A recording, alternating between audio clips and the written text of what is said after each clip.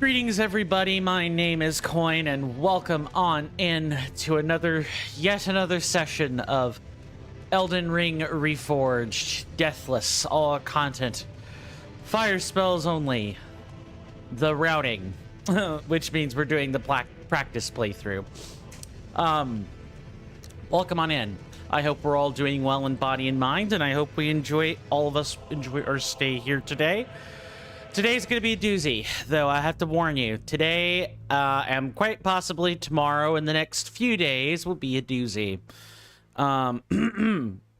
Let's start by playing the camera minigame, though. So, let me just fix all this. There we go. That looks to be pretty good. I think maybe slightly adjust this. Before we well and truly begin, I want to take an opportunity to thank everyone who has decided to be generous with their money and support my work. I really appreciate it. These placards, which I read at the start of every single stream, I do so in order to pay thanks, to give thanks to those people. This is the smallest thing I have to give thanks to all of you, and of course you guys being here is enough, but there needs to be a little bit more of a something for those that are tossing dollars and pennies at me. So that's what these placards are for. If you want your names on these placards, all you got to do is purchase or maintain a Twitch subscription, coffee membership, or make a one-time donation of $2 or more during this month's cycle, and that will be enough to get your names on this list. And if you're doing this a while, at least 6 months or more, I'll italicize your names in purple as an additional way to say thank you. Let's get started on that, and then I will catch up with our wonderful audience. Thank you to Mr. Ballshack for the wonderful maintenance of a 6-month allotment of a Twitch Tier 1 membership. Please do enjoy the benefits of such a package, good sir. I would also like to thank Mr. Rasby the Player for his continued multi-month. Is it like, are we about to hit a 10-month mark? I think so. For his patronage over at Coffee. Please do enjoy the benefits and privileges of such a membership, good sir. Please do enjoy that. Finally, while I do not have any one-off contributors during this month's cycle, I would like to thank people who have done that in the past, who have contributed in the past. Your contributions meant the world to me. They still do, and I want you guys to genuinely know that. That said, we've played the camera minigame, and we've thanked our non-sponsor sponsors. Let's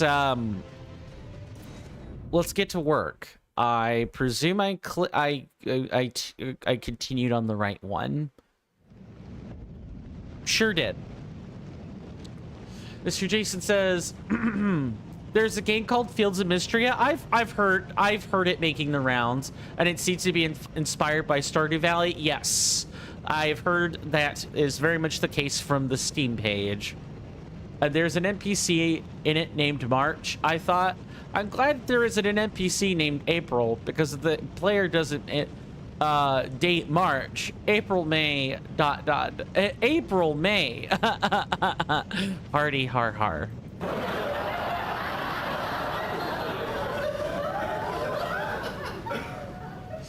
Then Mr. Jason says, I've been greatly enjoying the mash the attack button to win the video game Hyrule Warriors Age of Imprisonment, good sir. That's good. I mean, it's always good. It's always good to see the good sir enjoying something. And in the UK, good sir, there has been some much needed rain. Good, good. Exposed it's not quite the same, it's not quite the same, it's definitely not good news, but the world seems to be coming together for Dolly Parton, a country music star that died this week. She was 80. when she passed. And I have to say, although I'm not normally a fan of country music, I'm really not, and I don't necessarily like Dolly Parton's tracks. She was one of the good ones. She was a very, very powerful, influential woman who used her voice for good. And I think that should be honored and cherished. We need to hold on tight to voices like that still live today, because we're in dark times, and we need to find the people who are going to best steward us and treat them well. Mr. Jason says, that was the quote, "Oh, good sir, I have prepared a pun for you." Prepared a pun for later on today when you stream that. That might just peak to the level of Vogue magazine. It's pretty good. It's pretty good. Yes, sir. I would call that pretty good. It's right up there with Vogue magazine from the Legend of Zelda Tears of the Kingdom, good sir. Absolutely. Now, I have consulted with the Elden Ring Reforged Discord, which you may join by typing in !ERD. There's a bunch of lovely people in there, and I do not need this power build that we were trying so desperately to use here. What we actually probably need is to just play safe. Thank you for the assist on that, Mr. Jason. We probably need utility more than anything, and I think this is probably going to be good enough. And then we'll put back on the Hoslo stuff.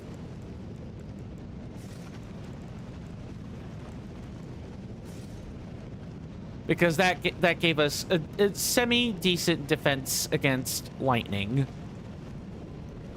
Mr. Jason says if he wants to join that Discord, it is ERD. If he wants to join a Discord full of very intellectual people, it is exclamation mark nerd. Har har. Too true, good sir. Too true. I did see what you did there. All you had to do was change a letter and, well, presto, there you go. Is it just me or is the volume not right? No thank you. I appreciate that, the assist on that, Mr. Jason. It seems like a lot more people, or a lot more bots, are now doing the Discord thing instead of the graphic design artist thing, because the bots for those are quite sophisticated. So goal for today is to sorry, let me back up. As for what happened that last time, we went through and pretty much mapped out most of the lands of crumbling Farum Azula. We defeated quite a few troublesome enemies, including recusant Bernal. And then after that, we started attempts on Dragon Lord Plucidisax, the very fun dragon, aka. Today is going to be nothing but that. Our goal is to defeat Plucidisax. Assuming we do, we can then go through and try to make some attempts on Malekith. But there are going to be a lot of just really, really hard bosses today. Mr. Jason says, when the Discord scammer compromised insert name of our good friend's account, and then they messaged me, I knew the game, and so I just simply unfriended. Unfortunate. Well, I hope they're all right out there. Who knows? Maybe they have a new account that they're treating a lot better, and they were just using that as a means to, like, I don't know, disconnect. Sometimes people will let bad things happen in order to make themselves hit rock bottom and see where they're at. I'm not necessarily saying that's what the good friend was trying to do, but that's like something that has run through my head is, you know, it is possible that someone might have been like, it's too much. It's all too much all at once. I need to start over. Some bad things happen for a reason. Exactly. Like you constantly threatening me with a good time. I appreciate the flattery, good sir. I appreciate the flattery. Well, I'll explain it for the folks coming in. We are about to engage in a boss. Take your time, good sir. Take your time. So that is where this overlay in front of my webcam is going to come in.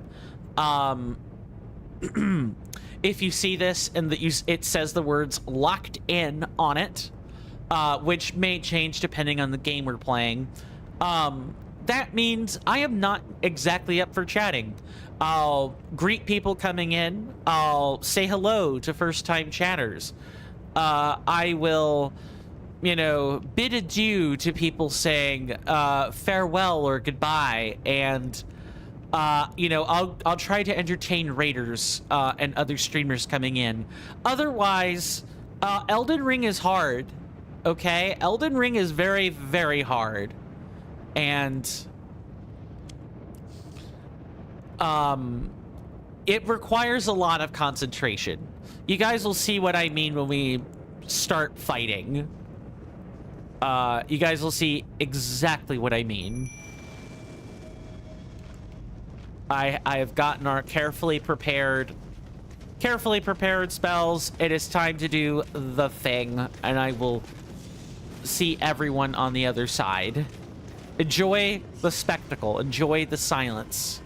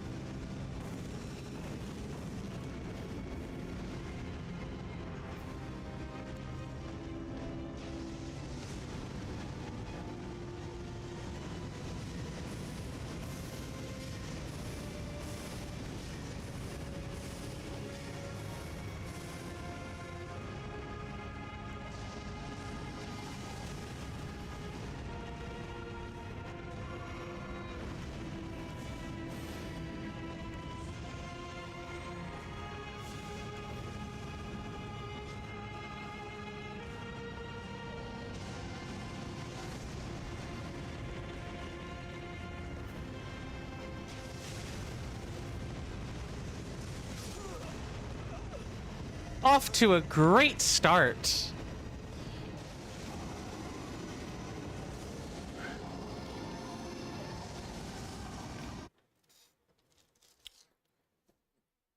Off to a great start.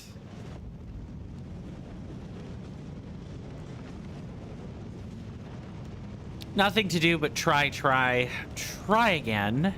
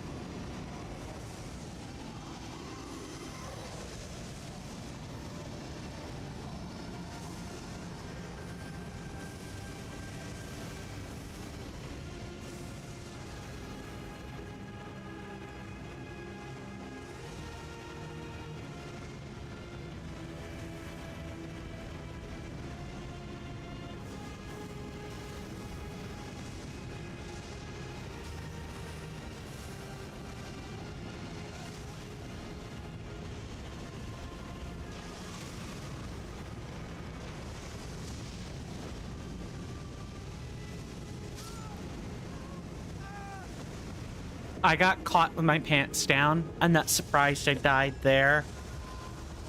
Oh, Nelly. That's rough.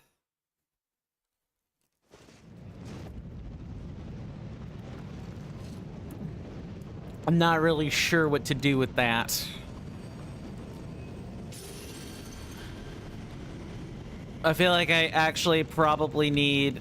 Oh yeah, by the way, I got the spell wheel working. Not only that, but it actually also works for items, which is incredible. Not particularly sure what I'm supposed to do with that. Maybe my casts are fast enough that I can try Wretch Gore. And then I guess I'm not really sure what I would do here. Maybe I actually, instead of Blood Boon, I might want to be up in their face. I'm still going to try Blood Boon, but I think I am going to need a little more oomph. And Blood Boon is not it. Might not be it. I'm not sure.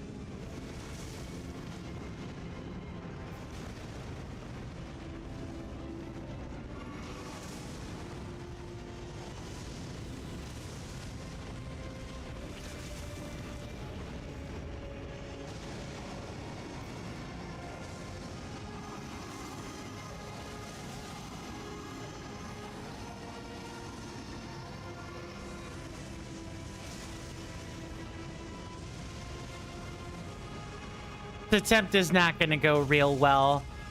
I know it. I know it in my heart of hearts. I should just die right now. There is no spirit summon that helps with this fight. I should honestly not even think about it until phase 2.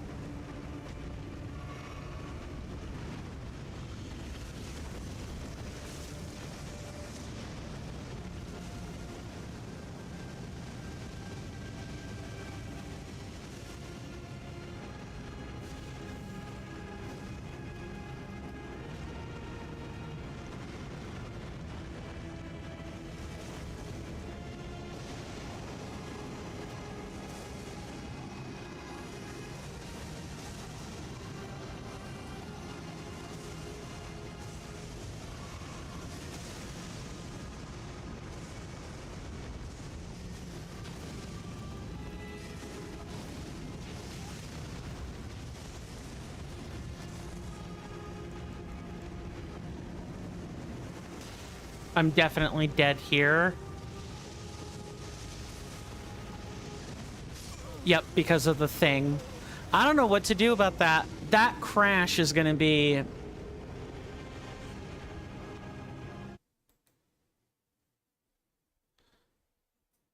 I don't know if I need to jump that or what. Also, Blood Flame Talon was too risky. Like, way too risky. I was definitely better off just using Blood Flame there. Also, I need to get rid of that because that is entirely too many... just entirely too many items on my hotbar. Plus, I don't want to waste... I don't want to waste, I don't want to waste Starlight Shards on that. Yay!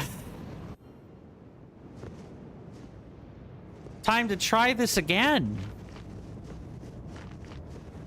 Don't even bother with summoning that coin. You already made a musing about it earlier.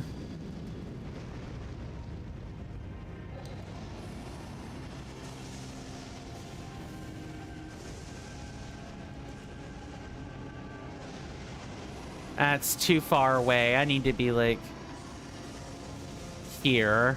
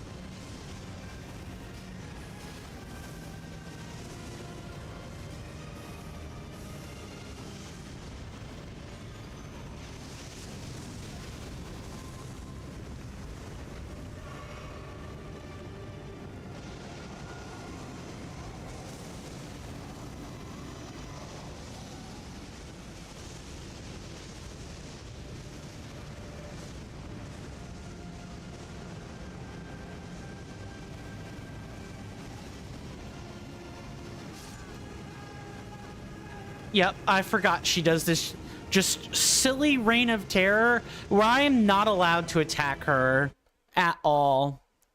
Just at all. Like when she's on that rampage, you just have to run. You have to run.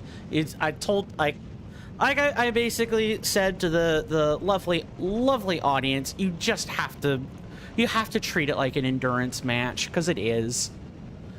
Let me catch up with chat here. Mr. Jason says, "Oh, good sir. This boss reminded me of something. During my adventures mash the attack button to win the video game, aka Hyrule Warriors Age of Imprisonment, earlier today while I was passing the time until the good sir went live, I battled a Frost Gleeok in midair on top of the mysterious construct that had the Korok Warrior Calamo on its back.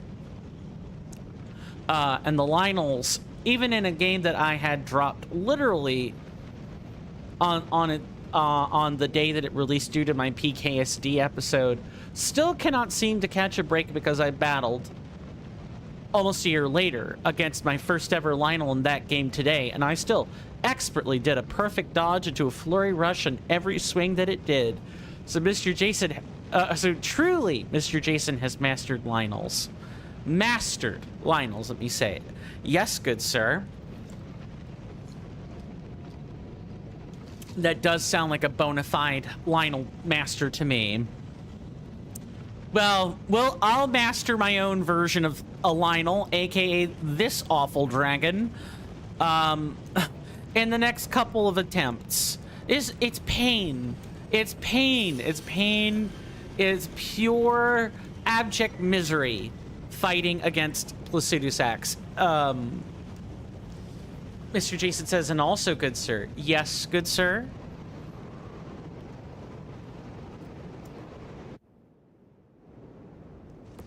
Okay, don't summon anything here yet.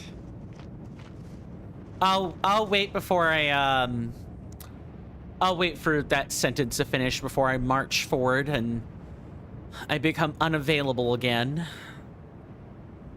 I also battled, spoiler redacted, in Hyrule Warriors Age of Imprisonment, which is the precursor to Colgera, one of Ganondorf's archfiends. Ah, and how was the titular archfiend?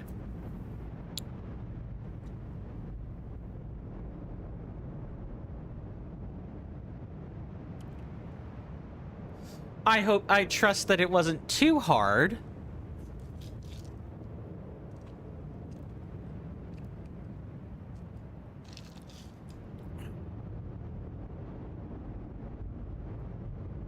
Mr. Jason says, since it was a wind element creature, the battle was a breeze.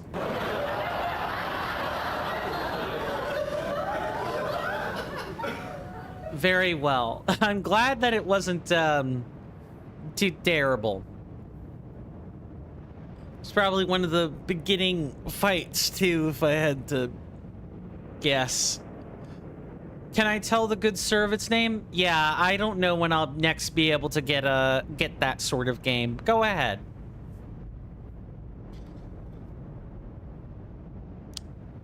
Grimgera? Grimgera. Well, I mean, it certainly does try to be an archfiend. It certainly tries with a name like that, but I wouldn't necessarily refer to it as a fiendish name. I prefer to think of it as more of a windbag name. Sure, Dan. Grimgera. Oh my god. Just incredible. Anyway, enough of my witty retorts. That is not what people came here to see. Enjoy the spectacle that is Dragon Lord. Mr. Jason says it is called the Archfiend of Tempests. I think it should be the Archfiend of Hot Wind, because that is what that name says to me. It should, like, hot air balloons sailing through the air with not a care in the world, but an Archfiend of Tempests. I don't think so. But that's my opinion. That is only but my opinion. That said, it is time for us to have another go at the very fun dragon. I will see everyone on the other side of that attempt. Hopefully, We got to 10% last time.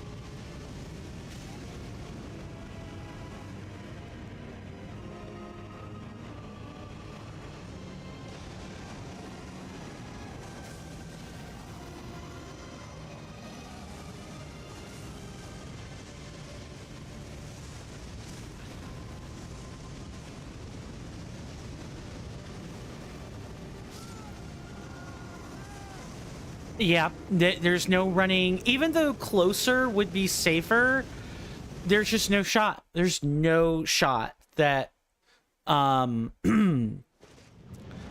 what you do. I think you just run. I think you just run far, far, far away, and you just have to accept that Placidus Axe controls the terms of the fight. You never did and never do. Mr. Jason says, and apparently refers to itself as the strongest of the 4 archfiends. Also, while I'm thinking about it, let me... Oh, it's like this is predicted what I'm trying to do. Yeah, I have disabled... Let me just disable this whole block. I will be running ads manually until we're done here. Mr. Jason says it apparently refers to itself as the strongest of the 4 archfiends. Ah, exactly. Like a windbag. Exactly like a hot windbag. Even better. Mr. Jason says, as expected, Mr. Coin, good sir, Mr. Jason's expert eye has noticed a glaring error on the villains wiki for Grimgera, good sir. Under goals, the page is correct when it says kill Zelda, Rauru, Minoru, Linalia, Kalamo, the Night Construct, Typhon, Kino, and the Sages. But the goal with the glaring error is serve Ganondorf. I think that they meant to type serve the troll creators. Ah, and this is a picture of Grimgera. You know what? In addition to being a hot windbag, it kind of looks like it wants to be a Karen too. Well, with that long hair, hair-like stuff. Like, come on. It so wants to be a Karen. It is just missing, you know, it's missing some Photoshop to really, like, sell the point home.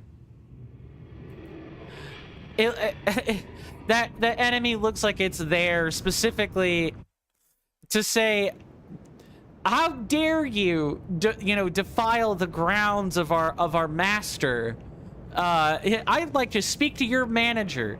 You know, Link looking at you know, looking at this thing like, what do you mean, manager? The manager's not even here. I don't know. It's just what that you know, that's what that is screaming to me. The very fun dragon continues to be very fun. Time to try this again. My intention will be to take a break around 12:30 Eastern Standard Time. Oh no, you're gonna do the whole...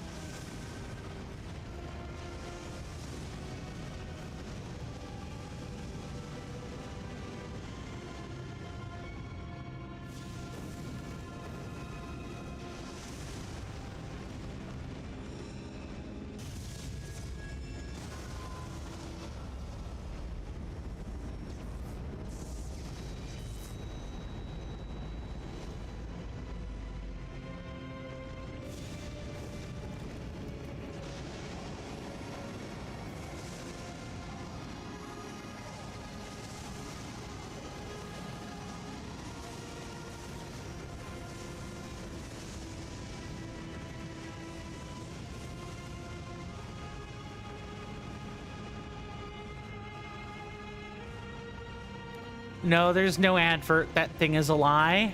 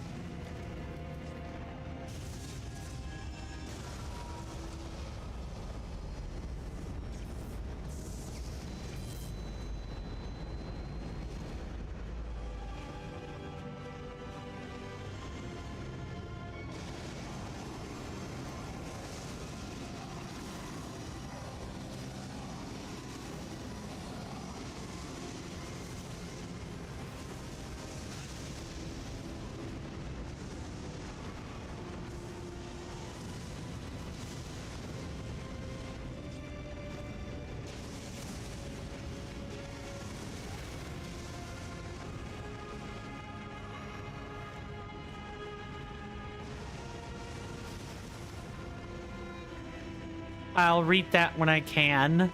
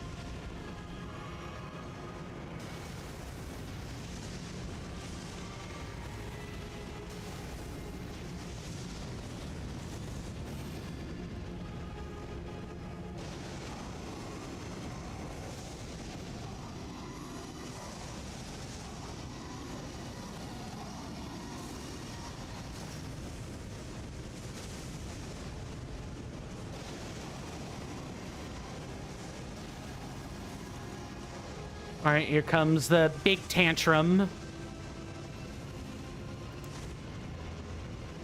Run, run. Do not fight that. Just run. Just run. That is a super wide range.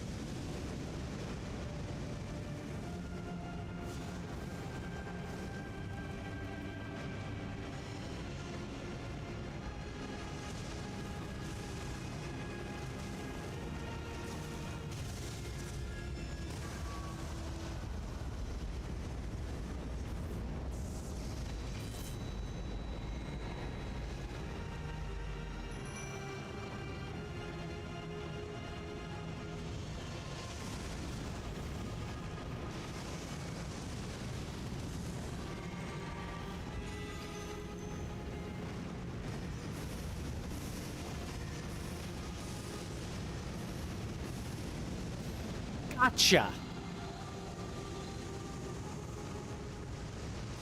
Okay, pay attention, pay attention, pay attention. Don't let random lightning strike you down. Oh, God. Okay.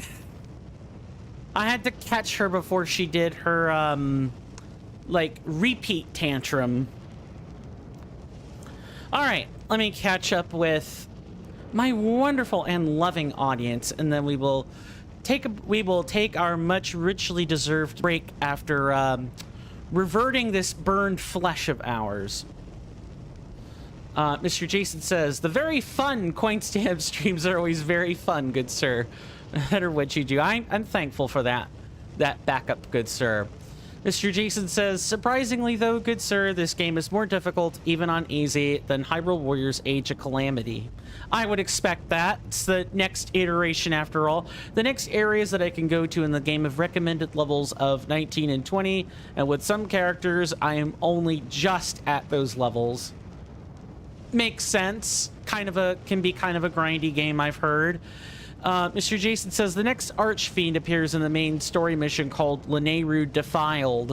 It is a recommended level of 20. Zelda is level 24, but Raru is only just above at level 21. I mean, hey, at least you have the levels to meet those things, right? But if you want to stay ahead of the curve, you'll have to, like, grind. And thank you for the GGs. Thank you for the GGs so incredibly much. So we're going to touch Grace. You know, we're gonna... I believe now we can use the...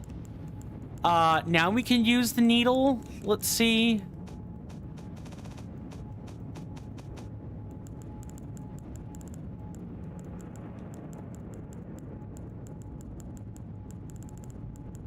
Hold on, I know it was here somewhere.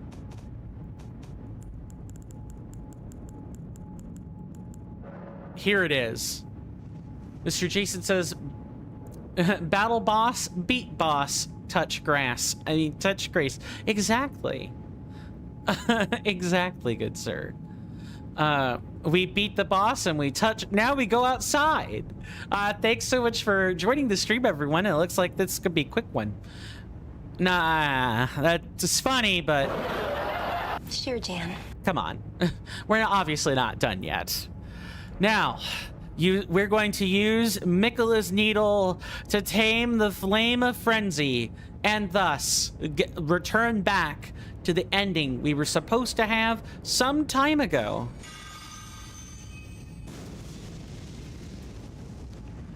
Be gone, Flame of Frenzy. And with that, I'm pretty sure Miquella's Needle is no more. It's all gone. So we're here in the heart of the storm. And truthfully, you know, not much else has really changed. There's like this section here that I'm not sure about, but before we go fight Malekith, I am going to, you know, quickly explain our commercial break because I still have not done the recording yet. I've been trying to edit the video for next Sunday, so forgive me for not having that done. But we do take commercial breaks, usually at the top of every hour, but today's going to be a little bit off kilter. Also, let me do that. Today's going to be a bit off kilter as we're not, it's, you know, it's a back-to-back boss feature. Absolutely back-to-back boss feature. If you guys wanted, like, action, adrenaline, this is going to be that stream, I think. But that said, and just in but a moment, there will be a timer on your screen at the top center of that screen that indicates, you know, how long the break will be as well as when it starts. And during that time, there will be ads playing if you're on Twitch. I highly recommend that you guys get up and take a stretch break with me, especially after dealing with pure abject pain like we just did for 17 deaths. Pure abject pain. But it is over. Yeah, please join me on a stretch. Otherwise, you know, don't let me be the keeper of your time. Spend it however you wish. Once the break is over, I will have returned. The ads will be done. We'll pick right back up where we left off, and we'll trudge onward to the next, you know, like boss of death, pain, and destruction. And that being Malekith, the Black Blade. And then afterwards, we actually have another place we can go to now that we've done that. Now that, or when we've killed Malekith, excuse me, as part of like 3.0.1.0. Mr. Jason says, but yes, good sir, in Hyrule Warriors Age of Imprisonment, there's a new type of construct that didn't exist in The Legend of Zelda Tears of the Kingdom. The culinary construct. Where was this when we needed it? I'd love to learn more. But we'll learn more together if Mr. Jason so wishes to talk about it after this all-important commercial break. Thank you guys for hanging out with me so far today. Today is going to be an action-laden action-laden smorgasbord, and I will see you guys afterwards. Thank you.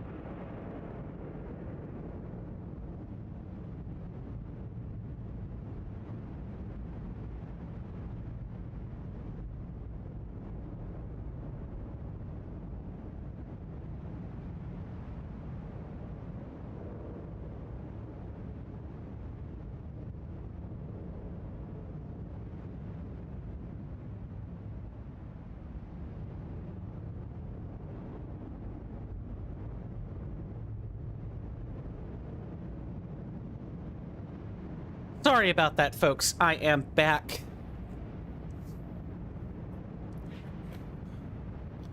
With our with our powers combined, we are Captain Elden Lord? That doesn't really work. Sorry.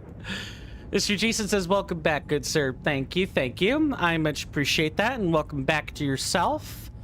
I trust we all had a wonderful, if not at least productive, commercial break. Now, are we ready to jump from, are we ready to jump from the giant, very fun dragon to the giant, very fun, you know, black blade? You know, we're kind of dancing on a blade's edge with that one. Sure, Jan. Sorry. That was a bit overboard. Anyway, yes, we had a very good time here in the crumbling lands of Fair Missoula, but soon it will be time for us to leave this place kind of once and for all.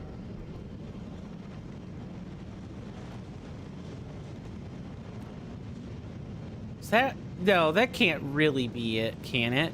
Weren't we just basically along there earlier? Yeah, look. That's the giant spot where the dragon would have been, along with, like, the Stormhawks. Yeah, okay. We have kind of thoroughly explored this then. I don't think I'm leaving much, if anything, behind, which I think is good. Now, you guys ready for the focus overlay to come back? I know you're probably not, but we can't stand here staring at Malekith's black gates all day. We're going to need to move on eventually. So, I have no idea what Sir Malekith is going to even be like. But I do feel pretty confident that it's going to probably be... I'm probably going to want to set up pretty similar to this. Just maybe swap the blood boon for, like, madness spells, but I don't think Malekith's going to be going mad anytime soon. That's just me. That said, you know, I'll see you guys on the other side of this. Please do wish me good luck.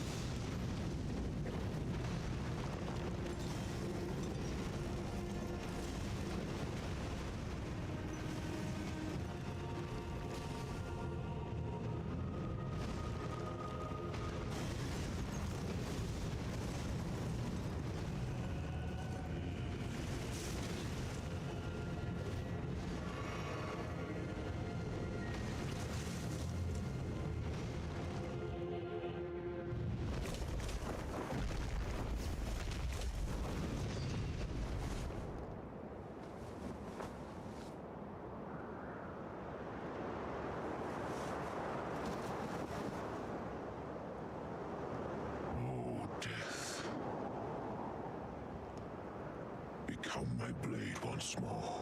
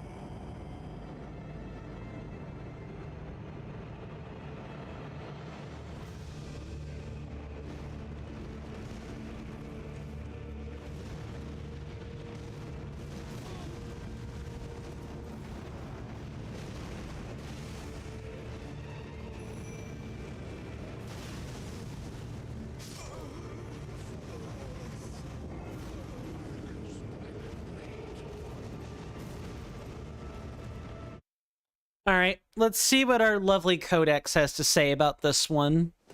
He's at least poisonable. I know that from looking at it.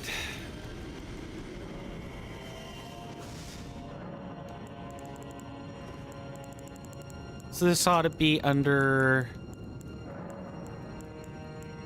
Not under that. Probably not under that either.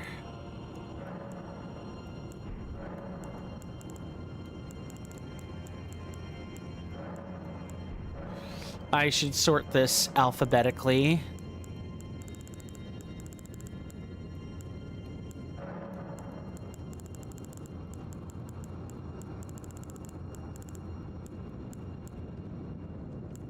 Oh, I know I bumped into him earlier.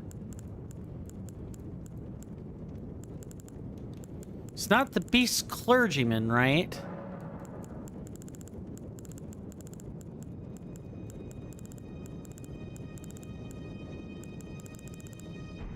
Where is this entry at?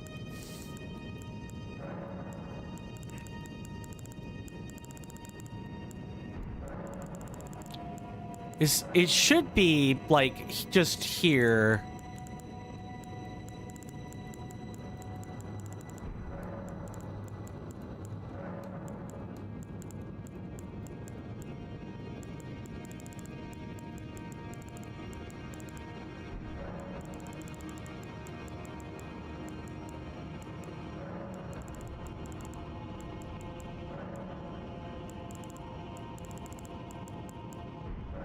I'm really having to look for this.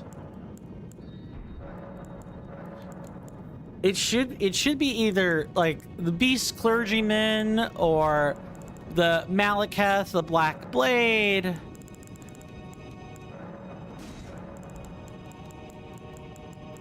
It should be something. But I'm not sure. I'm not getting any help for this one. I probably don't want to be casting Blood Boon here. I probably want to be using, like, say, Frenzied Burst to, like, keep my distance.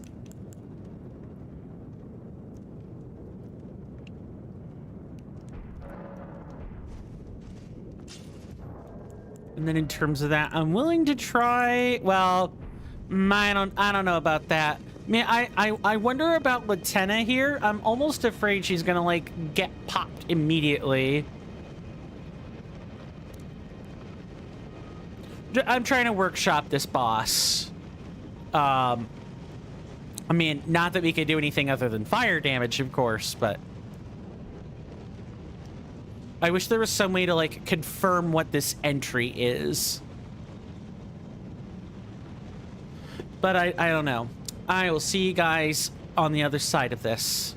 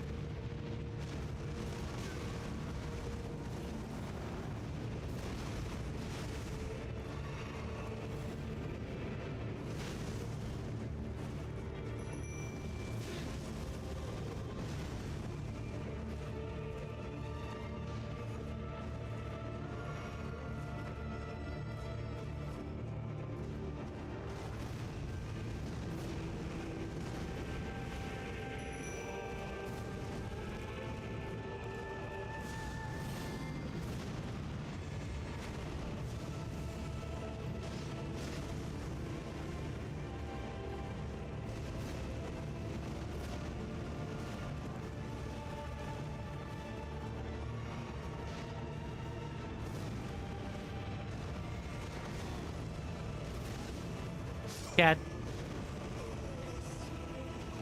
All right, now I can look at his weakness. Let's see if I'm right in saying that he isn't going to be driven mad by anything.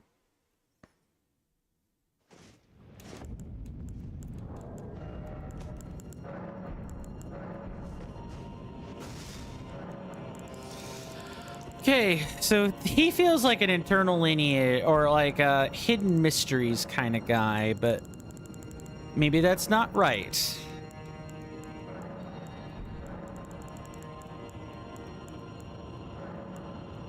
There we go. Garank, beast clergyman. Immune to sleep, weak against everything else. And then immune to... Interesting that he's not immune to death blight here, but he is here. All right, well, that's fine. That's what I thought would probably be the case. So our spell selection is, like, fine. We just need to be better about it.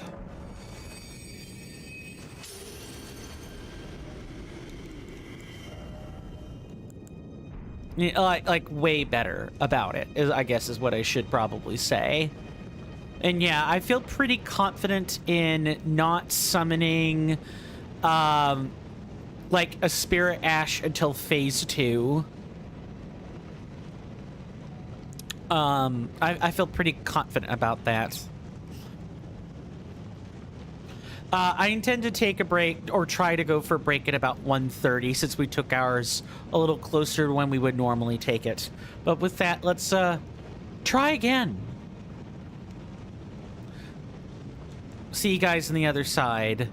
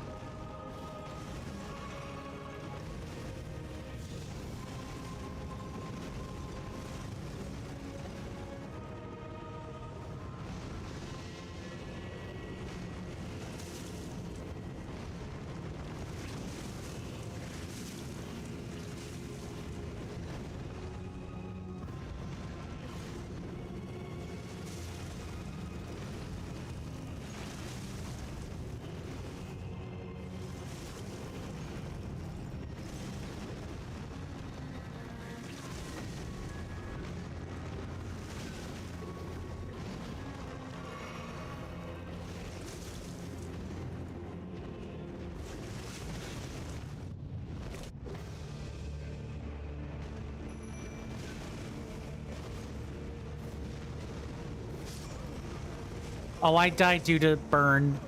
Yeah, I really cannot be getting hit by Beast Clergyman phase 1. Like that, that cannot be a thing that happens, unfortunately.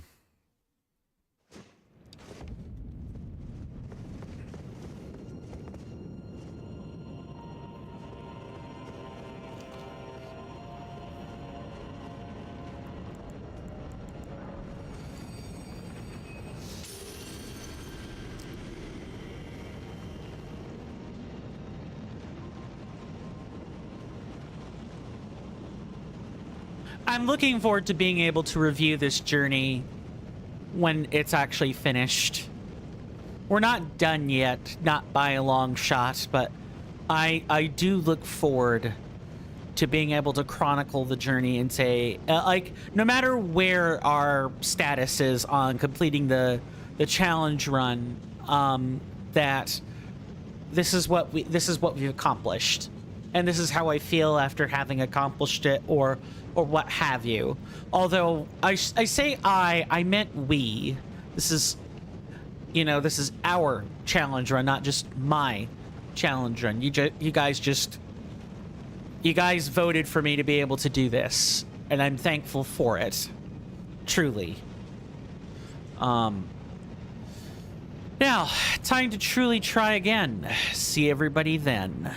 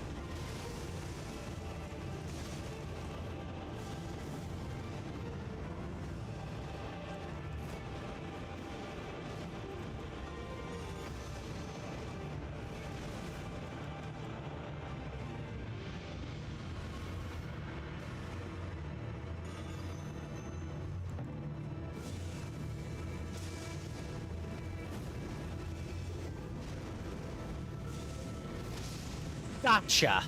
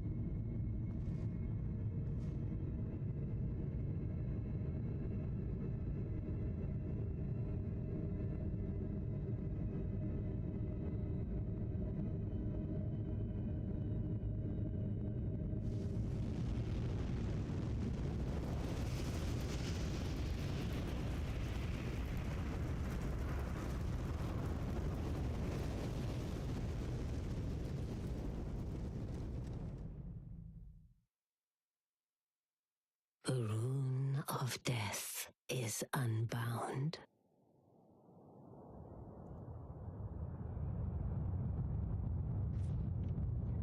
And the lands between are shrouded by death's dark fate. But the flames will also burn the impenetrable thorns.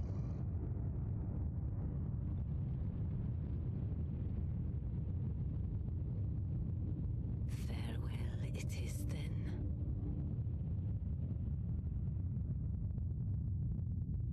You'll be Elden Lord yet.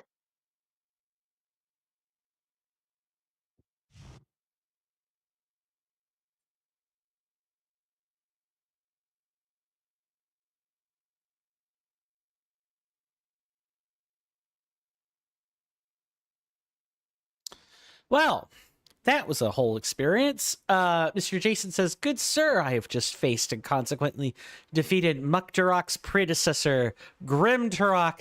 Oh God, are all of the predecessors gonna have Grim in the name? Those are some grim prospects indeed. If there are no creative names for them. Oh well, and thank you for the GGs.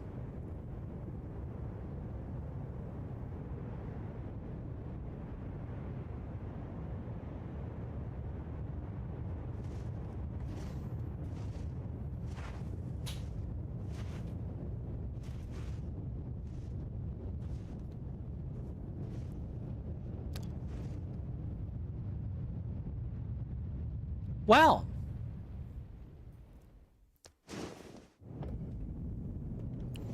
so this probably goes without saying, but just in case it was not readily apparent,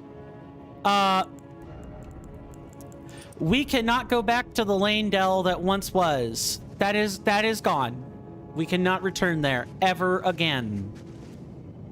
Ever again.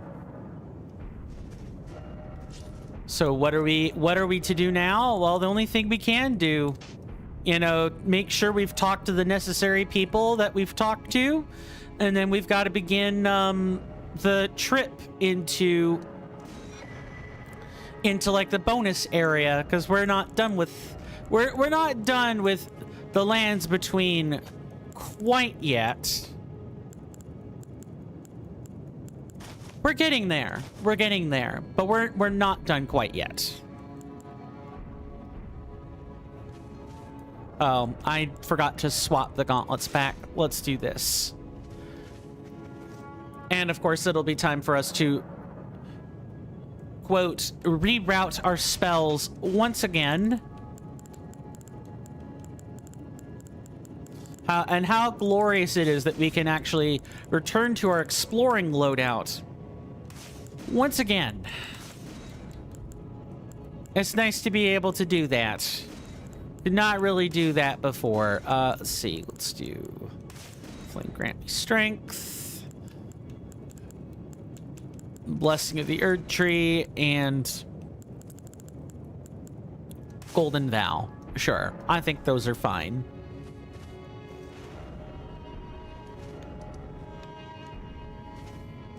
Oh, and yeah, we're still in the capital, so guess what we can't do? We can't actually, summon our mounts here. You'd think we'd be able to, but we cannot. Instead, what we have to do is, go back to the Gilded Court and, like, start the trip over this way.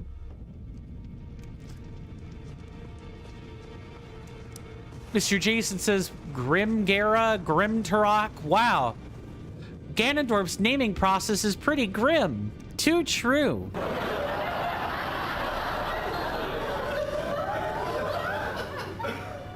Too true, good sir. Yeah, those are some grim prospects indeed, right? You just... Yuck. Gross. Why couldn't they have been more original?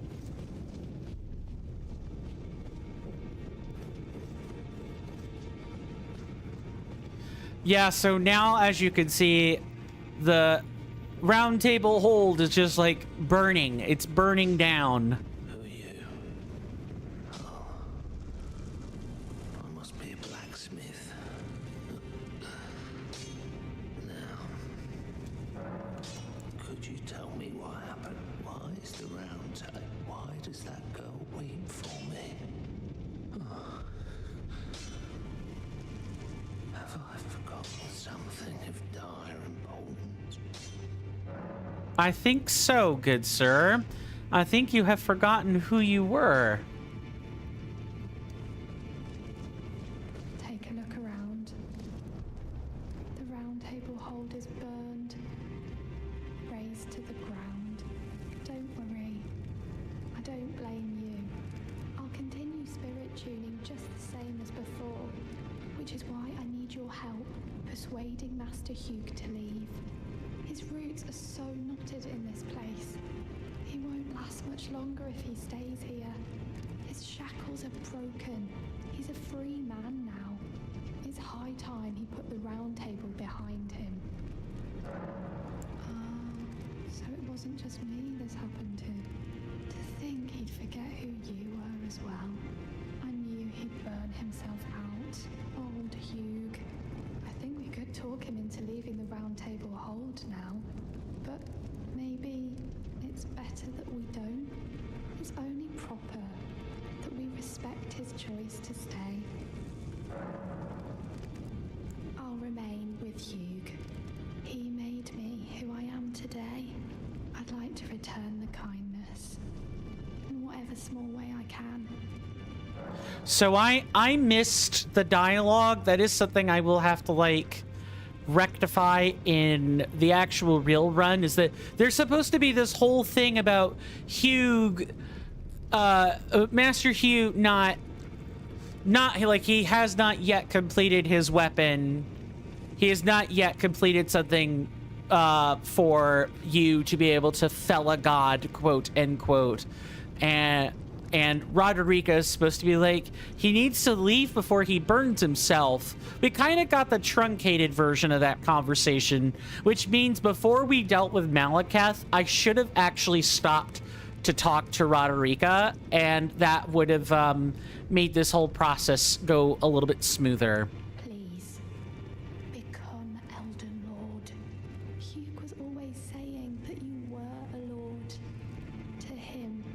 So slay her with the weapons he smithed. Slay the god Marika, who cursed us all. Who do I want for that like one-off plus 10? Methinks, Lieutenant, you have done your great work, but we need to give you and your wolf their due. I wonder if we could tell him to leave. I wonder if I could even do that. Who are you? Oh, no. We cannot. We have to respect that man's choice.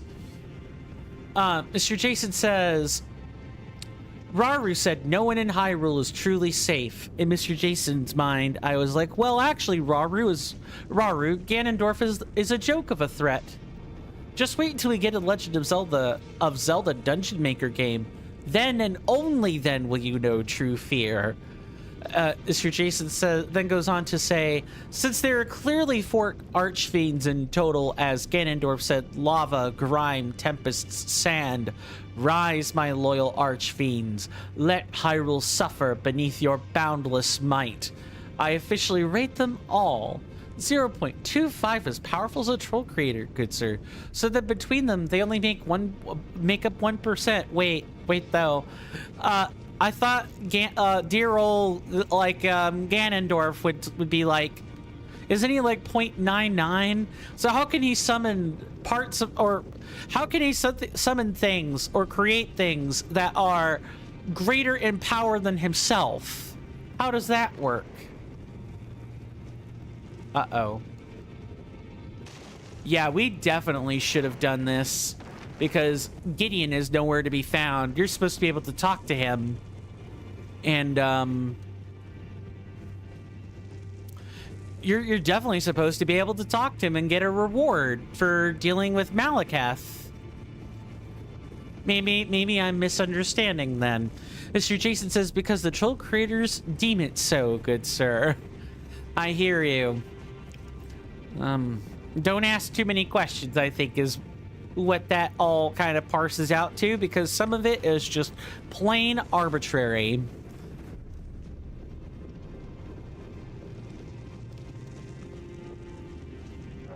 Oh, she's just gone. She is gone. Oh, you know what? I think it's either right before Malakath. No, it has to be before Malakath. Mr. Jason says, Ganondorf is overrated. These ones are new. Fair enough.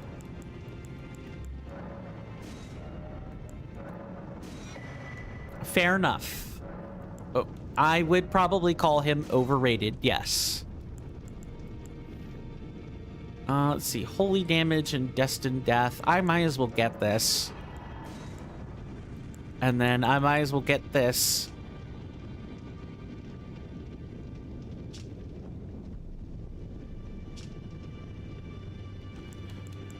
I can't use this anyway, so I guess I'll get the Dragon Lord's Domain.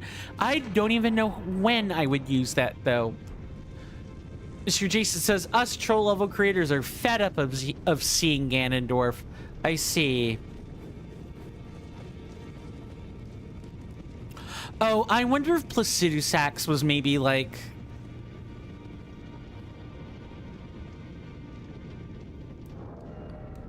was maybe what the intention was there.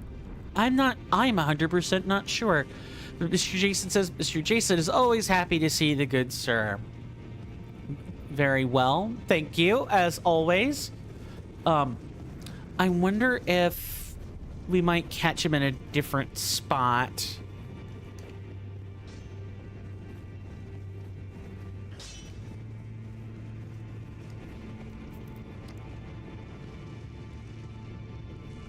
Yeah, you've got to be able to catch him in a different spot, or... Yeah, I think I was supposed to talk to them before dealing with Placidusax.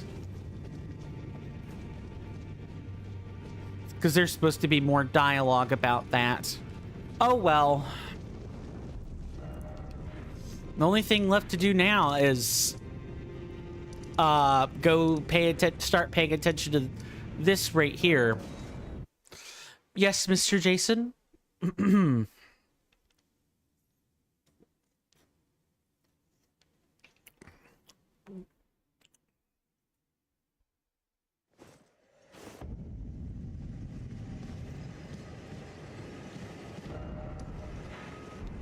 Okay, so it's definitely after the Nox Maiden and, like, Swordstress. So... the back streets, that's the understair, and we want to be over this way, so methinks I could probably just leave.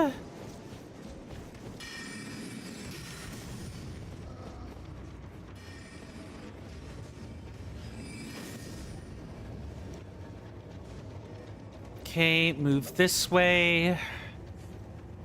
We want to be going in here. Oh, don't make me have to refight them again. No, that's just the glow of the stairwell. No, never mind. We do have, in fact, have to do them again. Hold on.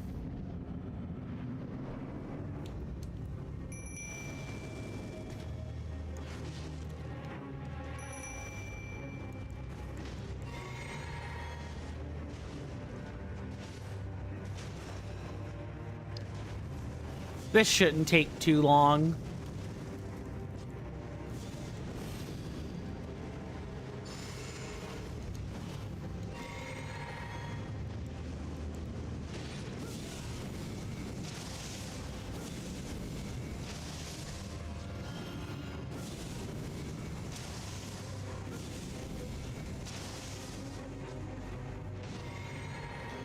Mr. Jason says, but yes, my rankings are all arbitrary. Accurate, but completely arbitrary.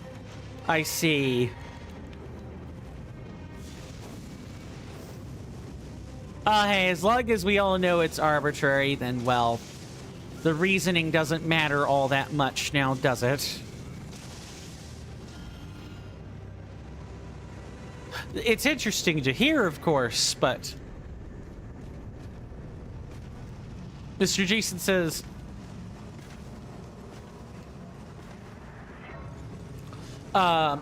in Hyrule Warriors Age of Imprisonment, there is a malice construct working for Ganondorf, and it absolutely tore through the entire Zora army on its own.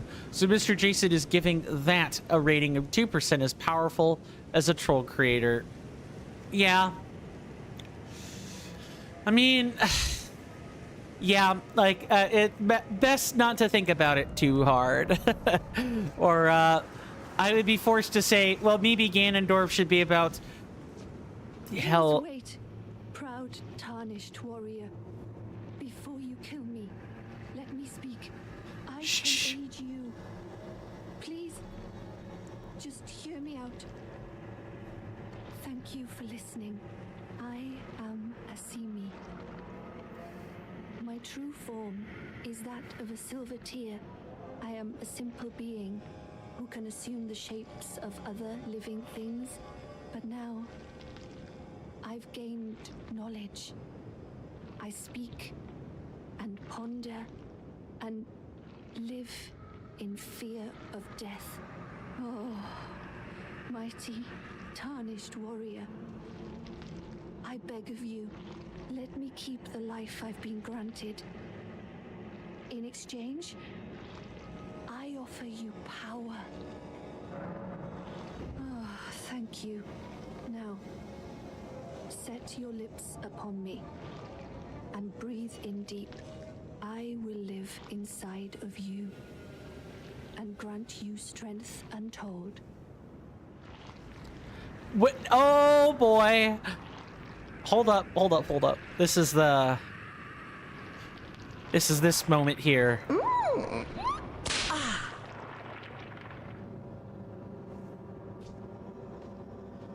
Wow. Onward to our glorious future, my host.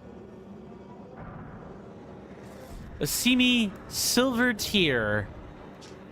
The silver tear you drank up whole, who has taken residence inside your body. Or in your body. The young creature labors to burden you as little as possible, but struggles to mask a feeling of emptiness and disconnect from her people. Alright. I guess while we're doing this section, I will enable the timers and stuff. We'll have like a somewhat normal schedule for the time being. Don't enable that one though. Mr. Jason says, Zelda's talking about that construct, good sir. She said, and I quote, one is Ganondorf's puppet, and one has seemingly sided with us. Incorrect, Zelda. What is the puppet of the troll creators? I know. It all begins and ends with them. You hear that off in the distance, my senators and inductees? That is an ad storm. In about 5 minutes, it'll blow over us, and then we can get right back to the gaming. Thanks. That, my fine friends, was the 5-minute warning for the commercial break which we take which we normally take at the top of every hour. Today was a little bit different.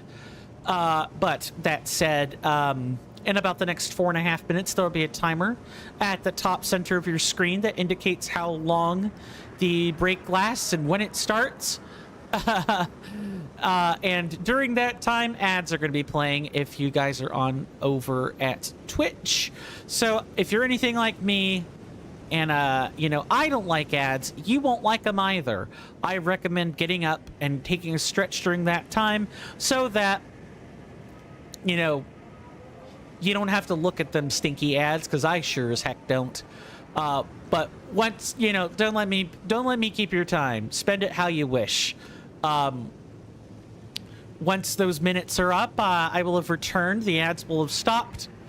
And we really will pick up right where we left off. It's that simple. Mr. Jason says, types up. Yes. The preparatory work is done.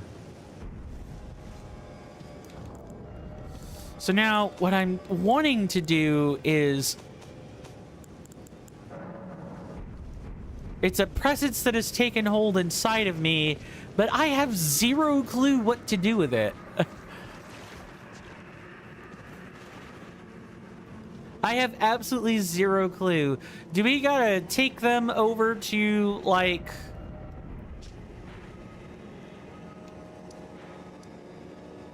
I wonder if we have to take them over to a...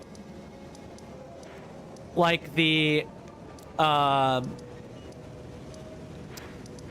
like in the ancestral woods, or say in the...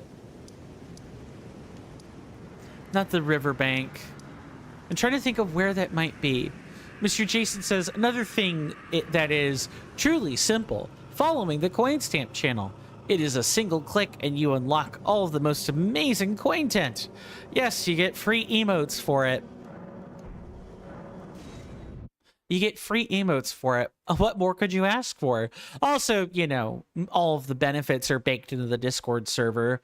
So following that and joining the Discord server is a great idea. You know, patent pending for trick to get around identity verification. You know, just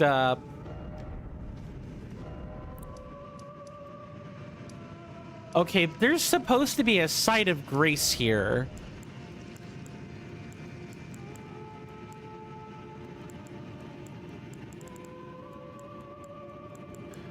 That's kind of weird. Are there things I have to do again now because of that? Mr. Jason says, insert obligatory OMG free emotes. I simply just followed for the good sir. I appreciate that.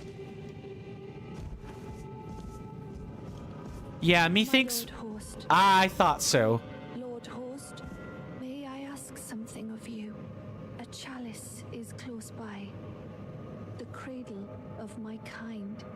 Would you mind finding it for me? The chalice will quench my thirst, rejuvenate my flesh, and allow me to grant you further strength. Please, my Lord Horst. It is my only desire. Very well. I think we can make that happen. I think we can make that happen probably after the commercial break. Mr. Jason has fish, chips, and mushy peas tonight. I don't care about the mushy peas part, but I am glad you are having yet another British / UK staple. Which I know fish and chips is supposed to be a staple, yes.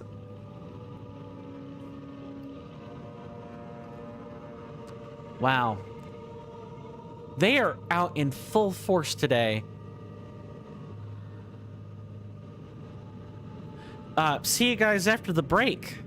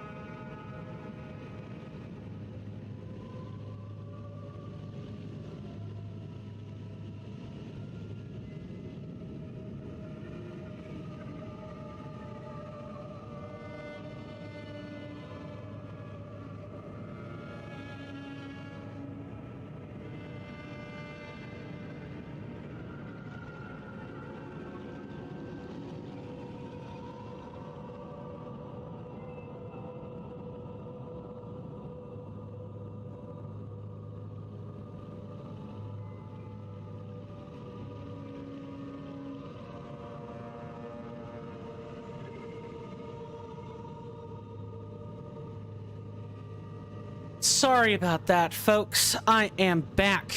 I hope we and trust we had a wonderful, if not at least a productive, commercial break. Thank you, Mr. Jason. Thank you. And thank you to Saribot for absolutely trashing the spot that came in earlier. Yuck. Fish and chips and mushy peas. Yeah, I don't care that much about the peas, but the fish and chips sound great.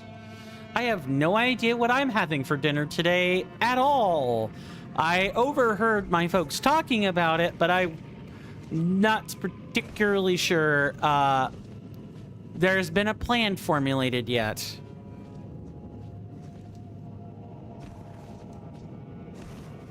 Okay, so there's supposed to be a chalice.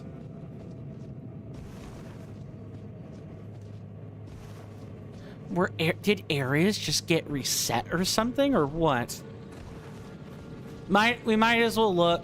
Maybe there's like something new here now that we have this Asimi character. And I also can't tell if Asimi is new voice work or old, or like just, you know, spliced old voice work. I can't tell yet.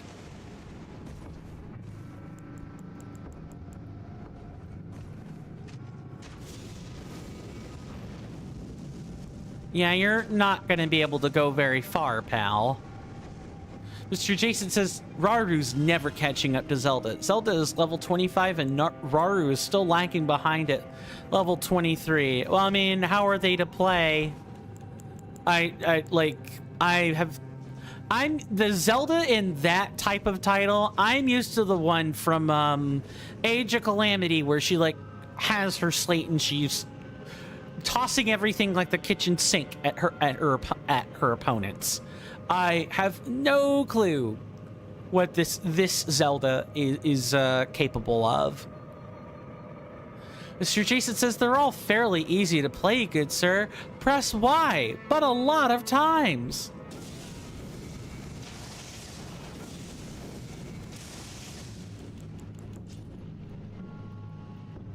I was afraid of that.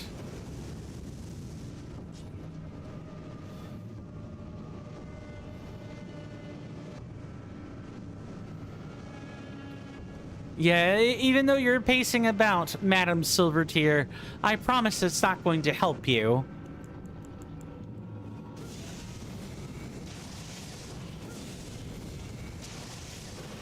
Stop dodging.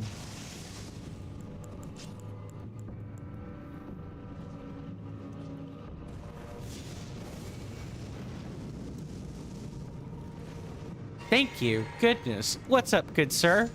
What are we OMGing about?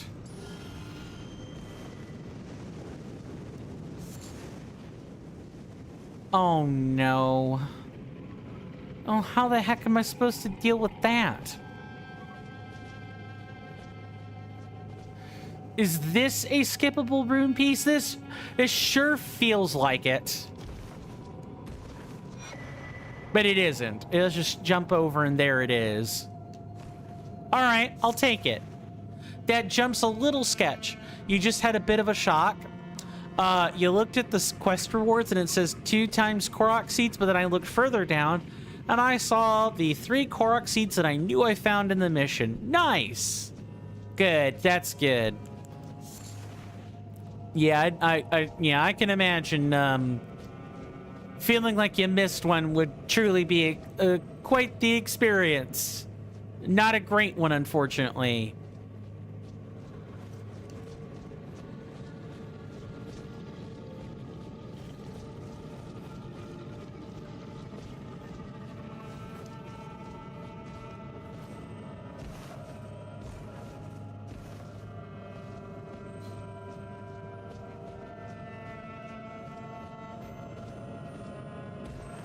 Okay, there's the chalice there.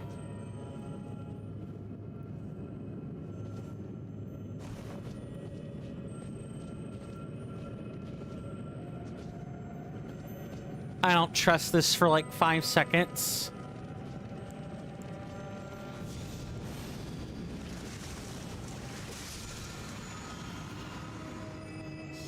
Mr. Jason says, and it still holds a wonderful description, good sir. Korok seat. This small seat was given by Korok. It has a distinct smell. Ah, yes, and does not elaborate on the dookie doo-doo that is supposed to be. All right, I hope there's not a cutscene here, but I'll be ready for it. My Lord Horst, I am terribly parched. The chalice will quench my thirst, rejuvenate my flesh, and allow me to grant you further strength. Please, my Lord Horst, it is my only desire. Drink from the cradle chalice.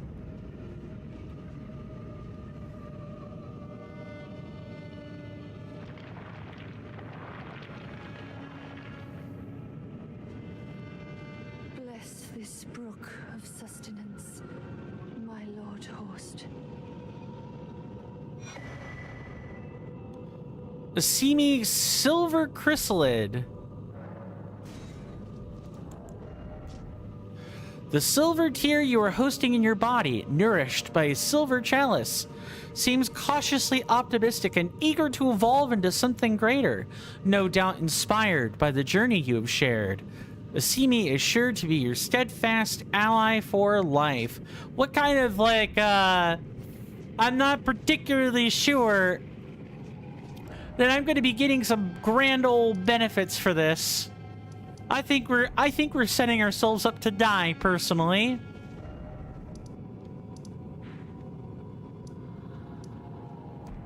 But I could be wrong. Let's keep going. Maybe we need to keep going down this particular direction.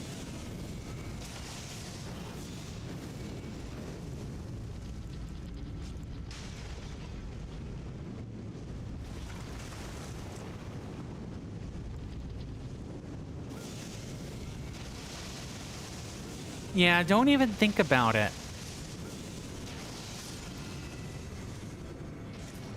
They thought they were getting real cute and climbing up here. No, no, no, I'm afraid not.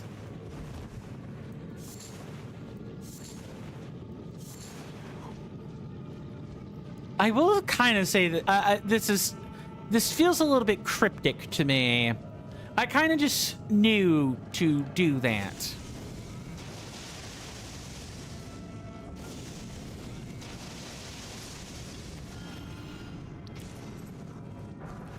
I kind of knew that maybe this would be one of the spots here that we were supposed to come to. And I think there might actually be, we might actually need to go over to Noxtella, and there might be another chalice here.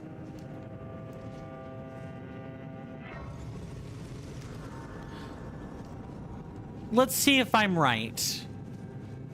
After we go through here first.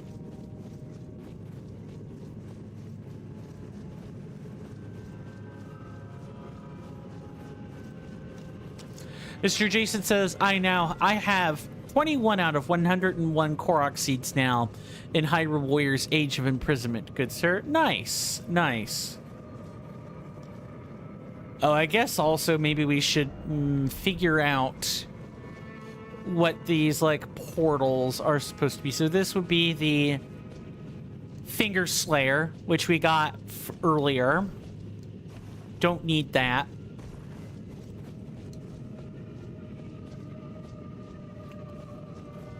Oh, there's also this here. That's a rune piece. And Malekith's place also has a rune piece that we should not forget about. Okay, I don't see anything here. Let's go through this gate and see what we find.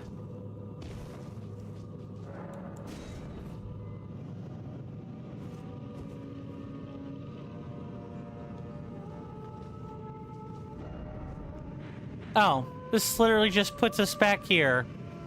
Gotcha. Now, one thing I am curious about is our friend there at the Church of the at the Rose Church. Let's see if there's something there. Mr. Jason says, and, good sir, there is a challenge in Hyrule Warriors Age of Imprisonment called the Traveler's Third Homecoming, and its recommended level is 69. Nice. And completing it awards 7 Korok Seeds. Greetings, Mr. Rasby, good sir. Hopefully you're doing well in body and mind. I hope nothing is interfering from you existing the way that you wish. And I do hope that you enjoy your stay. You've caught us toward the end of the... We're not quite at the end of the experience yet, but we defeated the one of the last shard bearers, or one of the last major remembrances before the end game boss for base game. And we are doing a little bit of bonus content from one of the latest Elden Ring patches. Ah, the utterance of the forbidden number has been mentioned. Yeah, the forbidden number is forbidden. Yeah, I kind of go out of my way to not talk about that. Yes, I'm glad you think so, good sir. Mr. Jason says, there are these additional quests in the game called aside quests. And despite the fact that you play as the Korok warrior Calamo, he's still holding 12 of the Korok seeds away from me until I complete those 4 quests. Sir Rasby says, today I had to wash my hands, but there was no paper towel and no air dryer. Oh no. Yeah, that kind of sucks. That sucks. I'm sorry that you had to experience that. That's kind of yucky. So you did the 6-7 the forbidden dance with my hands until they dried. Yeah. I don't know if I would have done it quite that way, but I've shaken my hands all willy-nilly when there's either when I'm using hand sanitizer or something else along those lines. Yeah, I could foresee that. I believe our next goal is probably... There definitely feels like there should be one more... I see what happened. Yeah, so this kind of took out some sights of grace. Mr. Raspy says, shaking it more than twice is playing with it. My Lord Horst, great Lord Horst, a tear chalice lies in these lands too. Our mother chalice. Please, search out this most sacred chalice. It's suffused with the blessed wonders of the stars. It will allow us to become a perfect whole. That's a voice line from Mordhau, Mr. Raspy says. I can imagine so.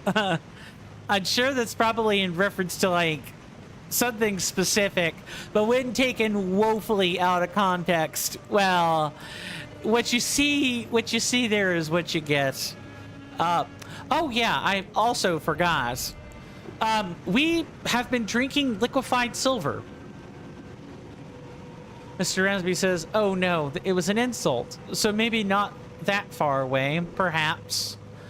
But yeah, we've been drinking liquid silver, and we have a possessor entity inside of us. I'm pretty sure it is a possessor entity, or why would it have,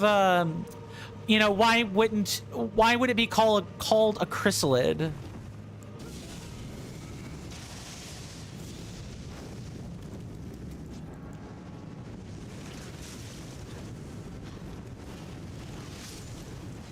Yuck.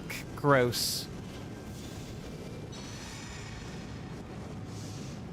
Mr. Raspy says, oh, I forgot. We've been drinking liquefied silver, of course. Mr. Raspy then says, BRB, my wireless headset is wired now, so I have to take it off. No worries. Take your time. It'll just be here. We'll just be here... not, fighting a bunch of liquefied silver.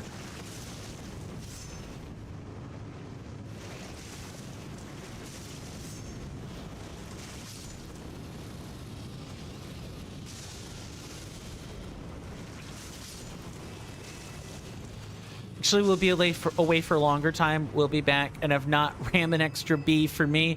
I will see what I can do, good sir, but do take your time.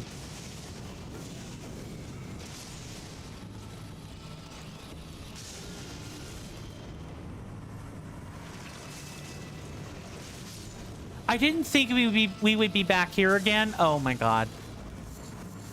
Okay, some part of me had an idea that maybe we would be back there, but we would be back here, but I didn't think I would intuit the answer quite so readily. And congratulations on the watch streak, by the way.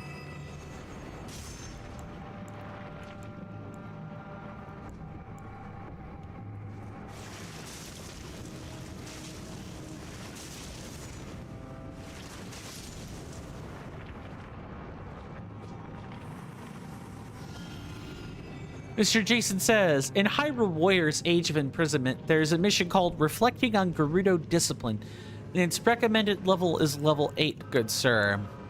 Ah, and Zelda's level 25.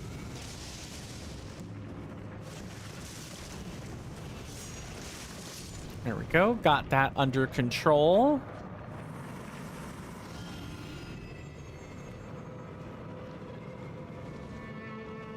Yeah, I was about to say, that feels like we already got it. Why do it again? Okay, this next part is going to require a little bit of concentration from me. Just give me just a second.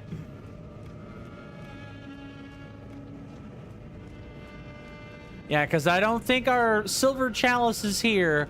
I think it's up there in that room. Over there. Way up there.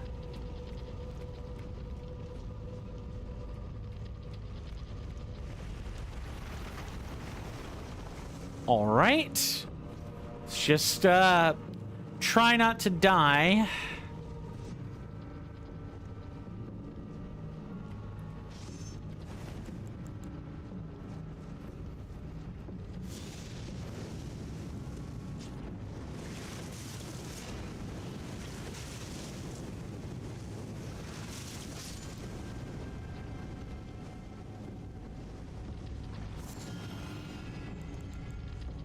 And I know that ball is coming.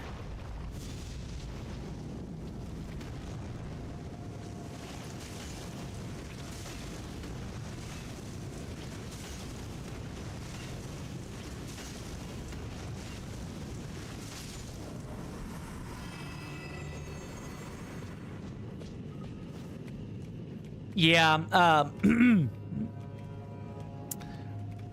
so she's like 3 times the level on Gerudo. I guess she really will be making the other Gerudo reflect on the discipline that she's going to be giving them. The complete and utter thrashing that she will be giving them. If you guys hear extra noise for any reason, I apologize in advance, but we have a couple of companies that have been coming over to work on the floor, as we've had some hints of water damage creep back into the kitchen floor. And so we've been trying to like put the kibosh on that / get it fixed.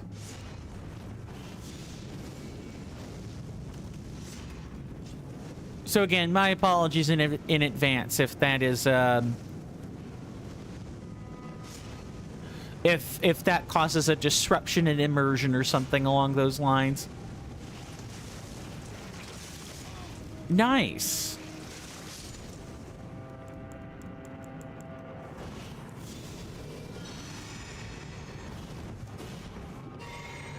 There we go. That's way better. Shouldn't take us too terribly long to reach where we're trying to get to. The Mother Chalice should be, quote, inside, you know, inside the,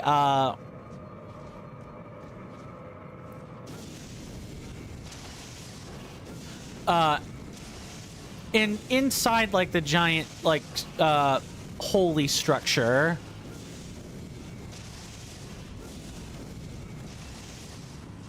Yeah, I don't think so. I think You guys are gonna have to do a little bit better than that.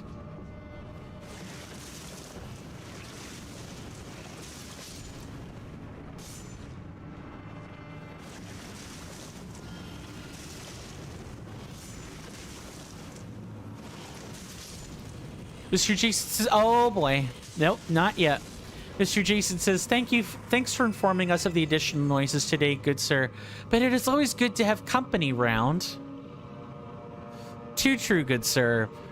Too true.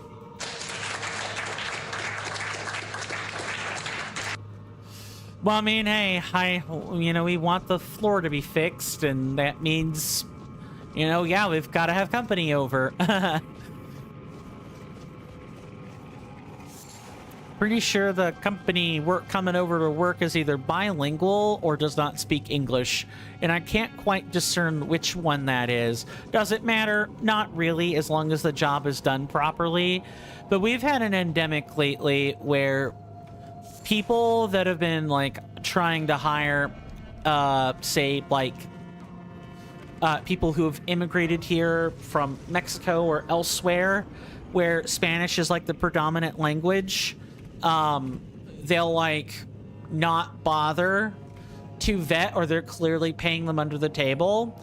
And so what happens? Well, they can't read any road signs. There have been all kinds of, like, arrests of people that can't read English that are driving, like, 18-wheelers and semis and lumber trucks that have been pulled over, and they've been deported. Now, I don't like ICE. I want to make that clear.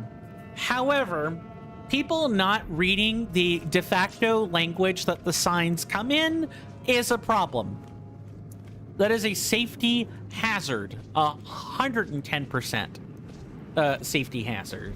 Just be extra careful.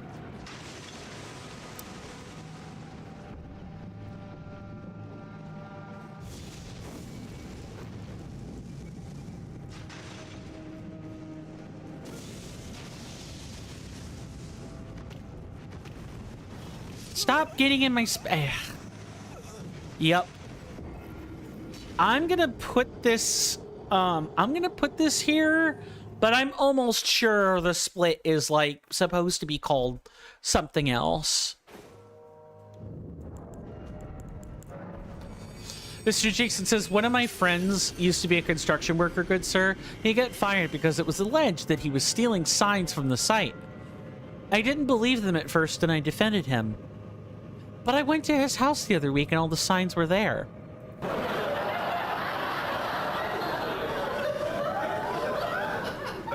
Hardy har har. Yeah, all the signs were literally right there. Alright, let's figure out the distance and maybe something like... Yeah, I thought that would probably happen.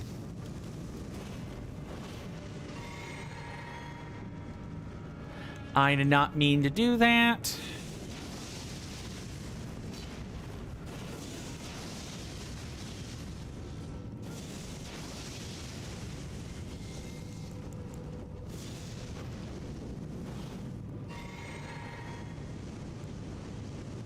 Look, it's not my fault that you guys are choosing to just kind of cower over there because you don't want to go down the stairs.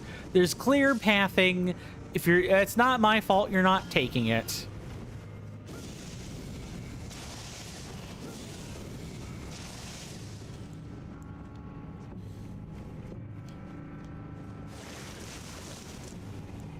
What?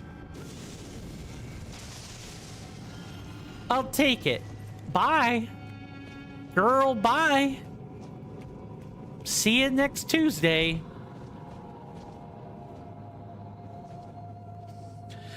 Mr. Jason says, I knew that reflecting on Gerudo discipline was going to be easy because my Zelda is level 25, but damn, good sir. Oh. I just casually wrecked a stone talus. Yeah, that'll do it. That'll do it.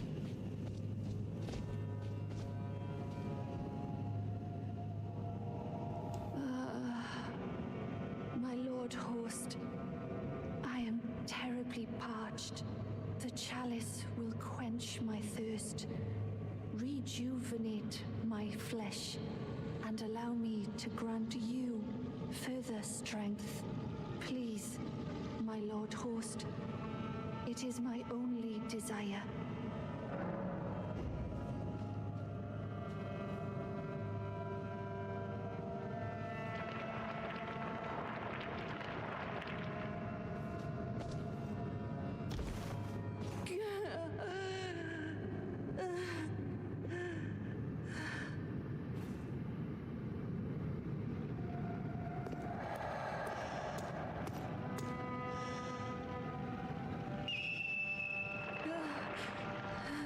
How could you?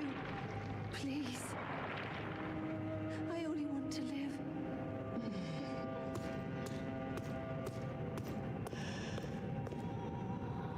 Okay. Incredible. I don't know where the heck this is going, but...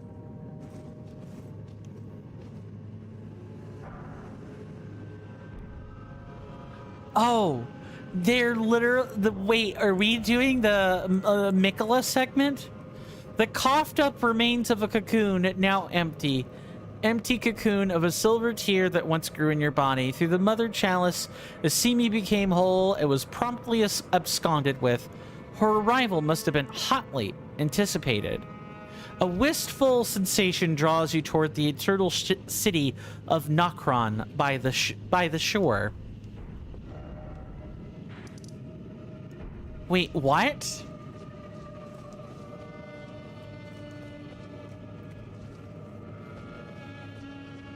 Well, we can't, like, interact with this again. Yeah, it just says the chalice is empty with, like, the...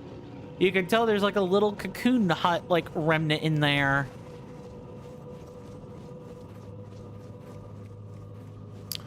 I mean, I now have no indicator of where I'm supposed to go.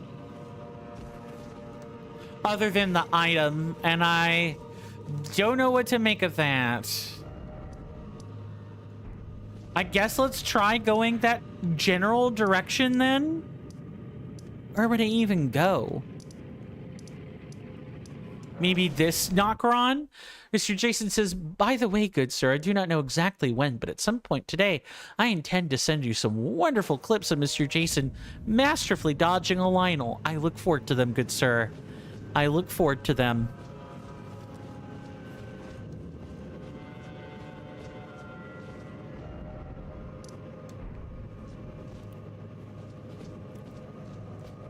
I'm very much looking forward to it.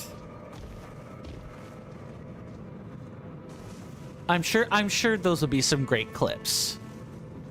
That's also the name of a signature haircutting, like, spot. In, you know, in my area. And across the state. Great Clips is like a place where people go to get their hair cut. Speaking of Great Clips, good sir.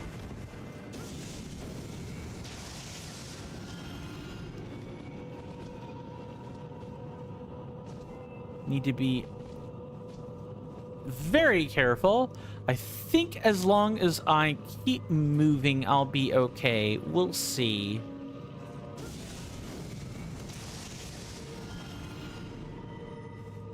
I think this one has spotted me. No, but it definitely feels like they should have.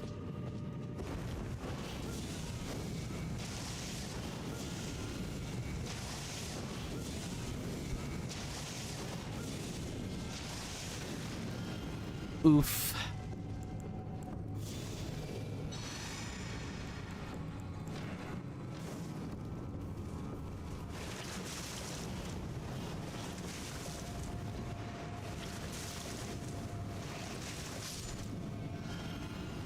That was close.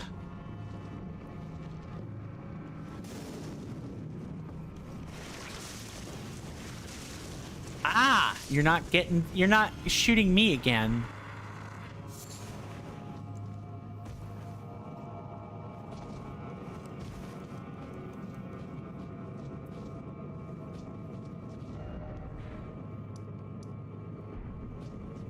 Yeah, that's just the way down.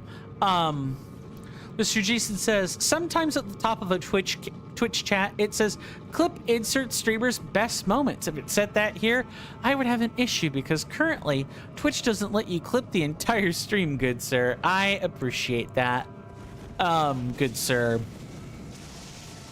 Honestly, my best moments right now are going to be when we're killing a boss. I don't know. I thought killing Placidusax after 17 times was pretty darn good, if I do say so myself.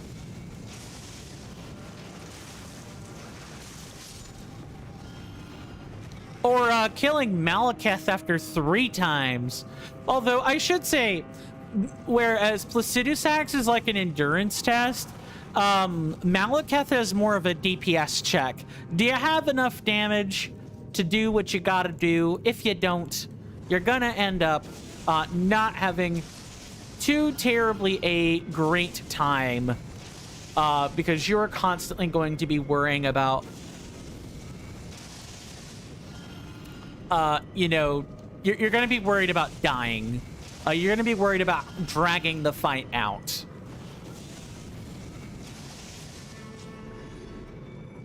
So just in general, the strategies for those fights are completely different. Now, I was able to kind of run and hide like a coward, so, I mean, clearly that's more of a suggestion than anything, but still.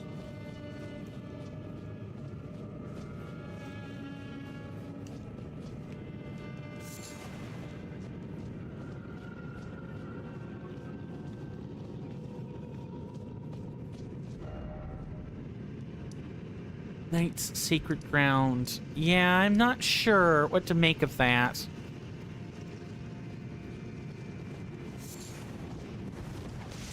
Nice!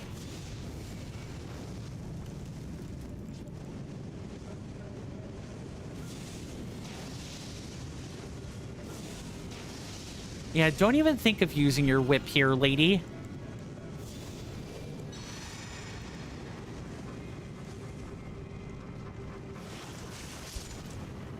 Mr. Jason says, oh, interesting. I can't send any of those clips as they are more than 20 megabytes. I guess that's the Nintendo Switch's 4K. Yeah, that's got to be like the limit. So, that's fine. I'm not sure if you could share. Well, okay, sharing is like a social media thing, and I already know where you sit on that. I'm trying to think of what else you could do if you wanted to share those things. I'm not sure if there is without needing to record what you're doing. Mr. Jason says sharing is caring. It normally is supposed to be, good sir. I will grant you that.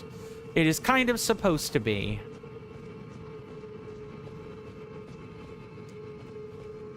But some people take that, some folks out there take that old turn of phrase way too far.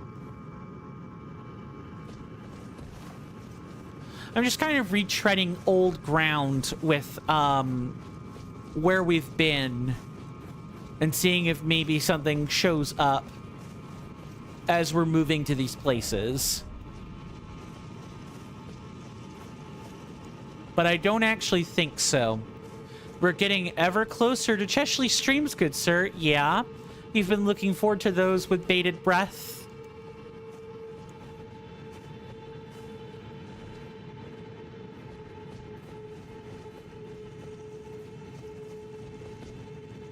Sorry about that. Whew. That is a killer sneeze. Let's adjust our flasks. We don't need this allotment anymore. Ugh.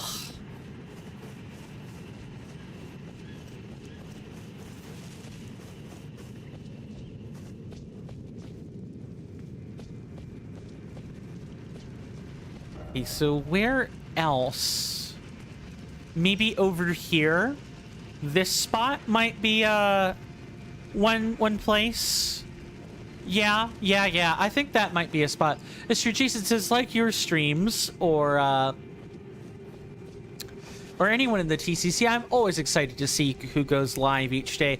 Too true, good sir. Our associates are very, very hard at work, trying to employ their craft and make the dream, make the dream out of Twitch, like living the Twitch dream, so to speak.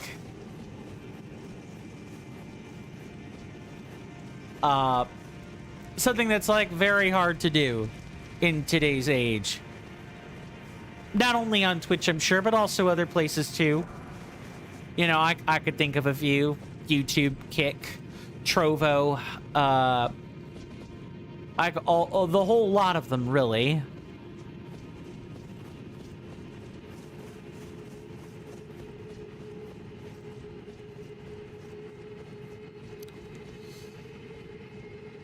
Okay, we can summon Torrent here again. I'm so used to walking on foot that I've forgotten kind of what riding Torrent actually felt like.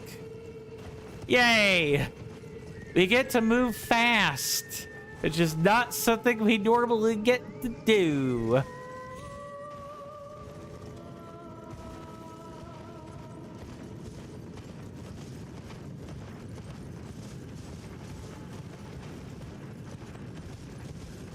Yeah, so this is like, hello. That was not here before. I think we have found what we were trying to do. Drowned Sanctum of Nokron. Okay, so unlike most places in this game, this is actually custom at this point. This was not here before. So I actually have zero clue what to expect moving forward. This is going to be a new experience for all of us who lived in who lived in the underwater city, under the ground. See me. Never mind. That was awful. That was rotten, Coin. Pure rot. Sure, Jan. I'm excited. I'm excited. I wonder what Kernifer and company have concocted. It's not like a whole region or anything, but oh my goodness, it's the abyssal depths.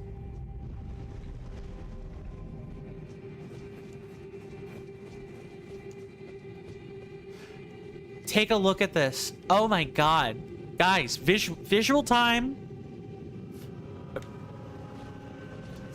Everybody get your, get your pictures, get your clips right here.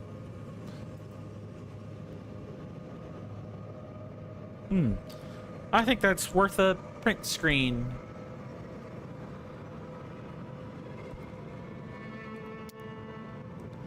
That's glorious. Sorry, I had to. Kernifer cooked. Kernifer and the rest of Team Reforged really cooked with this. You guys are awesome.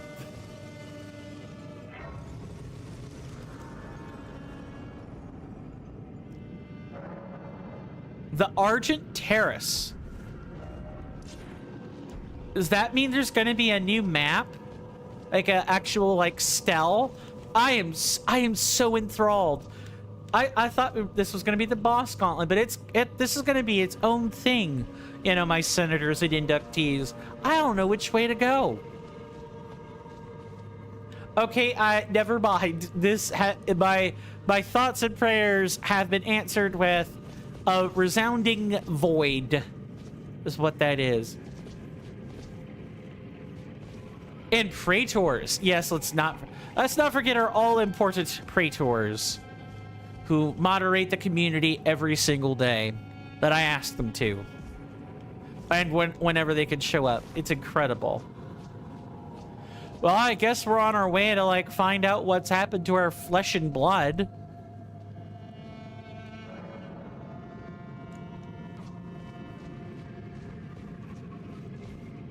What do you guys think of the site here? Don't you find that nebulae there rather enchanting?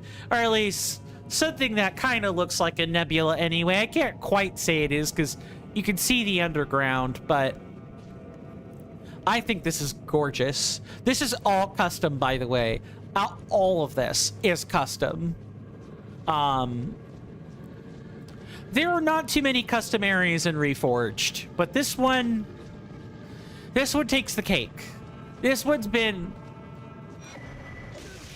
Oh, hell, Anne Orlando? Wait, what? Mr. Jason says that site is really nice, but my eyes keep darting to the top right corner. That dapper gentleman. I appreciate that, good sir.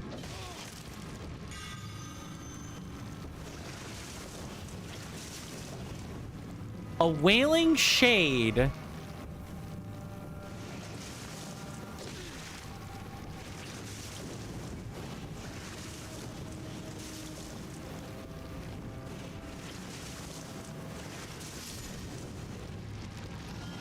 Okay, so the fun fact, the last time we saw an enemy creep out of the wall like that was Dark Souls 1. Yeah, this is based off of the ghosts of the similar name. Not exactly the similar name, but they used to be ghosts or banshees. And they would pass through the walls. This one's kind of more like the wall labyrinth monster from Yu-Gi-Oh, but what if they were banshees? It's kind of cool, actually. These are all custom enemies. Oh, hello.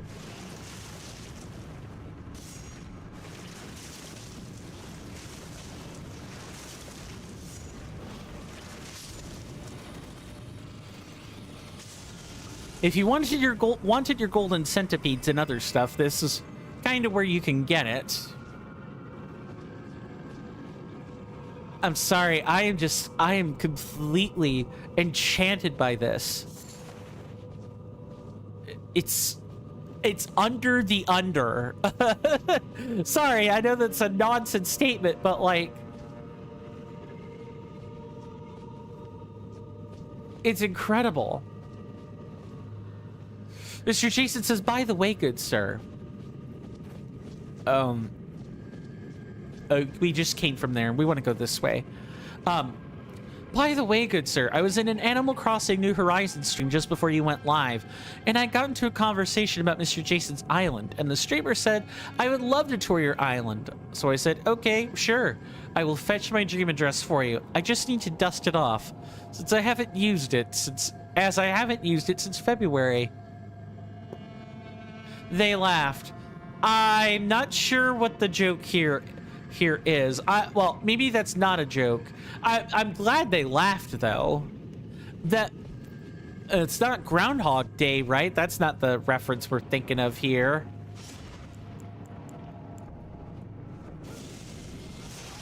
Ooh, maybe let's not do that. This definitely feels like a hide behind the wall and do the thing moment. Well, that did not work. There, that's better.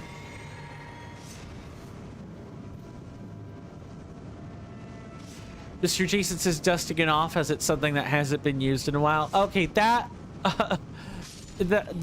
is where the joke is. Let me give you your applause.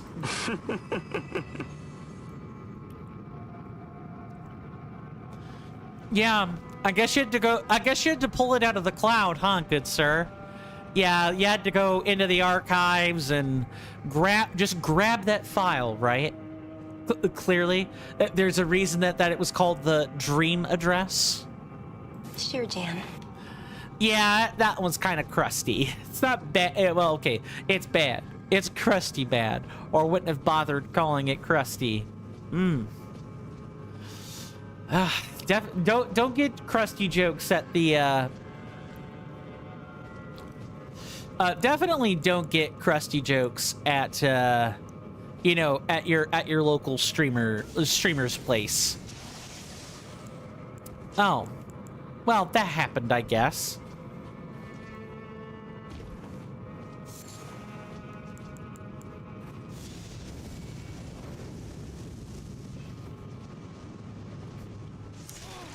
Oh. Okay, cool.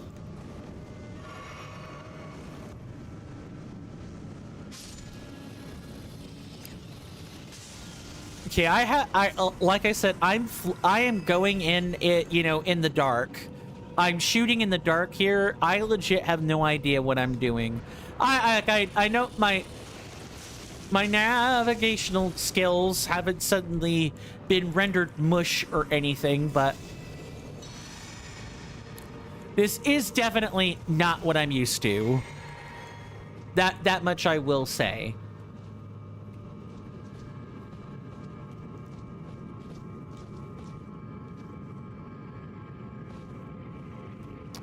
Mr. Jason says, and it was their first Animal Crossing New Horizons stream as well, good sir. So they got to visit an island that usually only opens to very specific people. Oh, did you make an exception, good sir?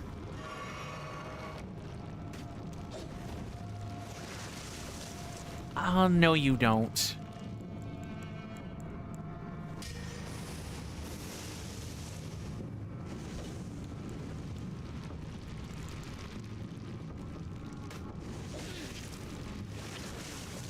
I hate this thing already.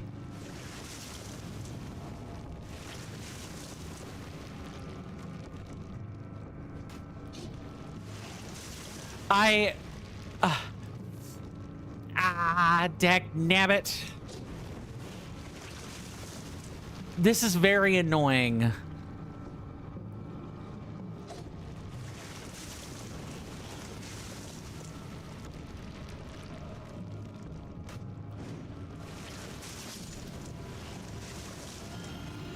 Buzz off, you silly little shade.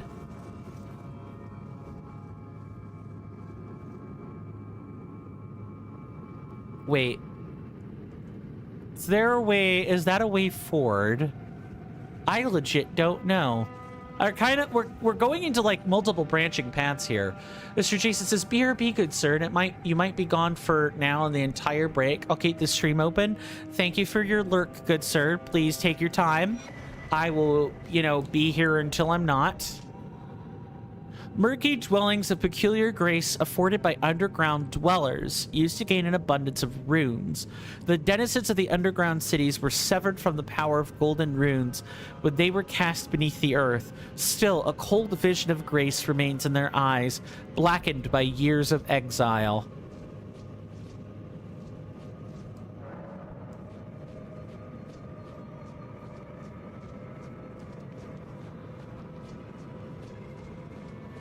These chalices are important.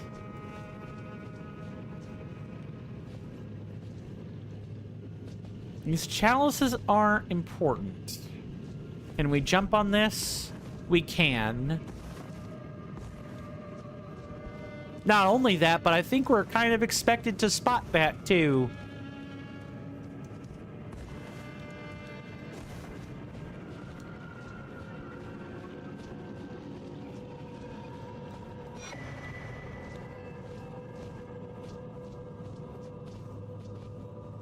Yeah, all right.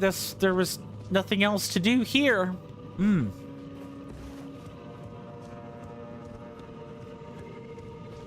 All right, so I think now we actually have to kind of go across. Go across this very specifically.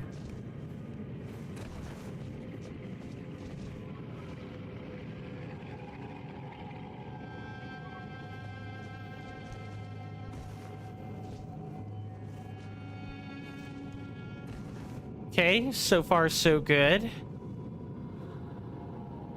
I don't know if that's supposed to mean anything. There are nascent butterflies there.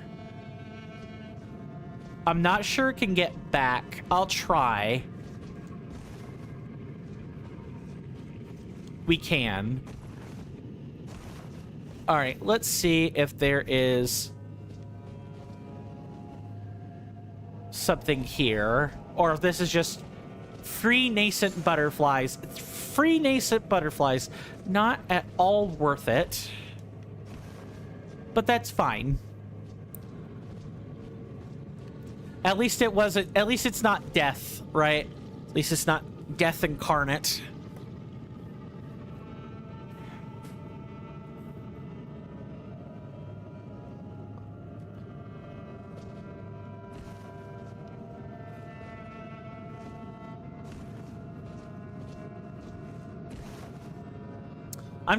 I'm sorry. I'm still just kind of in awe at this whole thing. This is what they spent many months doing. I am really proud of Team Reforged. Welcome back. Welcome back, Mr. Rasby. A storm, indeed a storm is coming. But before that storm comes, I at least want to show you the raw visual spectacle that is a fully custom area inside of Elden Ring Reforged. It's one of only a few, not even a handful, a few that exist. And I don't think Team Reforged could have done much, done much better. It's beautiful. It's beautiful. And part of me wants to remove the overlay just to experience it, but that's not what the run's for. Yeah, it is really cool. I'm glad you think so. 10 out of 10. What's less 10 out of 10 is the shades coming out of the wall. That I could do without. But, You hear that off in the distance, my senators and inductees? That is an ad storm. In about 5 minutes, it'll blow over us, and then we can get right back to the gaming. Thanks. sorry guys, just tired. Reminds me of Astroneer when I was playing it. Nice. Astroneer though? Is that like a space exploration game? Mr. Rasby then goes on to say, I bought some ANC headsets recently. They're great. Audio noise canceling headsets. Do I have that right? A space exploration / base builder? I thought that's probably what it was. You highly recommend it. I will write that down. Replace audio with active. Active noise cancelers. Reminds me of something that my sibling got like a month ago, where I think they're called PNCs, PNC headsets, partial noise cancelers, so they can still hear people, but the ambient noise is like gone. They help me with audio sensitivity a lot more than loops and the worker headsets I have. Gotcha. Well, I'm glad you have a technology that works for you, good sir. Speaking of technology, unfortunately, the technology that we're using to watch this wonderful, wonderful game and stream does require an ad break recharge, which will be happening in about 3.5 minutes or so. There will be a timer at the top center of your screen that will indicate how long the ad break lasts and when it starts, and during that time, ads, of course, will be playing. If you're anything like me, I highly recommend you get up and take a stretch break during that time, because I don't like looking at ads, and I'm quite sure you don't either. That said, spend your time how you wish, because once that time is up, I will have returned, the ads will have finished, and we'll pick right back up where we left off. It really is just that simple. Rasby says loops are passive earphones that block sound. Okay, got you. So these are all headsets and earbuds we're talking about. Mr. Rasby says worker headsets, they do block a lot, but they have a huge clamping force, so they're rough on one's head. Yeah. Best audio cancellation I can recommend is ANC headsets plus blabber chat sounds. Where you can't hear hardly anything, but except the inside of your own head.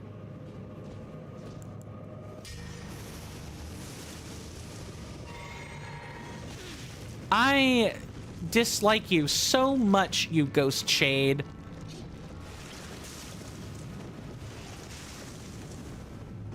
Okay, just bob in and out of the range and we've got it. And I guess while we're here, let me I think we could use Rain of Fire to, like, hide. Well, I would if I cast it right. Like that.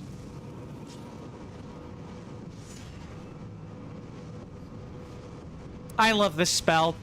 Like, Team Curtifer really knows what they're doing. Team Reforged really knows what they're doing with their mod. It's great. And I think I will stay right here while we wait for the storm to come. It'll only take but maybe 60 seconds. Yeah, I've heard a lot of good things about noise canceling headsets, and maybe if I ever have huge auditory issues like yours or my siblings, I will think about. I'll see how much they are on market, but I'm normally not like I don't normally have auditory issues. The game that kind of does that for me is like Mega Bonk, but only because Mega Bonk is just flashing 50 things at once, you know, at you. Like, it's just sounds, music, and like memes all at once. That like floods my brain, and I can't take it. I have to play Mega Bonk in short bursts. See you guys after the ad break. Thanks.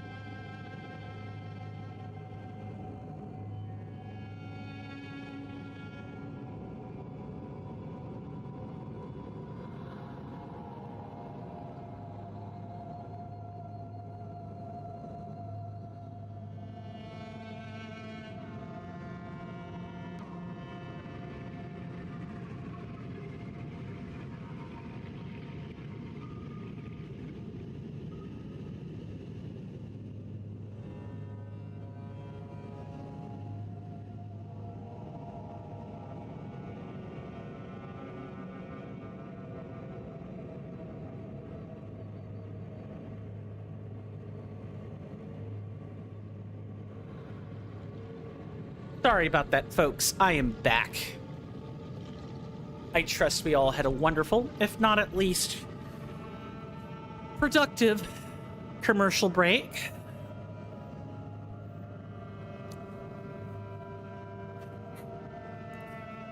I had an all right one. I was just, I got caught up in a slight logistical discussion about dinner tonight. I now know what it's going to be.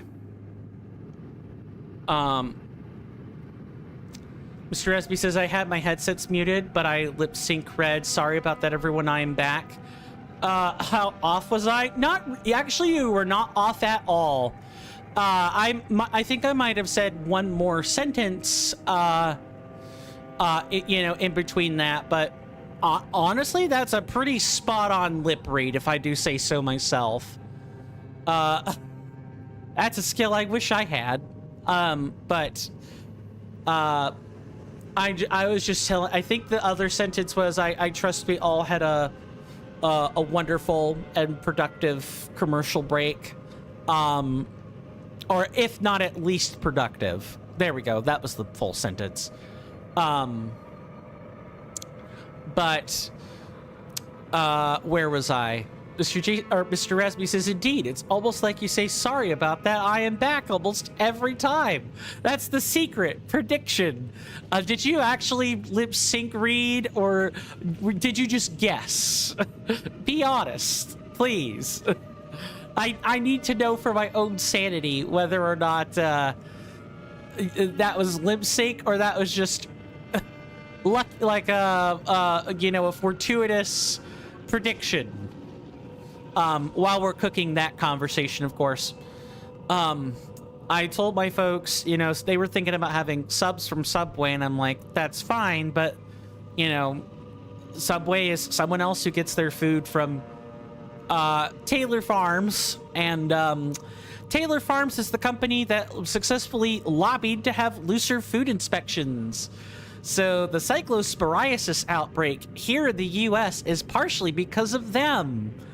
So if we have subs, we should not have lettuce on them. And at least not iceberg lettuce anyway. We should have like spinach or something else. Mr. Rasby says, I took compounding information. I lip synced partially, but couldn't lip sync other stuff. No worries. I was curious. I was being a little melodramatic, but I was mostly curious how you lip synced that. Welcome back, Mr. Jason. Welcome back, good sir. I trust the break went well, that whatever it is you had to do went smoothly, good sir. Mr. Rasby says the lip sync roughly matching was a necessary condition, but not the main condition for the guest. Fair enough. Yeah, so part of that was just knowing yours truly, I guess. Which, I mean, I can't blame you. I apologize a lot. It's just, it's force of habit. Not only that, but, like, I don't like being away from my audience a whole bunch. So, you know, of course I'm going to apologize for that. Silver Draft. Mr. Jason says, ah, yes, Taylor Farms. If you ask them about the issue, they will claim not to remember. But Pepperidge does. Yeah, it's not even... Uses FP to increase status buildup inflicted and status resistances. Flask that holds a swirling dew of quicksilver. Interesting. I wonder what... I wonder if we're going to get a couple of cookbooks here, then. That would make the most sense. We've got to be able to make the Silver Draft on our own. Yeah, at this point, we've got salmonella in the eggs, salmonella in the jalapenos, and, like, jalapeno products. And we also have salmonella... Or, I'm sorry, we have cyclosporiasis in the lettuce, the iceberg lettuce. Not all iceberg lettuce, but one that comes from Taylor Farms. We also have, we have measles. Like, America is just a pox right now. It's a pox on the world, and it needs to be contained properly. Like, radioactive, like, DEFCON level 5. I'm sorry, what, I forget. Is DEFCON 1 or DEFCON 5, like, the highest level? Whichever one of those that is, it needs to be properly contained, because the stuff spilling forth from America's blighted orifices has the unfortunate potential to contaminate and ruin everyone else. Sorry, I was on a bender last night and this morning, and I should definitely refrain from commenting further about that. Let's take a quick second to adjust these. I have no idea what the consecrated tier even does, but I'm going to put it in as a split anyway.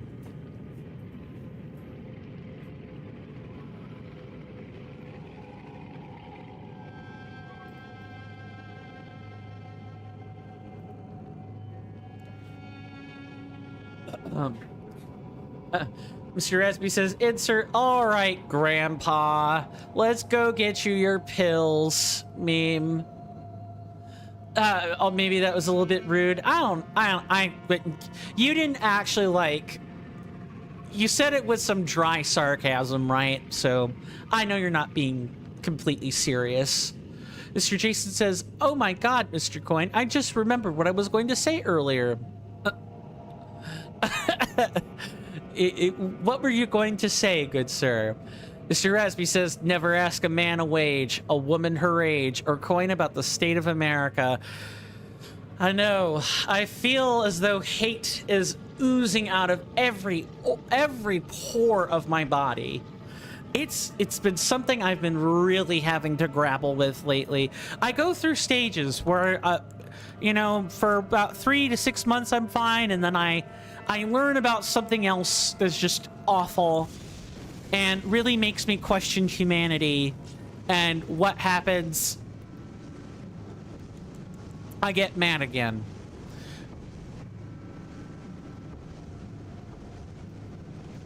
Go ahead and do this first. Mr. Jason says, in Hyrule Warrior's Age of Imprisonment, good sir, Minoru's special attack is summoning her construct to slap the enemy silly. And it makes Mr. Jason laugh. I can imagine so. I mean, does it kick, punch, and wrestle, which is what the construct kind of does when you have to fight it? Not her construct, but the corrupted construct. Still, that's kind of funny. Okay, I'm pretty sure you're supposed to step in there so that we could, like, handle it. Uh-oh. Run.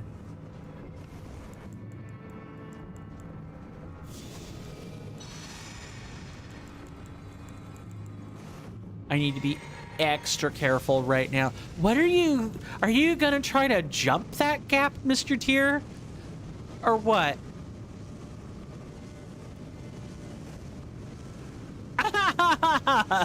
Yes, yes. Oh my God. Bye.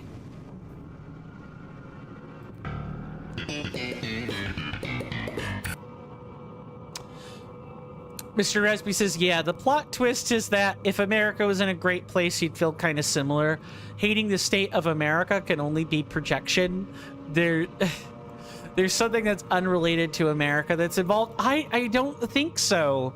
Because if we had Kamala as president right now, none of this bullshit would be happening. Sorry. I shouldn't be cussing so readily, but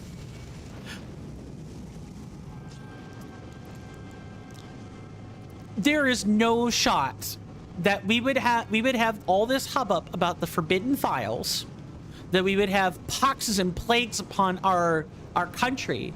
We wouldn't have completely and utterly desecrated our allies, or had to have an enabling general in General Kane, as in Raising Kane, as most of the world would know of him. That's the name he goes by. He had to talk down the president from putting a nuke on Iran, allegedly. So, like that, and it roughly coincides with the, we're gonna witness the end of a civilization tonight. Yeah, I truly think that bastard of a elected official was going to nuke someone, and I truly think that it was only going to be a matter of time before someone else had to take the fall so he could pretend to show mercy. And for those that are like,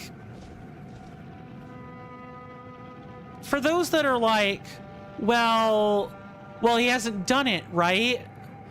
I ask you, where's General Kane now? Haven't heard hide nor hair of him, right? Where is he? Come on, America, answer me this. You owe it to me, a citizen, to be honest. I can answer. I can answer. People aren't going to like my answer, but I'm going to answer. He's been humiliated. Or he has been reshuffled.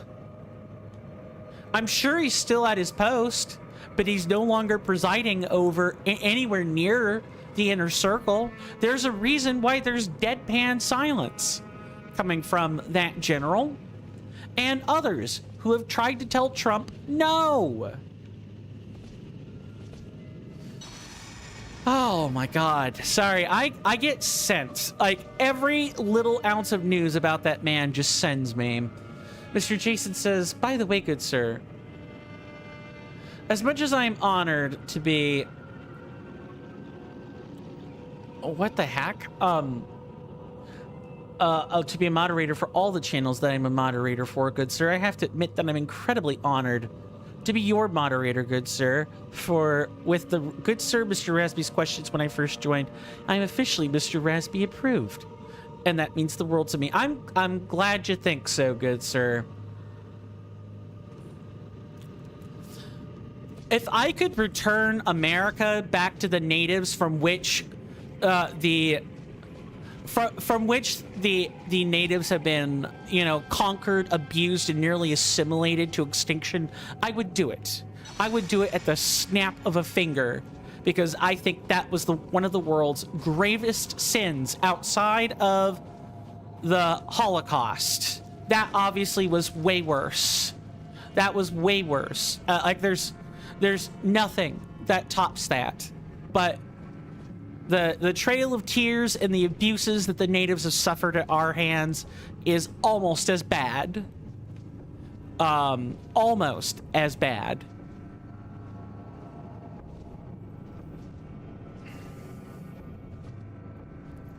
I've gotten into little sparring matches with folks on YouTube over that.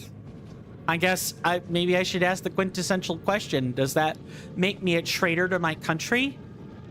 That I want different leadership in charge? Maybe leadership that might extirpate us and cast us out for the right injustices that we've inflicted on them? I don't know. Maybe. Mr. Rasby says, yeah, I may need to organize my internal explanation of how this stuff works. Take your time, good sir. Mr. Jason says, by the way, good sir, on eBay eventually, I need to, On eBay eventually, I need to eventually order a Joy-Con battery and Nintendo Switch battery. Oh, yeah? Oh. Well, isn't that something? So we use this to kind of like connect these pathways. Is that right? What? Yeah, I think so. So these act like little map shortcuts. This is cool. I like this. Like I said, Curtifer really knows what they're doing with this. I sure hope this particular shade is not required for anything, because there's no shot that we are there's no chance that I'm staying there long enough for that to happen. Mr. Jason says, it's all well and good buying more wonderful Nintendo Switch systems, good sir, but when my original Nintendo Switch is not holding a charge, I could do with prioritizing that more. I hear you, good sir. I have faith that you'll figure out the right sequence of things to put priority on and then make it happen.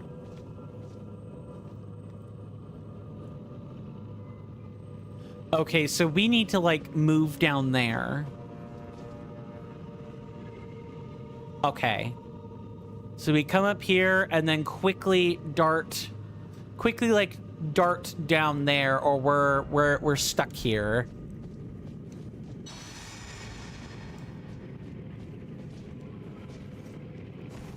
Like this.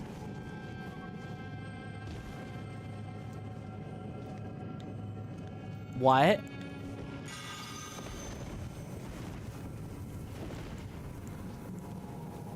I did not mean to do this.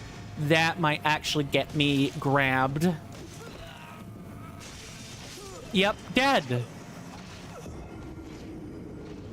Yuck.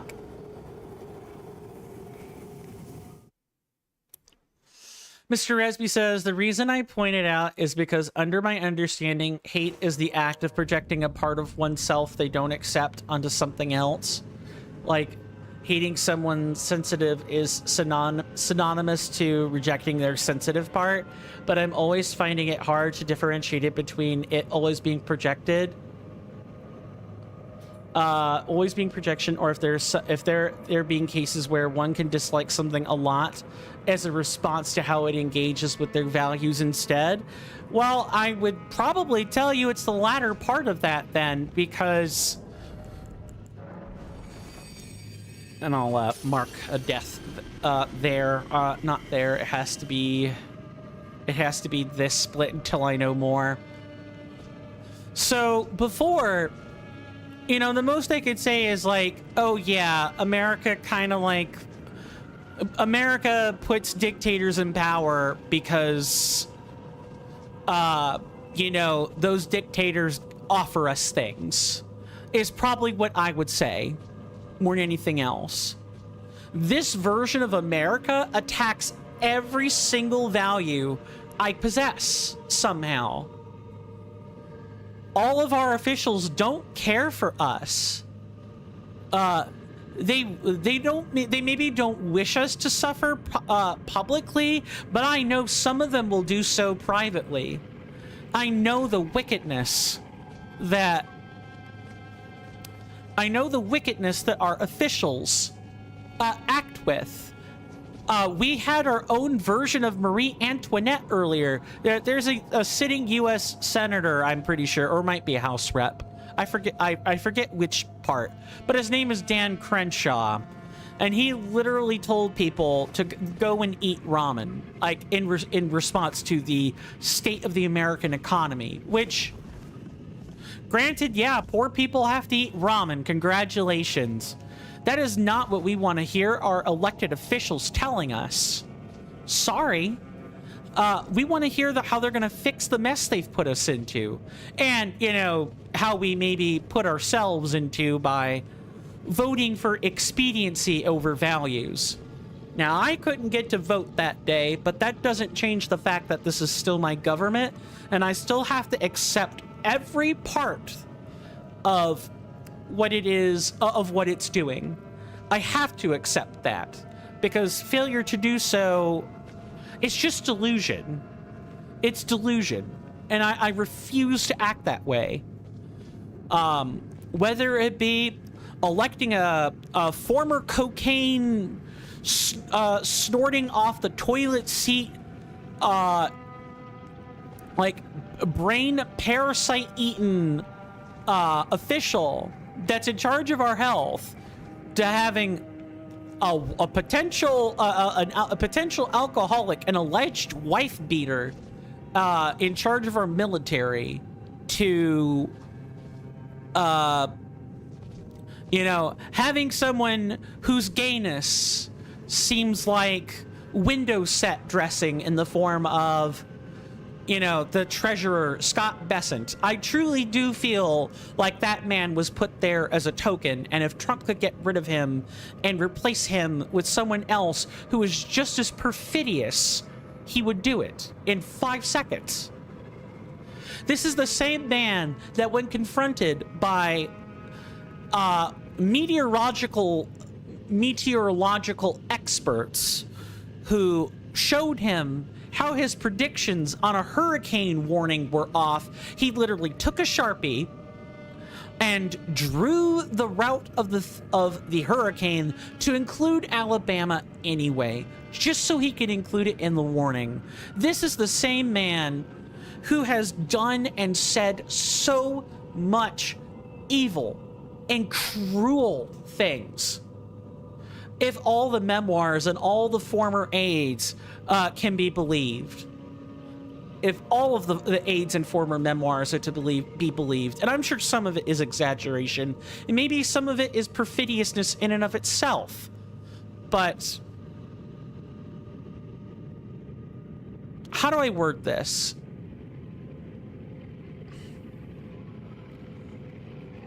I was a loyal citizen up until this election. Because then what did I wake up to? I woke up to people's cruelty and just unabashed lack of caring and voting in someone whose campaign slogan was, we need to get the immigrants out of our country because they're poisoning the wellspring of our bloodline. I'm sorry, you don't say that unless you're looking to be a Nazi, unless you're pulling something out of Hitler's little playbook, out of his speeches. And 47 has already admitted to keeping a copy of the written speeches. Like, how much more do I have to say? This man's favorite president is Andrew Jackson. Again, he's admitted as much in interviews, and for, I think, pretty much everyone knows the Trail of Tears. It's one of the single worst things we could have done to a group of people ever. It's not the Holocaust, but it's like our own version of it. We literally rounded up natives and marched them to death to put them into their current reservations. It's waking up to all that visceral disgust and moving past all the little brainwashing that our government engages us or tries to get us to engage with. I'm through being brainwashed. I kind of woke up to all that in 2025. Mr. Jason says, I know that I can't be president as you have to be an American citizen, but if I were president, good sir, every American would get a velvetizer. I'm charmed that at least we would have hot drinking chocolate, good sir. And while that is not a lot, it is better than what this current administration has done and have continued to plot to doing. Yeah, I agree. Mr. Rasby says, well, you seem to be really invested into this. I could say that much. Yeah. I am invested. I work really hard. That's why I'm trying to better myself, to flee, to run. This is not the America I recognize. Like the old neoliberal America died and it was replaced by the actual real corpse from 100 years ago. Before World War II. It's like I'm looking at that version of America again. Except at least then, people had the decency not to lie to us. And our media establishments were not trying to trick us and subvert our own eyes and ears.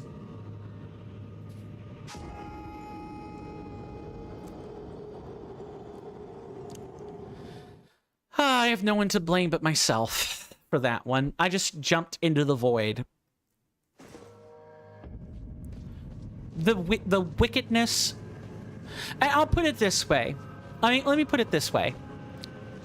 So, I've heard some arguments from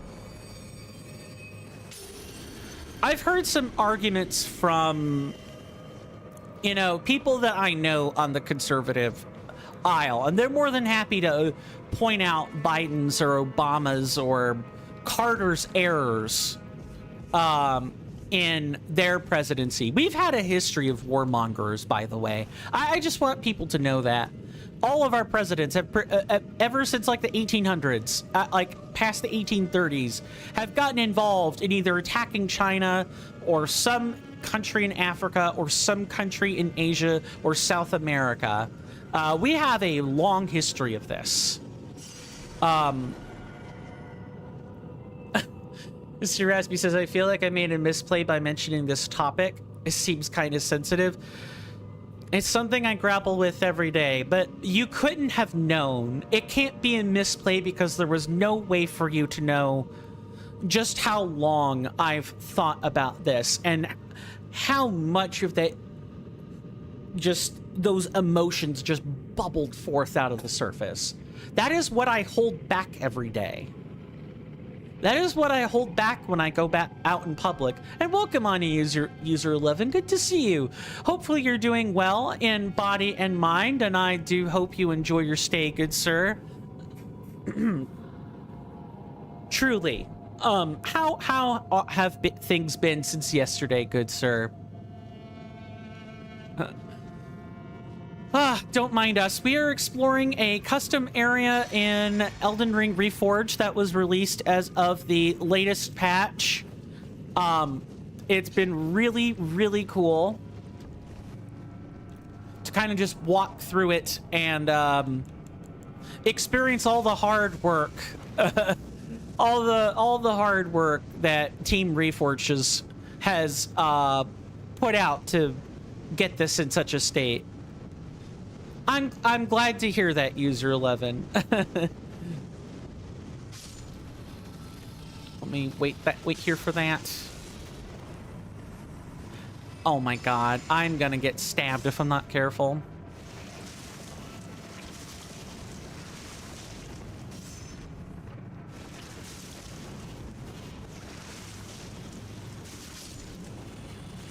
Okay, is there any other, like liquefied silver that wants to drop down? I don't think so. Mr. Raspy says, well, I do know you talked about it at length earlier and, well, had a bad gut check on writing about it. Well, next time I think I will listen to that more, TBH. I feel like I've also had my own shit day and kind of projected onto you by saying you might be projecting, which is, well, ironic. Sorry about that. No worries. Look... This world is a dark, dire, dangerous place. Wildfires and poxes and plagues and wars and natural disasters. It really feels like the straight out of the book of Revelations from the Bible. I think we're all exasperated in our own way, and I'm sorry that you've had your own trials and tribulations, Mr. Raspy. I hope that we can endeavor to make that better for you.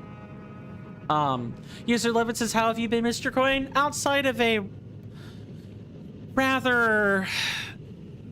I wouldn't call it testy. It was more like just a really sensitive topic that just kind of cropped up, and you came in right at the tail end of that. Okay. We've been workshopping bosses for the past few hours.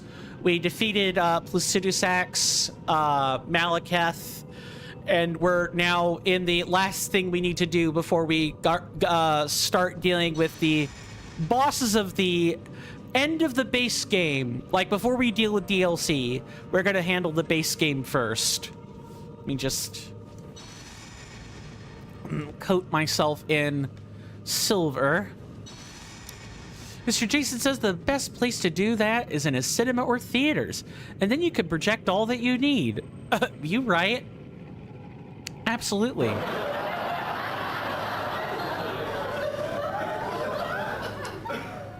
I needed that. Thank you. I like I said, I hold a lot of stuff back, because I know it is poison to talk about, and I don't really have anyone I can talk to about that isn't also. I'm trapped. As someone who is liberal themselves, I am trapped between people that are radically looking to change the country for quote the better, and I'm not sure what better looks like when some of the language is cis white men bad, and while I am a cis white man. I'm not sure if replacing the system that came before with really hypercharged racial politics is a good idea. And on the other hand, you know, the current batch of crazies that have voted for the government in charge, I feel trapped. Absolutely trapped. But that is why I'm working on everything I'm working on, so that I can be useful to someone, like some other country, and then I can get out and you know, leave my country to do whatever the hell it's going to do. Honestly, user 11. Oh, that is for Mr. Jason.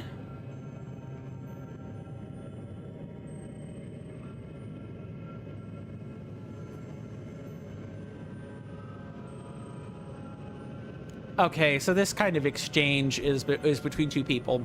Very well. Now we did see some phantasmal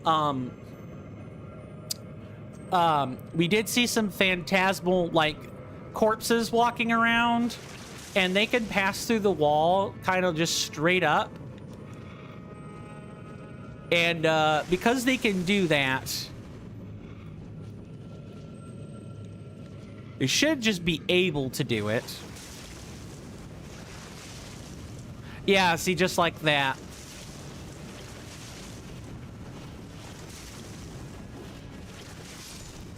I want to be extra careful about being AFK in this place, but I hope that tomorrow, good Sir Rasby, you're able to. You're able to feel. Yeah, I hope you have a better day tomorrow. Let's see if we can't find something to like move the needle of that, or like just move the conversation all together.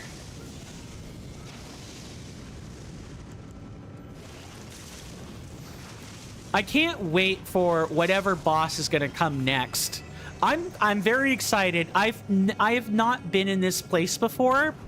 This is all custom stuff from Team Reforged, and so I absolutely can't wait to see what we're gonna get from this. I'm excited to see new things, and the DLC is also going to be like new too. I can't wait for that. Okay.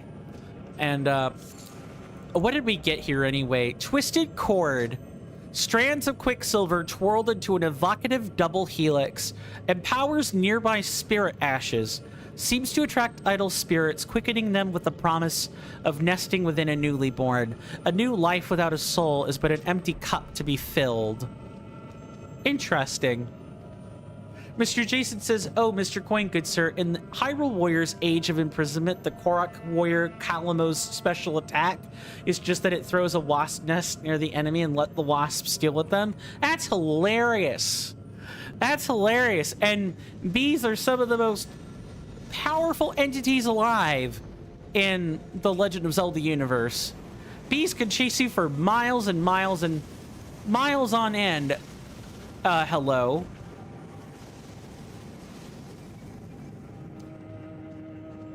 I'm not sure what the heck that was all about, but I guess let's not stick around to find out.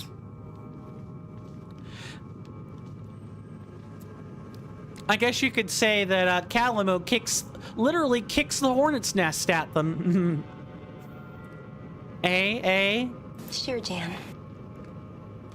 Kick up a hornet's nest, stir up hornet's nest, throws the hornet's nest, wasp nest. Yeah. Not my finest joke by a long shot.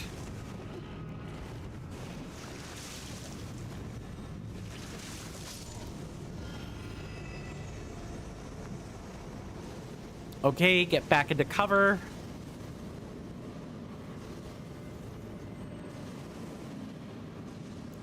I'm definitely gonna have to keep my ears peeled while we're out and about, because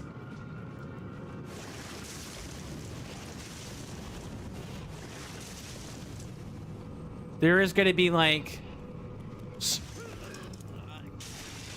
oh, come on, don't. Okay, you literally cannot get grabbed by that. You will die. I should just go toward the rest site. I should literally go towards the rest site right now. Now I have to traverse this again.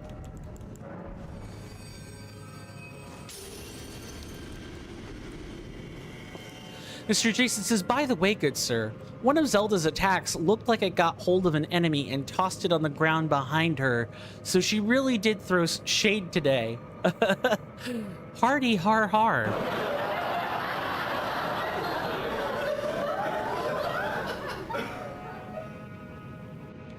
Major shade too. Okay, just drop here. Yeah, like getting back to where we were is definitely not going to be hard. It's going to be don't jump into the thing. Now, let's not do that.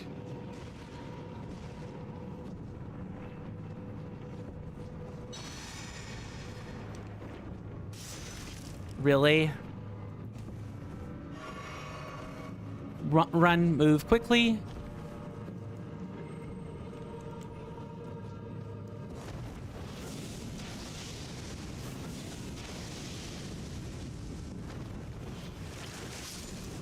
Mr. Jason says, also, Mr. Coin, good sir, a little bit of lore. Do you remember those Poes from Tears of the Kingdom, good sir? I do. I do remember that, yes. What about them? You get posed by defeating shades. Ah! So these would be like the spirit pose of yore, huh?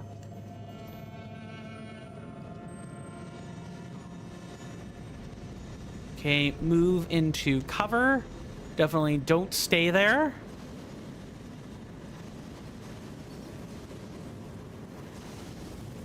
Is that a mausoleum tortoise over there?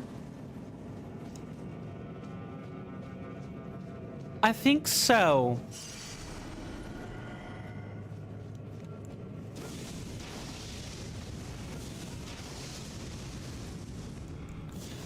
I'm gonna die. I'm going to die. Yep, okay.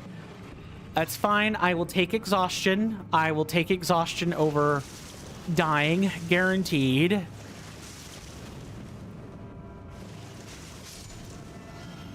Oh, we cannot get grabbed by the ghoulies today. I tell you what, that cannot be a thing that is allowed to happen.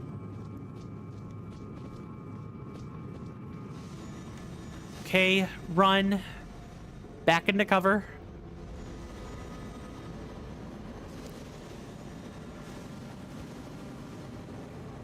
I hope it's not a proximity thing or I'm gonna be upset. Okay, we need to move.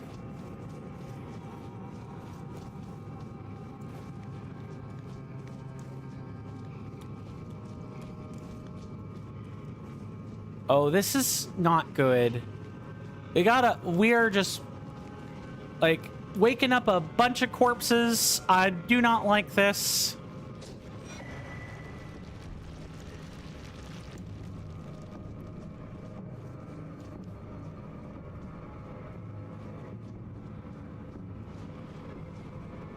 Okay.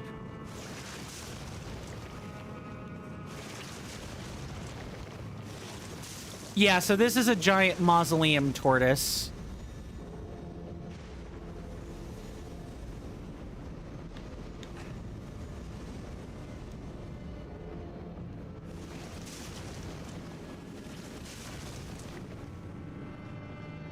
Can we jump? No, we have to run.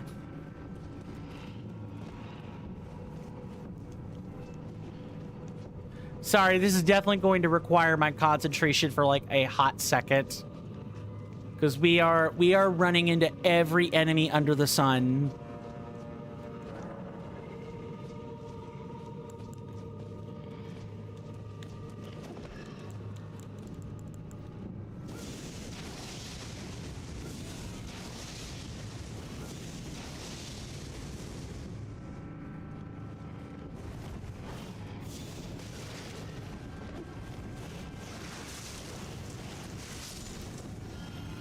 So I'm concerned I'm just kind of going into the mosh pit here.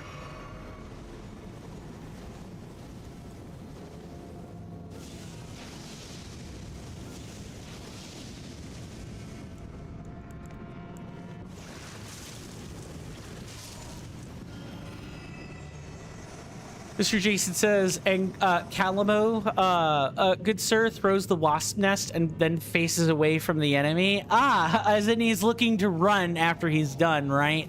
Yeah, I would too. I absolutely would. Mr. Jason says, but yes, as you could guess, good sir, Mr. Jason is very much enjoying mash the attack button to win the video game. I'm glad that you are, good sir. Enjoyment can be hard to come by some days.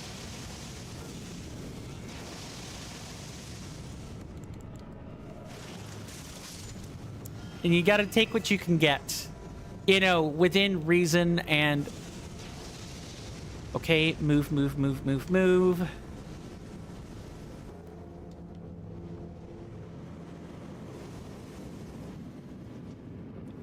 Okay, so far so good. Mr. Raspy says it reminded me in Far Cry Primal, enemies use wasp nests as weapons. I mean, they're effective. They're basically things you don't have to... Oh, hello.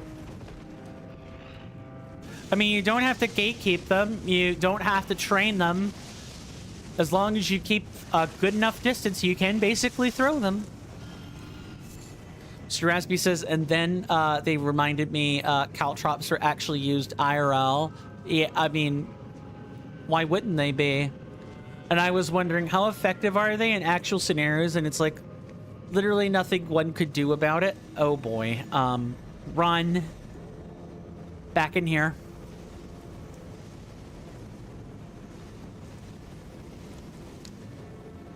I'm actually fairly sure military boots don't counter caltrops.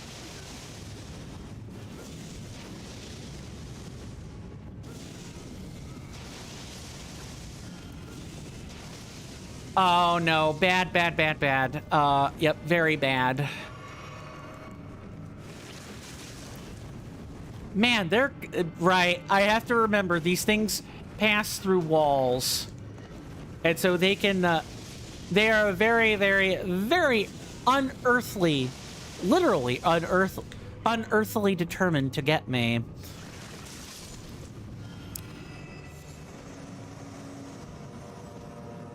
Okay, we should probably wait because the mausoleum tortoise is going to chime in again.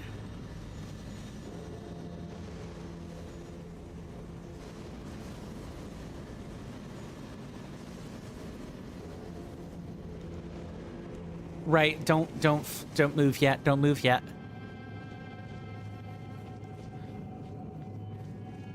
I'm not sure, because the thing is, when you're stepping on a caltrop, right, it's not actually about the, it isn't actually about, like, the protective footwear on top. It's about what's underneath, like, what the material of the treads are made of. And, uh-oh. 4! Look at those ghouls running at us. Who are you gonna call? Ghostbusters. Insert the track that will definitely deal with or definitely get tangled up in copyright here.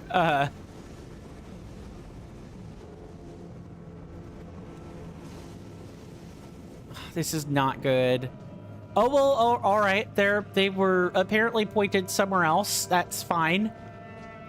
All right, let's get you bozos out of here. I'm dead. Yep. I'm not dead. Wow, that is very lucky. That is extremely lucky. Holy cow, that is lucky. All right, I'll take it. I'll take my blessings. I'll count them. Count them, and 1 would be their number. Dang, I don't know how you... you gotta be able to, like, get this. I'm not particularly sure how one would do that.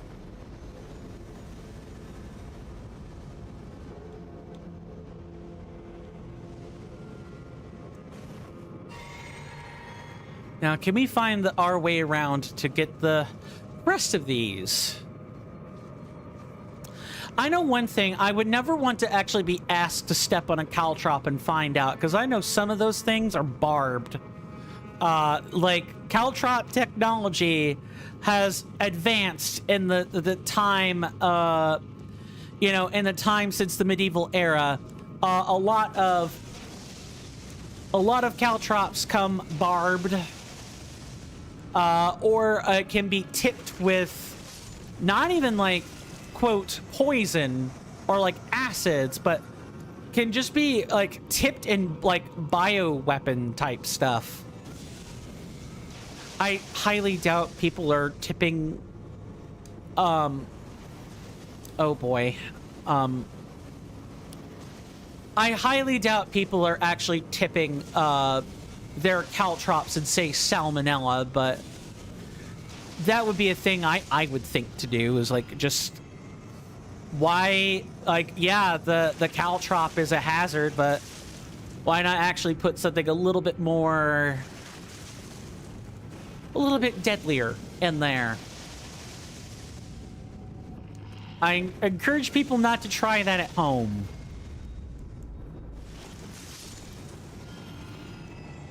And definitely don't get tips from chemists, biologists, or physicists on how to take care of people. Quote, end quote. I'm just gonna sit right here. Maybe interpose this between. I think I'm still going to end up back here, or I still think I'm actually going to end up coming back to the same spot I was just at. Yep, that's it. So we need to move laterally then. I would like to stop bumping into enemies, please and thank you.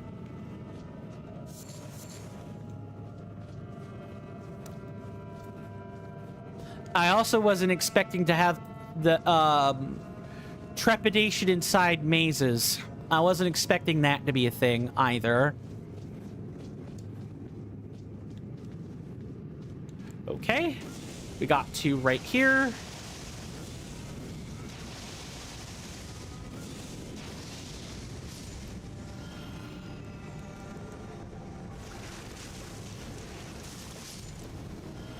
Move.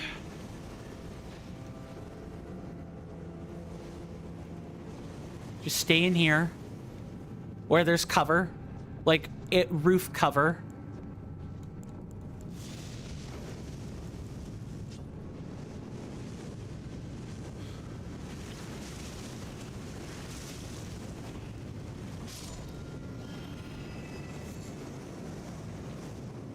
Mr. Jason says, yes, good sir, and mash the attack button to win the video game. Those loading screen speeds are chef's kiss. Oh, really? How short are they? Are they, like, near instantaneous, or maybe under, like, 5 seconds or something? Just curious.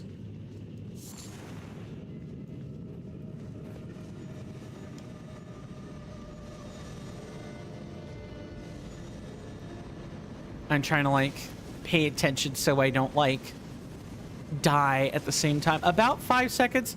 That's pretty good.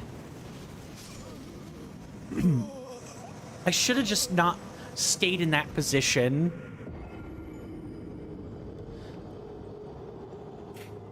And now we have to kill, or now we have to deal with all of that nonsense again.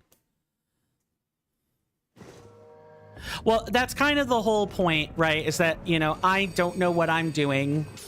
And I'm trying to learn what to do. And what I'm hearing is I need to not be... It's fine. We can't level anyway. And I'm gonna have to look at a list of merchants to make sure that we've actually gotten them all before the DLC. because I don't want to have to go back and redo that. Mr. Jason says, coin stamp. I don't know what I'm doing. Creating coin tent, good sir. That's about as rough around the edges as one could expect, especially after today's session. I feel really bad about that. Sorry. I don't feel... I feel like, as usual, the American did something, like, of course the American said something and made the conversation go someplace that it shouldn't have gone. Of course I would do that. It couldn't just be a simple... it couldn't be a simple... I can't even concentrate right now. Yep, that's literally what was going to happen. Yep. I was exactly afraid of that one thing happening. Can I get up there before? Not at all. You hear that off in the distance, my senators and inductees? That is an ad storm. In about 5 minutes, it'll blow over us, and then we can get right back to the gaming. Thanks. All right. Yep. Just jump and die. That's fine. That's fine. I cannot be doing this section when I'm distracted. That is going to get me killed every time. Mr. Jason says, or I'm sorry. See what I mean? I'm just flustered now, and it's hard to concentrate when I'm like this. That said, I do want to thank everyone for hanging out with me so far today. I really appreciate it.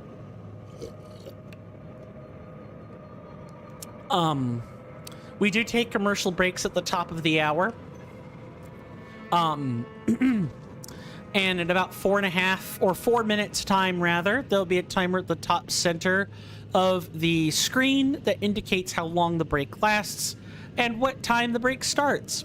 And, during that time, there are going to be some ads that play, hence, you know, the name of the commercial break, that being called a commercial break, I should say. And,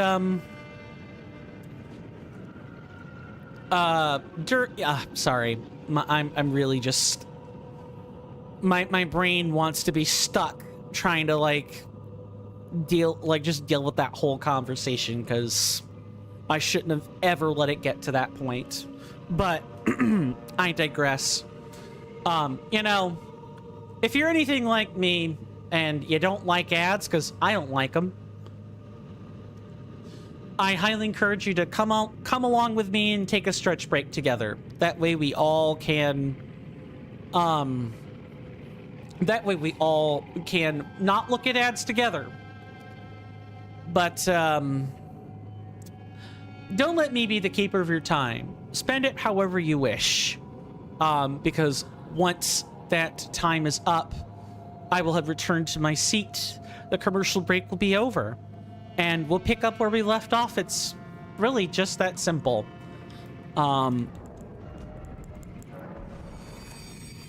I feel like I need to make the decision to just not go anywhere. Because there are entities that pass through the wall. If it weren't for entities passing through the wall, I would feel okay about like going as far as I can. But because they pass through the wall, the correct move is to stay here or not do anything until we're ready. Because I want to like get past all the enemies. I don't want to fight the ones on the way to the maze. Mr. Jason says, but yes, good sir, and mash the attack button to win the video game. I do love that I will be slapping an enemy or a boss, and then other enemies get too close and they end up getting slapped too. I mean, hey, combat is a contact sport, right? You shouldn't sign up for contact or for combat unless you're going to agree to a contact sport. Don't sign up for football and then not expect to get tackled, right? And by American football. You know, don't sign on to rugby unless you don't mind being roughhoused. There we go. That's probably the more global example I could use, because You're really not supposed to touch people in normal football, aka soccer. You're really not supposed to do that. But rugby, however, different story. People getting rough is just par for the course.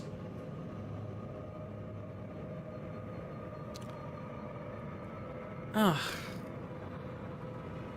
I'm gonna enjoy this next stretch, folks, I think. And I'm probably gonna rinse my face and, like, try to get a few administrative tasks done. And then we will hopefully be close to whatever the... actually, should probably write that in the split now. That's what I could be doing.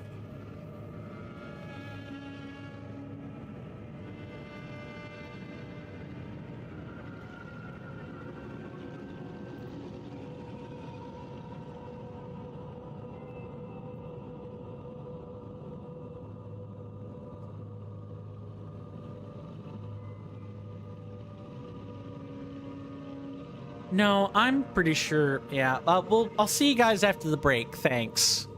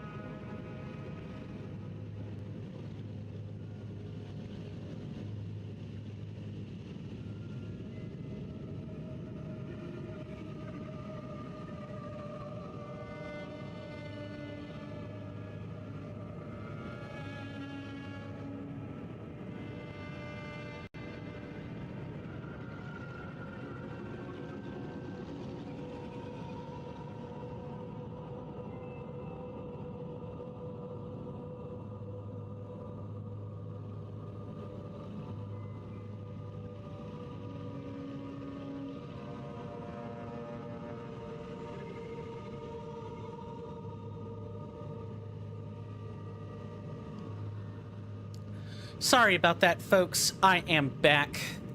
I went to go wash my face, basically. And that was pretty much the end of the break. I apologize for the few seconds of lateness. I trust we all had a wonderful, or at least productive, commercial break. Thank you, Mr. Jason. Thank you very much. Now, let's get into the thick of it, shall we? We didn't come here to watch me prattle on about this or that. We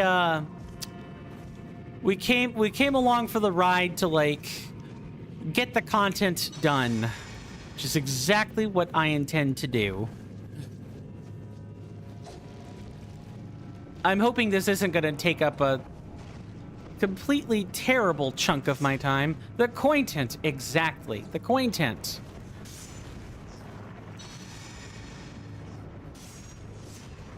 Okay, drop down. And then quickly get to the other side. These guys don't move that fast if they're not aggroed, so for now, let's just try to, like, oh,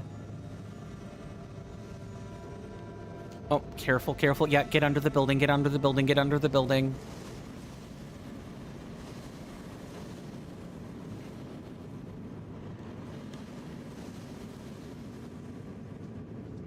Okay.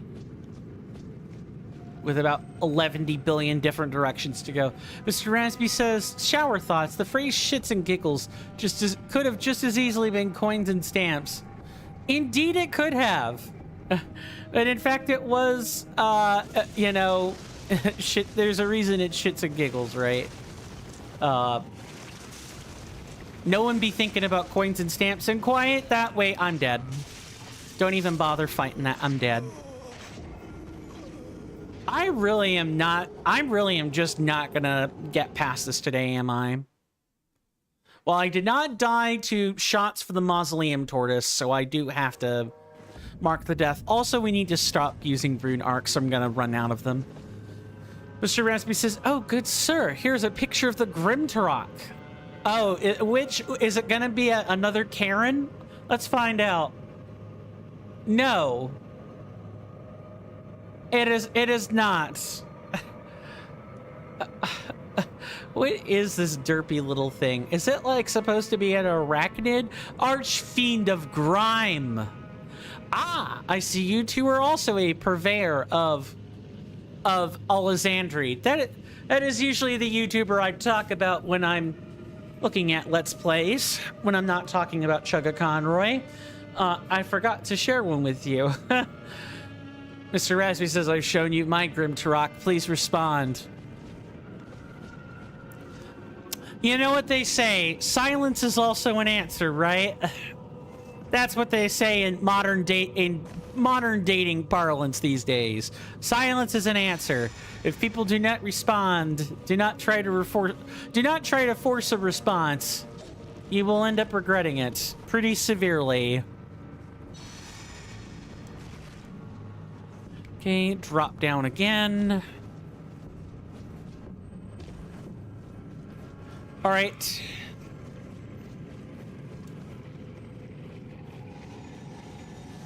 Run here, get under the building. That way we don't have BS to, like, worry about.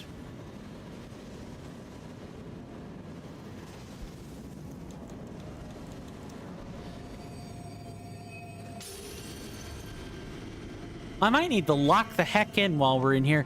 Ah, dack nabbit. Wrong way, coin. Wrong way.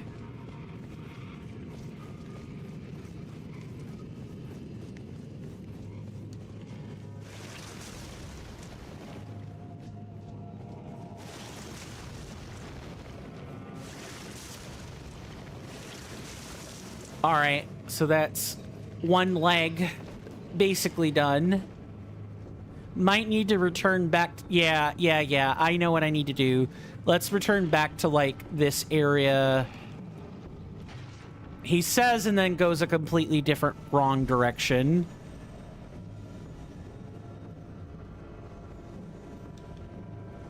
Yup, none of this is correct.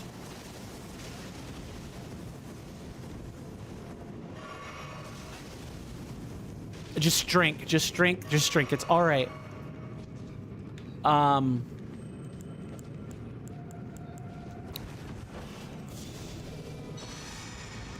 Hold on, I'm gonna have to pause if I want to look at chat right now.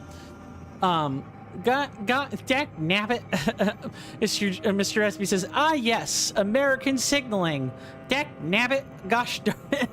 Ah, yeah, that's the country version of not cussing so much.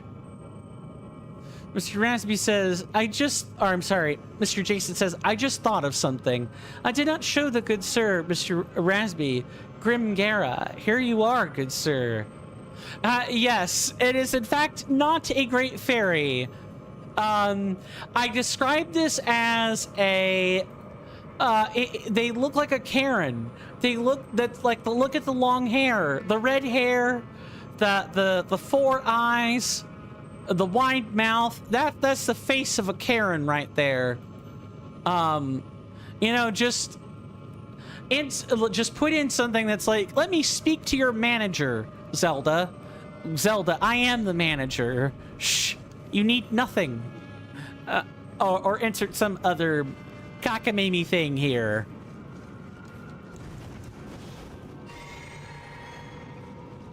Mr. Jason says, fun fact, Mr. Coin Good Sir. Oh, what might the fun fact be? Nope, that is not right.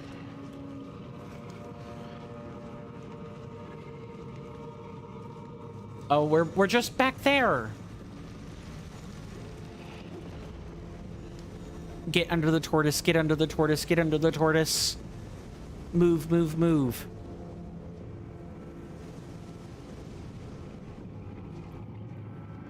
Yeah, you're specifically not supposed to be able to reach that except by moving around in the giant maze.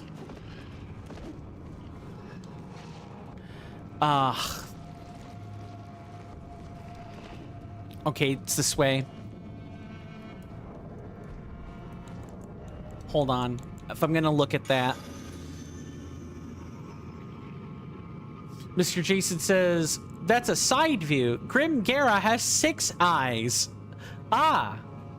Because Ganondorf's naming conventions for his servants are rather grim. Too true, good sir. Recycled joke is recycled. Mr. Raspy says, I'm going to respond with a sound effect.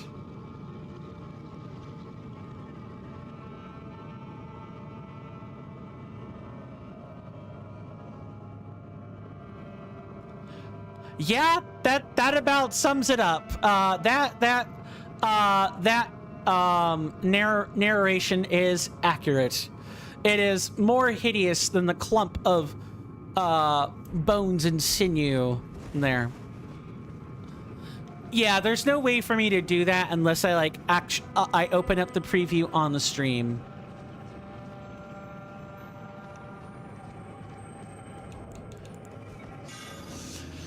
See, Mr. SB said I did. Yeah. Okay, I did read that. Mr. Jason says, but speaking of amazing TCC associates, good sir, the amazing Symphony is live today. I'm not asking you to raid today. I need to think about the interaction for that happened today. I need to kind of run that through my head a few times. Mr. Raspy says, oh, by the way, Coin, if you ever want to make it less of a hassle to interact between two of your machines, hit me up. Do you happen to use Voice Meter Banana or Potato? I used to use those. I've tried both Banana and Potato. They're fine enough, but they definitely eat up CPU resources like there's no tomorrow. Absolutely. I need to be extremely careful right now. But yeah, I used to use them, and if I could ever untangle the program enough to reuse it, and it didn't eat up such dramatic CPU power, I would absolutely use it. My machine's kind of old, so I'm kind of limited in what I can do with it. But it is something I've thought about a lot. I know Voice Meter Potato is exactly how all the pros, get all the audio just right. Mr. Raspy says they have built-in VoIP, voice over IP, so you can forward audio between two machines. But since you don't use them, that's fine. Yeah, I do know about VoIP. That's always nice. Mr. Resby says, but yeah, my biggest advice is use barrier. It lets you move your mouse and keyboard between two of your machines at the monitor's edge. Let me write that down so I don't forget.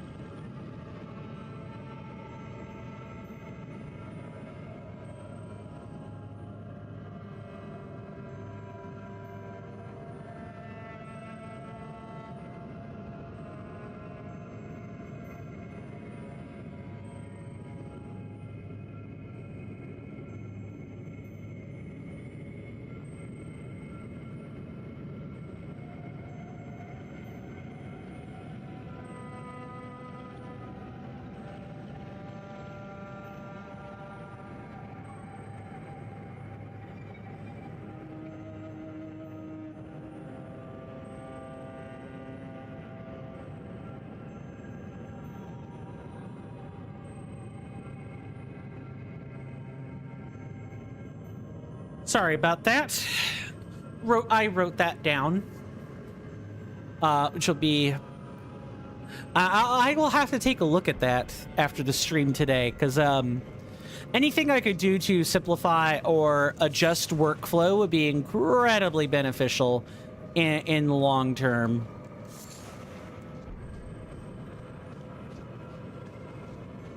Mr. Resby says, you know what would be cool? A mini bot that you run on your PC, and if it sees the URL of the Darkest Dungeon wiki or certain allowed places, it plays that sound effect on your end so I can have sound reactions. I hear you, good sir. I will definitely... Why are... These gotta be like colossal beetles. I've got to know if this is like an entry or not.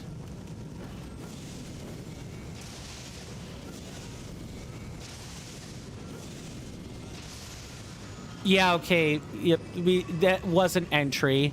Good to know.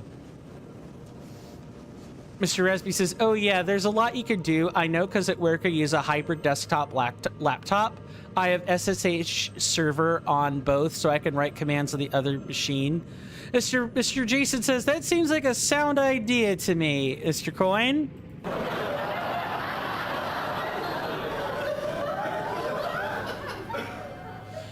Mr. Rasby then also says, I also have a VNC server, which basically lets you remote control the other machine. You have a window where you can see what's on that monitor. Oh, that sounds lovely. It's not the most useful for me because I sit between my two screens, but you never know when I never know when I might need to like look at one while exclusively looking at some other screen. Yeah. All right, well then how the heck are we supposed to... Is there some other path I'm missing here? Or do I need to actually, like, jump? Is Kernifer and company expecting me to jump? I think they might be expecting me to jump a little bit. I'm 100% not sure about this yet. Mr. Rasby says, yeah, barrier is easy to set up. I can show you sometime. Sure. I mean, I'll take a crack at it first. If you're saying it's easy, then I can't imagine it being that hard. But if I have any questions or something along those lines, I'd be more than happy to let you walk me through the ropes on that. Okay, let me, oh boy. I need to, like, keep moving or I am definitely spectral corpse food. And I do not want that. Yeah, there's like no way you're supposed to do that. I definitely feel like there's like a chalice or something else that we're supposed to interact with. so that we don't run into these problems.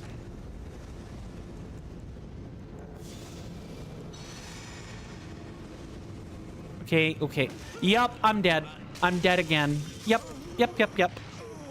I knew that would happen. I knew that would happen. I should have just not even stayed there. Just move and deal with the explosion. That would have literally been better. Well, that sucks. Mr. Raspy says, I also have a custom-made WebSocket server that lets me press the media keys like pause, skip, previous mute, volume up, down. If I do them on my PC, it forwards to my laptop, which it always has my headset. Yeah, that sounds fantastic. That kind of sounds like what a Stream Deck might do, which granted, I have a Stream Deck. Actually, that sounds like something that Firebot might have come out with recently. Not exactly the same thing, but Firebot came out with a Stream Deck like a virtual Stream Deck like mechanic, or mechanism, not mechanic, mechanism. And I've thought about configuring it because it uses your phone. Although there was something else as well. Mr. Resby says, oh yeah, I use Macro Deck for Stream Deck. I've been trying to fiddle with Macro Deck, along with about 6 other different things.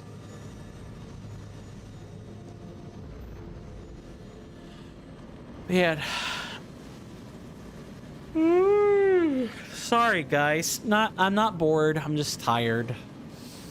I'm tired. I've been fiddling with like 6 to 8 different things. You know, between what I do on camera for the cameras and what I do elsewhere. It's not funny. I'm almost finished editing a video, believe it or not. That's definitely something I've been trying to fiddle with a little bit in my time. All right, so that's one of them right there.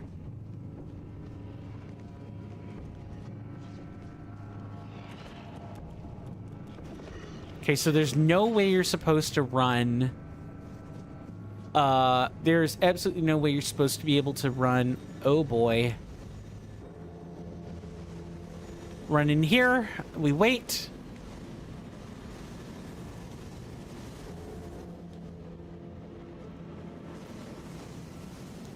Run.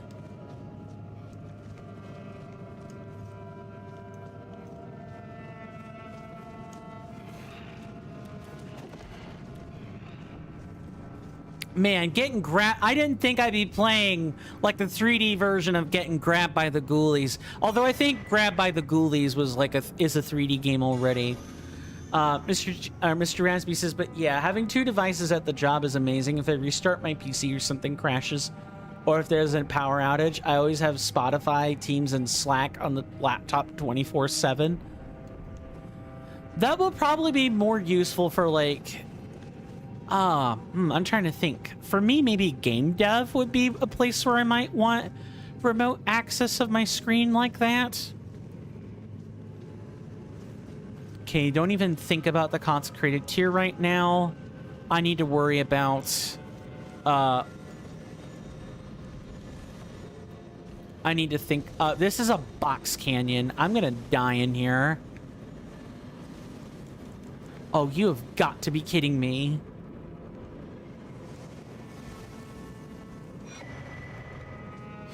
Did I miss a... I did. And sometimes you read me as Mr. Raspy, good sir. Sorry. Sorry, I'm a little bit frazzled. Let me see. There we go, Mr. Jason. By the way, Mr. Coin, good sir, Hyrule Warriors Age of Imprisonment has given me loads of different combinations for unique attacks, and I'm just like... And I'm like, I'm just gonna mash Y, thanks, game. Yeah? Yeah, that is certainly a way you can play Hyrule Warriors. Any version of it. I find that kind of unfulfilling, but that is certainly a way to play it. Oh boy. It also doesn't help that my jaw kind of hurts, and I don't know why. Yeah, I should probably find ways to take better advantage of my 2-machine setup. Ah, dag nabbit.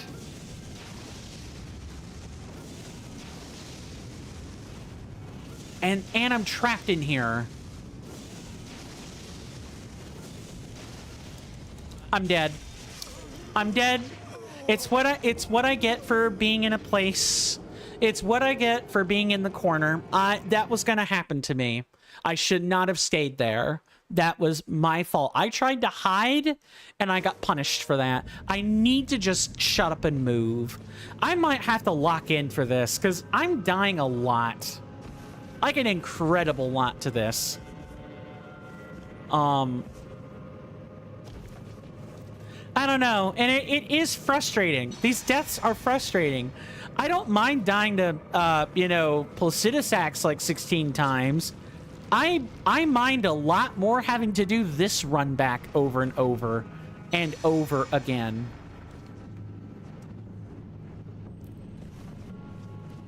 This is very annoying for me. It's just like having to repeat a task like over and over and over again. And especially what makes this worse, right, is this is effectively a gauntlet. I think Coin has mentioned before that gauntlets are not really my cup of tea. I hate having to constantly just move. I do not do good on the run. This is on the run all the time, the section.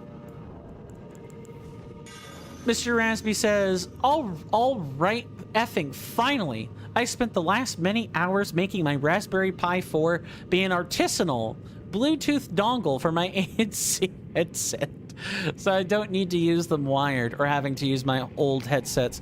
That's nice. Okay, so is it weird for me to say that I don't like wireless earbuds or just wireless headsets in general? I don't really like them. The earbud part is I have to have custom earbuds or earbuds hurt my ears. The other part of it is I don't like, I don't know, I hate my devices being at the mercy of a good internet signal, excuse me.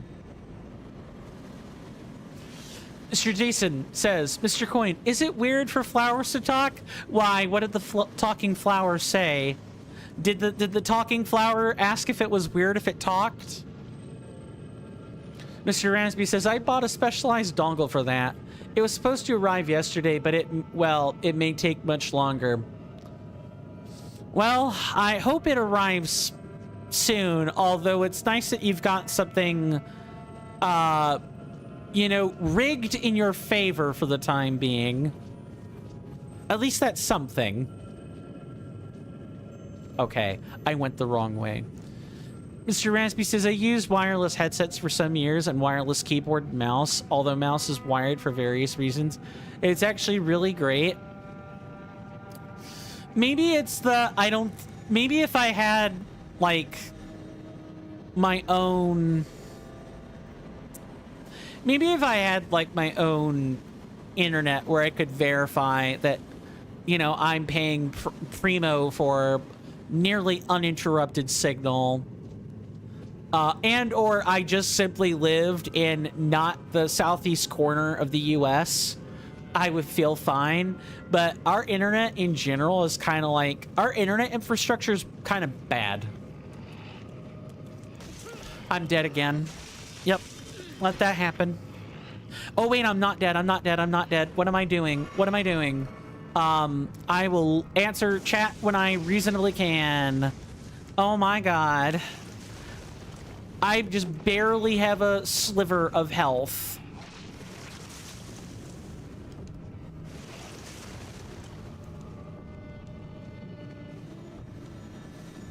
I was just expecting to kind of die there.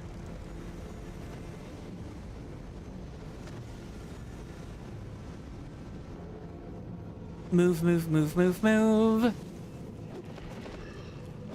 Wow, you guys are tripping over each other just to touch me. I don't know if I like that.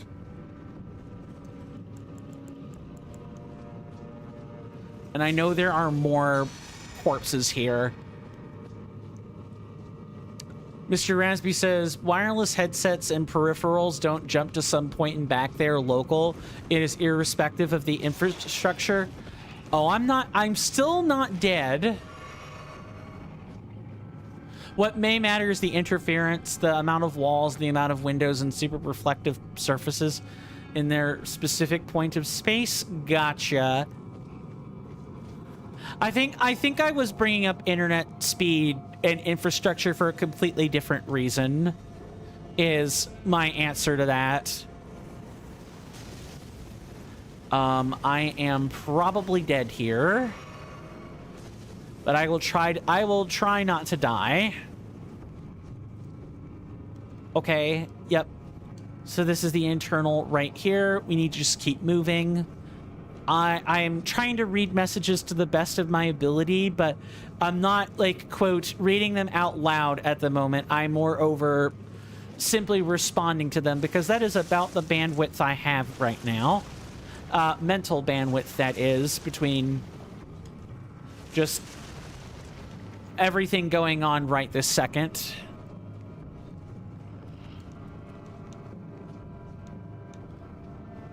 And we do have to knock out all 4 of the legs, which is what I was afraid of.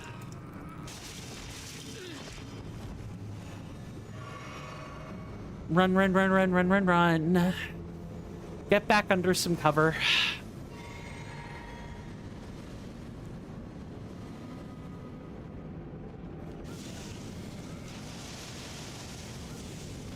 Oh, I'm dead now. Yup. I should not have engaged. I should have run. Why did I do that? Literally, why? I've got to lock in. There's no way I'm doing this unless I lock all the way in. Completely. All right, let me read the messages, like, more thoroughly now that I'm not distracted. Mr. Ransby says... Yeah. I would say it's irrespective of the infrastructure. I think the reason I brought up the whole internet latency thing was not so much the mechanics, right? It's more of I'm not sure I would trust my wireless network or my wired network to facilitate all of those different I don't necessarily trust it not to drop drop something on local. I've had wireless devices before, and the connection would always crap out at the worst possible time. So maybe it's more of a learned response than anything. Like, oh, the wireless signal crapped out. I have learned that wireless devices are unreliable, and I shouldn't use them if I don't have to. Wired is quote, end quote, better. That's not necessarily right. I don't think that's right, but I brought up the internet speed to kind of just explain my perspective. Oh boy.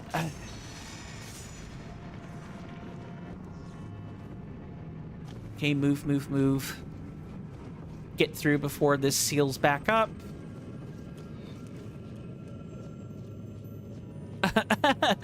Mr. Resby says it depends how many years ago you used them and what quality they were.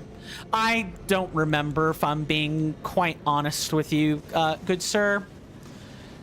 Mr. Ransby says my keyboard loses signal about as many times as bitches I ram per year, which is 0 in both cases. Well, one of those is definitely a good thing if it's 0. The other thing being 0 is debatable. You know, that is definitely debatable.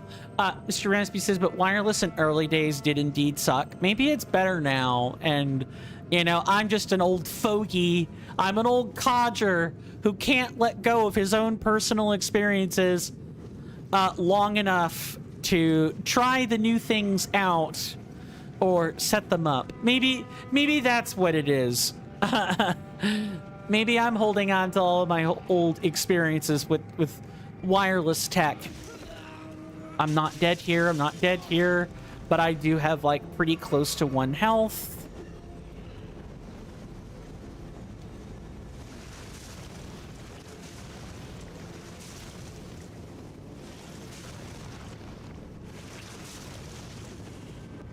If I get grabbed at less than full health, I am dead. So I do need to pay some attention.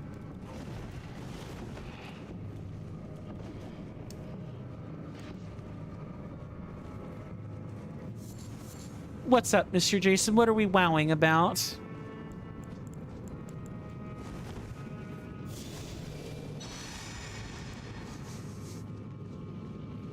Mr. Raspy says, but I don't know, man. Wireless headsets are a blessing. But now they're much more expensive. Yeah. Being able to get up and do whatever without cable latching or needing to pause what I'm listening to is great. Yeah, I definitely don't doubt that.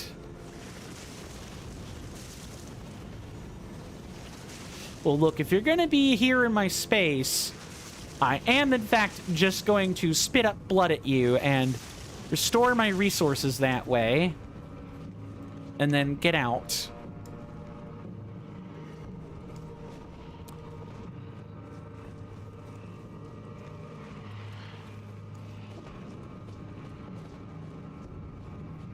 Okay, it's through here. Mr. Jason says, Calamo hit an ice Hinox while it was in the air, and then when it landed, it threw a bee nest at the ice Hinox, and it looked like the Hinox got stuck in the butt. That's pretty funny. Yeah, that would be kind of funny. Yeah, I guess we could say Coin's issue with wireless technology is largely irrational, right? Okay, I need to pay attention here. Gotta just stand under here and wait.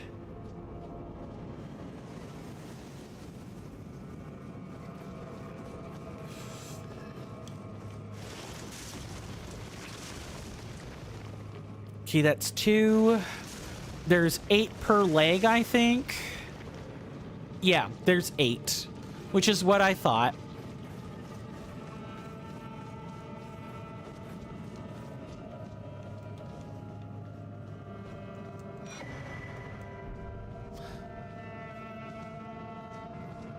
So then what? Do we keep going or what?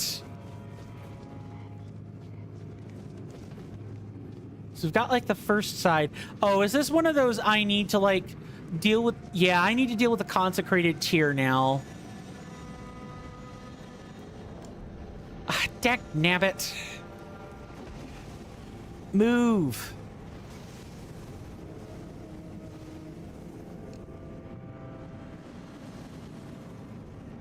Okay, I'm going to have to pause while I update the split here.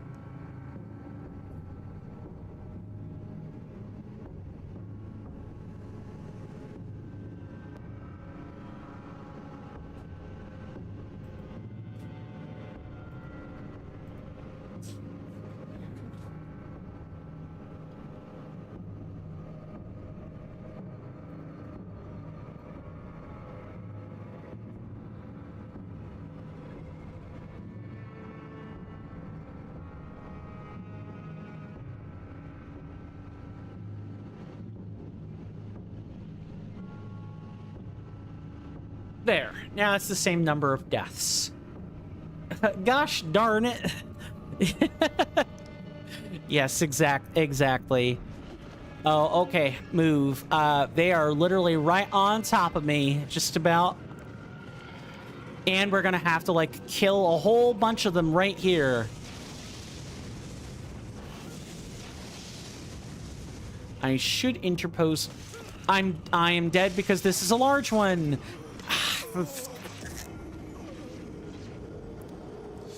Curse you, mirage or spectral phantasmal corpse. All right, well, now I'm not gonna even bother with the mausoleum tortoise because we need to just figure out what the heck that tier is for. We need to figure out what that's gonna unlock. This is a very rough part of the split. Part of that is just not knowing what I'm doing, but a lot more of it is just dying to stupid over and over again. I sincerely despise this.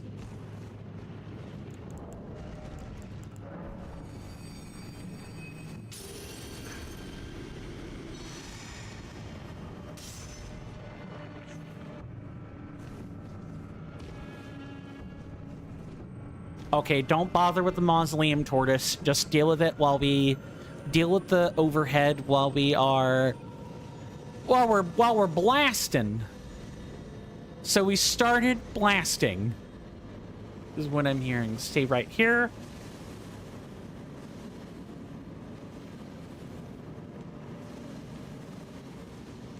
All right, move.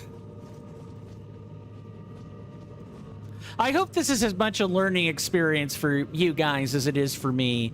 Probably not as much because, like, I'm the one thumbing through it, but still. I'm learning a lot of things about the new content, as it were. I'm learning a lot of stuff about it.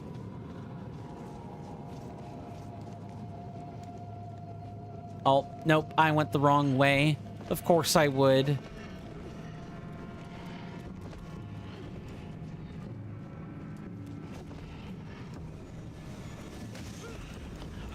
Small corpse. I might die to explosion.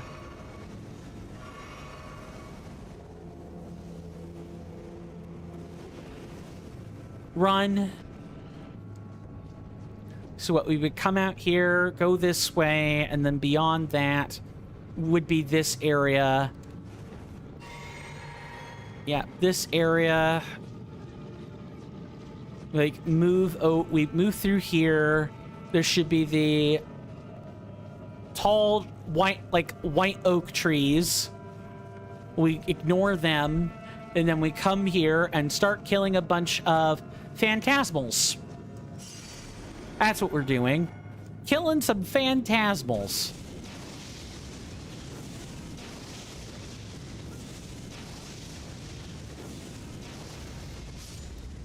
All right, and then move because I know we've got large ones coming up that we can't stagger by rolling into them.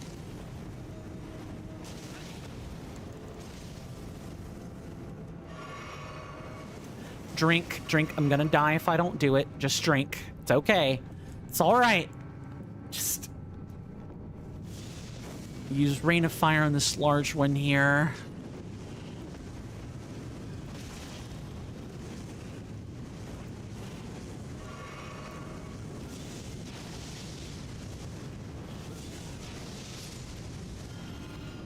Yuck. I'm kind of backing myself up into a corner I don't really want to be in.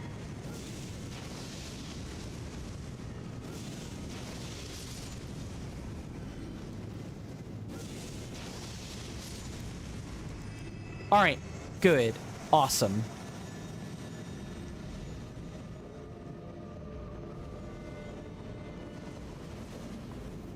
I know we're not done here yet, and I need to watch my 6 basically at all times, but it can't get us while we're in here.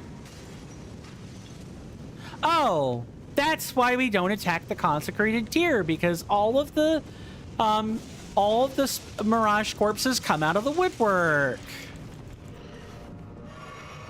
Drink, it's okay. I don't have time to wait on any of that.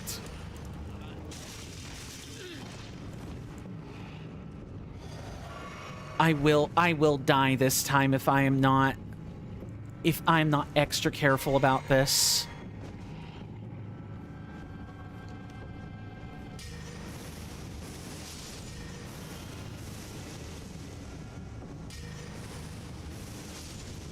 There are so many of them pouring out of the woodwork literally right now.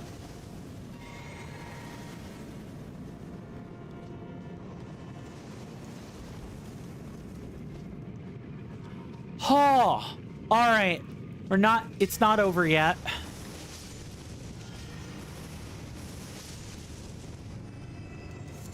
Jeez. How many more of them do there have to be?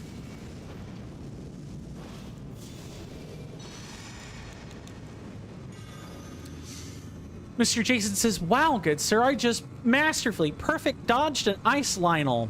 And then when it was defeated, all the blue bokoblins just turned tail and ran out of the arena. Nice. Mr. Rasby says, but yeah, I managed to repurpose my Raspberry Pi 4 with the knowledge I have for my job so that I use its Bluetooth, then forward my audio of my PC to it. That's awesome. I hope you get good use out of it, good sir. Mr. Jason says, oh my god, good sir. Imagine if one of Calamo's attacks was to throw Korok seeds at enemies. See, I wouldn't blink at that or anything. Okay, check my back.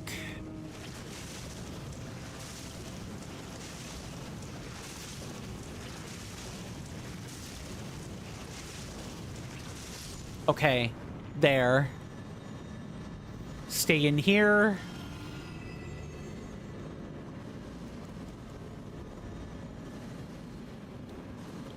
We can move the split, however.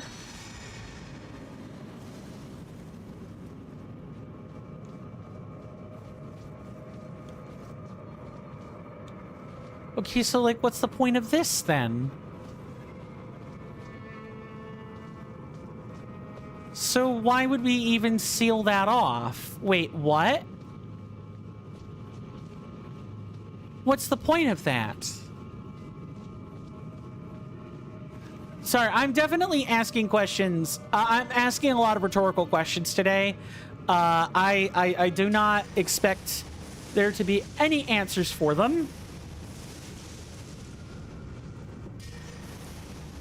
Because the design of what is currently going on perplexes me a great deal. Get back in the church, get back in the church. So I apologize if I drone on or repeat a lot of things right now. This is what mass confusion looks like. Oh, I am not letting you corpses ambush me. Not today. Get lost. Okay, maybe now with the chalice activated, we can like go and actually clear out the tortoise? Maybe.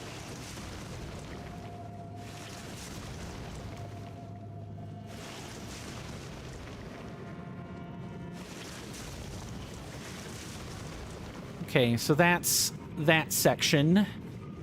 I could actually probably say we're about halfway through this.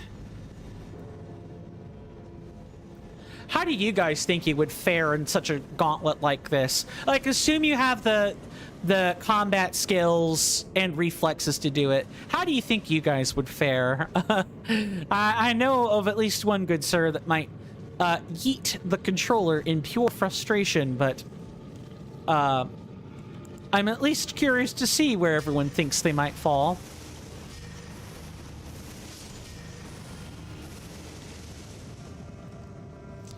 Mr. Rasby says I would wear a second gauntlet, so I have matched gloves. Are these not matched? They look matched. Huh. Okay, so we know about that one, but where else does this change up? It's certainly not going to be for long enough.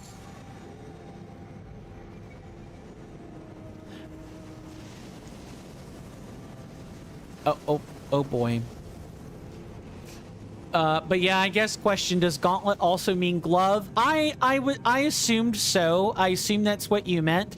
While gauntlet and glove can be used interchangeably if the context isn't too sensitive, but gauntlets typically cover your forearm, or it's like a thick-plated thing, whereas gloves are kind of just covered. They might cover the wrists, but in general, they're usually more delicate. Lots of people wear gloves. Not everyone wears gauntlets. Is probably a good way to describe it. And this is I would say a lot of this is me being kind of a little bit snobbish about my armor and accessories, because I'm a little bit of a stickler for those. I've really got to, like, just keep moving, because these guys pass through everything.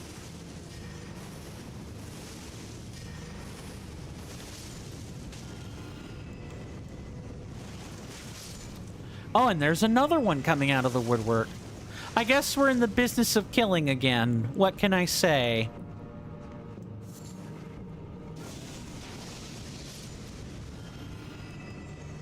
All right, what does this change now that we're here? Ah! We should probably get the other, like, skulls on the mausoleum tortoise first. So, and I guess out of the interest of being thorough, I should... Why am I not just backing all the way up from these, you know, spectral freaks? Do you think that gauntlet and glove are synonymous or similar, Mr. Raspy? Okay, cool. We can move through here now, which is exactly what I wanted to make sure we could do.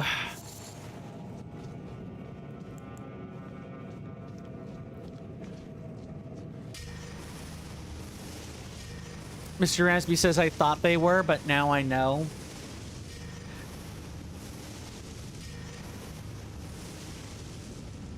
I thought they were the same because in some game mode or in a game you could get a gauntlet of warmth.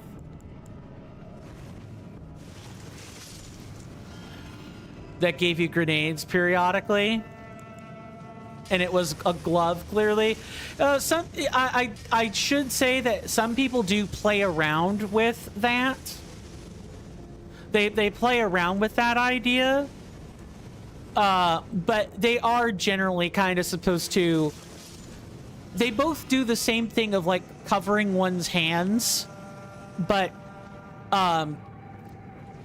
they are often used for different purposes. Gloves can be used in a variety of situations, though one typically would not wear gauntlets unless they are trying to protect themselves, if that's making any sense. Think of, like, your typical knight's gauntlet. When knights go to smack someone with their gauntlet or I'm sorry, let me back up. When gloves or when knights typically go to, like, challenge one to a duel, they will typically use a duelist's glove to do that. Knowing full well that a gauntlet, if someone tried to do that with, like, a knight's gauntlet, it would actually probably really hurt, because that's a piece of metal being smacked across someone's face. But that's just me. The dictionary could also, like, have an entirely, not entirely different, but a somewhat different definition of this. I should get back before I am now trapped here. Oof.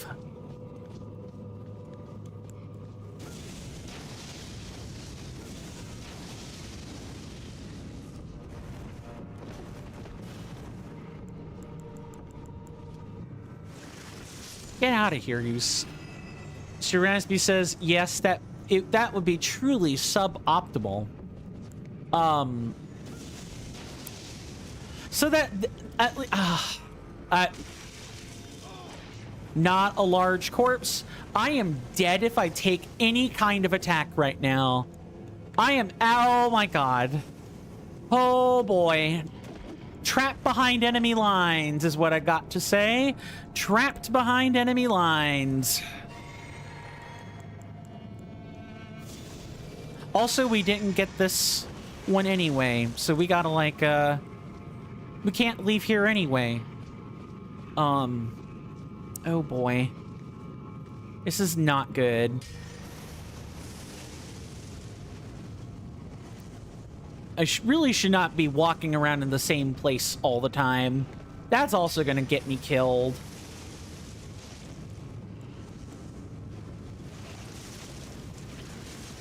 All right, and then get back behind this. I'm dead. Yep. Yep, I shouldn't have bothered. I should just not have bothered. Ah. All right, well, now we at least can just... I can't even think straight. You hear that off in the distance, my senators and inductees? That is an ad storm. In about 5 minutes, it'll blow over us, and then we can get right back to the gaming. Thanks. That, my fine friends, was the 5-minute warning for the commercial break, which we take at the top of every hour. This is the last one for the day, in fact. I want to just say thank you for hanging out with me today. You guys have been fantastic, truly. You know, through the hills and valleys of the stream, we've managed to somehow stick together without devolving into pure argument, which, as far as I'm concerned, after the topics of discussion for today, I call that a win. That said, if we want to keep doing that without, you know, unwarranted, end quote, interruptions, we do need to take those all-important breaks so that we can keep Twitch off our back while we have those somewhat contentious discussions. In about the next 4 minutes, there will be a timer at the top center of your screens that will indicate when the break starts and how long the break lasts. And during that time, there are going to be ads playing on Twitch, and I highly recommend that if you're anything like me, I don't like looking at ads, and I don't think you guys do either. Do feel free to get up and join me for the stretch break that I take. I don't like looking at those things. That's what I would do if I were watching other people's streams. I'd just get up and stretch during that. But that said, spend your time how you wish, because once that time is up, I will have returned to my seat. The ads will be well and truly over, and we can pick up where we left off. It really is just that simple. Mr. Jason says, in Breath of the Wild, good sir, do you remember Moragia? Was it that? Oh boy, I'm starting to forget. Oh, wasn't that the Fire Blight? Yeah, that was the Fire Blight Ganon. Or Fire Ganon Blight, excuse me. It's one of those. I've just fought and defeated Moragia in Hyrule Warrior. Oh, no, wait. No. That's not a blight. The game would have just said that. No. That is... Oh, isn't that Tears of the Kingdom?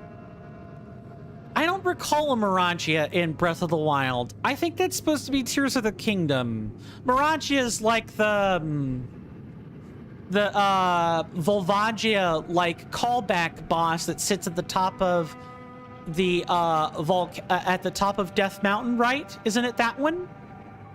And the one before you descend into the depths of the Elden region? Yeah, I thought that's what that might be. But glad you were able to defeat it, good sir. Mr. Raspy says, all right, I installed an audio player that lets me stream from Twitch directly into this app. And it allows me to set an audio delay, more exactly a video delay, so I could sync the 230 millisecond current delay of my headsets with the stream so the speech matches. That's awesome. I know that could be like an immersion breaker. I know that could be an immersion breaker, just like when the speech and the mouth movement don't line up, or the delays are all desynced. It kind of gets on, it kind of rustles my jimmies too, but I don't really have the same technical skill that Mr. Rasby has for getting that type of stuff to work. So I kind of just accept the way things are. That's me. I'm sorry, guys. Oh, that conversation from earlier, I think took a little bit more out of me than I was expecting. Not the stuff we've been talking about, but the spending a lot of energy talking about the current state of things in my own country. I think that's the one that kind of took a lot of mental energy out of me. But it feels great to get that out of my system. Truly. I will probably see you guys in after the commercial break. Please do stay safe and take care of yourself. I don't know how long I have, Mr. Jason, but please do enjoy that good cup of tea. I'll see you guys then. Thanks.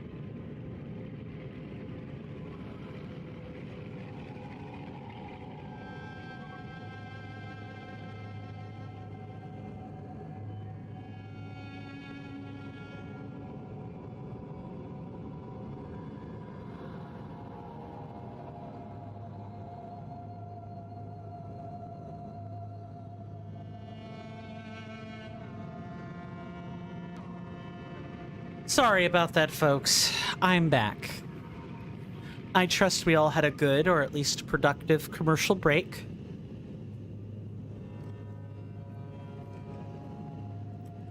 I hope so. Are we ready to make this last hour a good one? I sure hope so.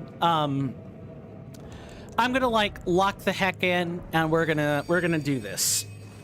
I would like to not die any more times today, if I can at all help it. I'm sure I probably will die more times, but I want to at least have folks know where my sentiments currently lie.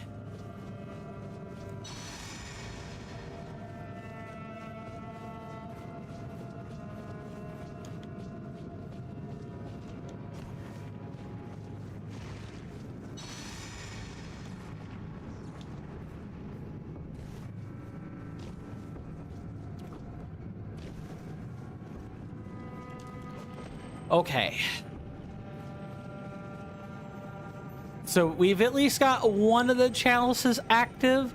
I feel fairly confident in saying that we needed, oh boy.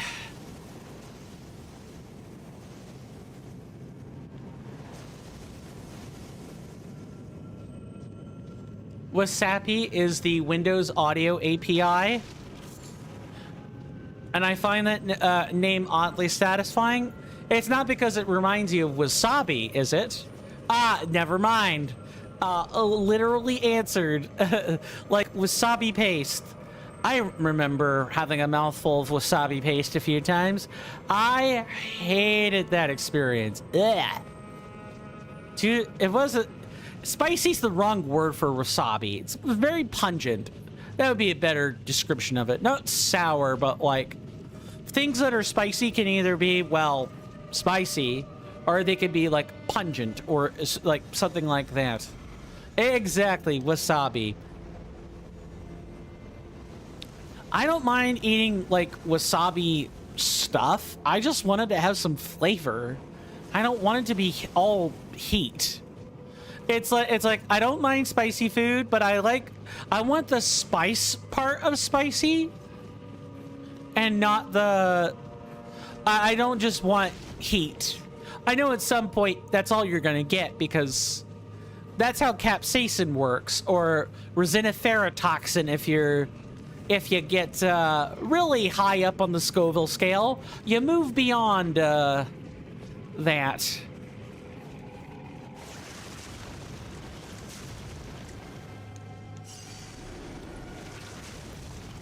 But, yeah, too much capsaicin, gingerol, piperine, or other similar things is like...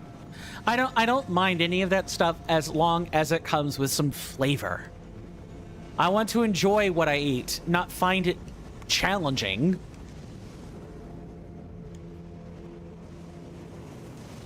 Oh. Yep. Get through here. Just go through there. Mr. Rasby says, fun fact, my sensitivity to spiciness is very high. Sometimes soup is too spicy for me. Like temperature? Or do you mean like, sorry, yes, we're talking about like how hot something feels in our mouths. But I'm wondering, I want to make sure I'm just not crossing wires. We're not talking about like sensitivity to cardamom or something. We're talking about bona fide capsaicin.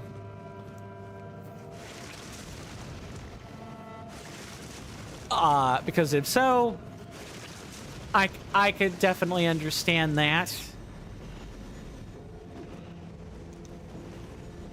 Oh boy. Oh boy. Yes, let's not die. Please and thank you. Oh God. Ugh.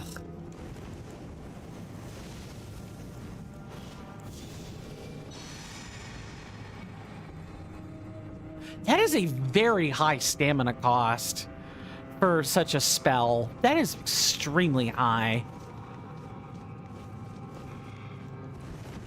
Okay, but now what we do is we go back across these two trees, and we probably have to wait there one cycle, and then we can use the chalice to like cross through to the other side.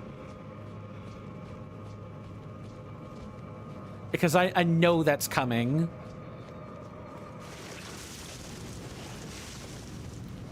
I cannot get hit by this large one. I will die if that happens.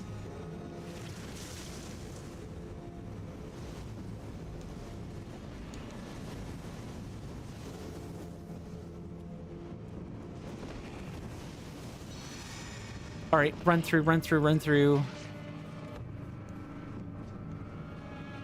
Run through one more time.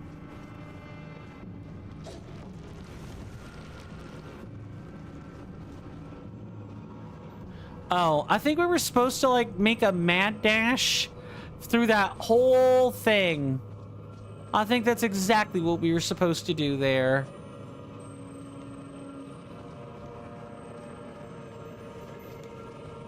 Yeah, that's exactly what happened. What was supposed to happen. Okay. Got it. I know what to do now. I know exactly what to do now. We need to move, move, move. We have no time for loitering.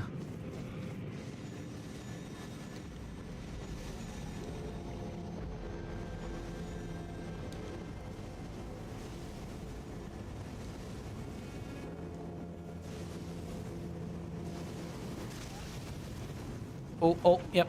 Don't knock me anywhere near that, please. I do not want to deal with that. I probably have just enough time to, like, stay here a second, and then I need to move. Yeah, I used to preside over a hot wing or, like, a buffalo wild wing eating challenge when I was in college. So, like, I've had some spicy stuff. I know about where my limit is. Like, jalapeno is fine. Habanero gets to be a little bit testy. Anything after that is like, okay. Yes, too much heat, not enough flavor. Too much heat, not enough flavor. Okay, this is it right here. Take this and run. Run, run, run, run, run. Run like it was yesterday. Keep running, keep running, keep running, keep running. Keep going.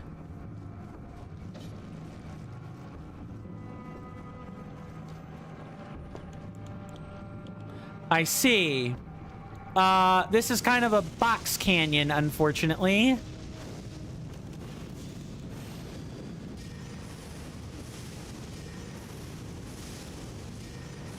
I need to kill this, though, or we are going to die.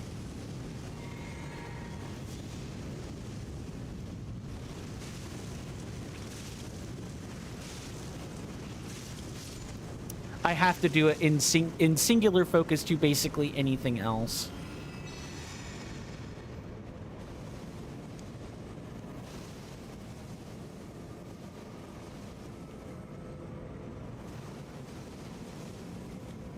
I need to be careful.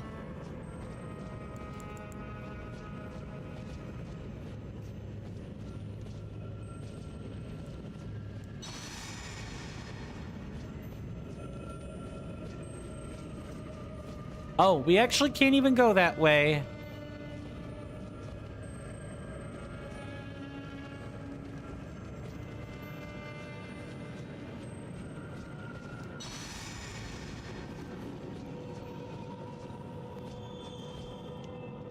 Okay, I need to get, like, undercover somehow. Long enough for me to write this.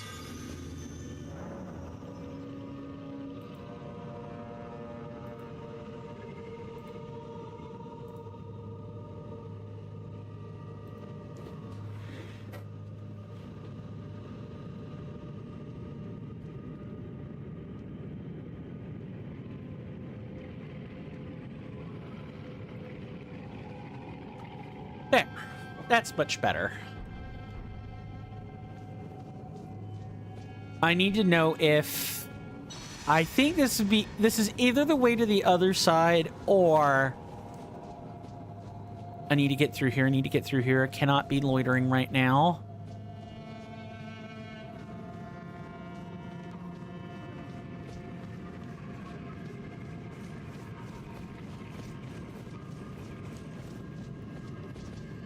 Oh, more of them.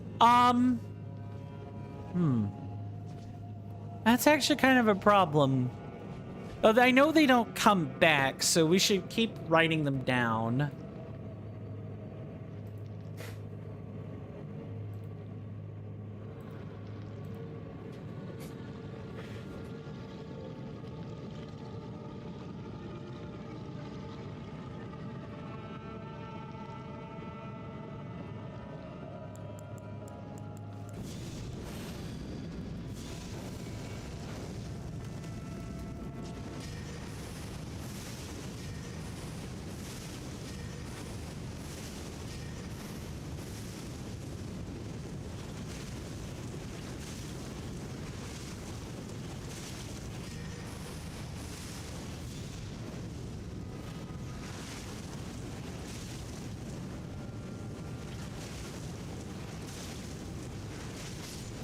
8,305 health. That's about what I thought. And we have this like glittery thing here that we can pass through. We're obviously not done yet. Obviously not done. Mr. Resby says, in true vibe coding fashion, I had to reboot my PC when adding media keys to the system because the thingy that caught the keystrokes was catching all my keystrokes and couldn't type. Mid-text to the LLM to try to solve after a restart. The program auto-started and had no keys again. Used Task Manager by mouse because I got a taskbar shortcut and closed that thingy. Found the experience very funny. With the experiences with the LLM, huh?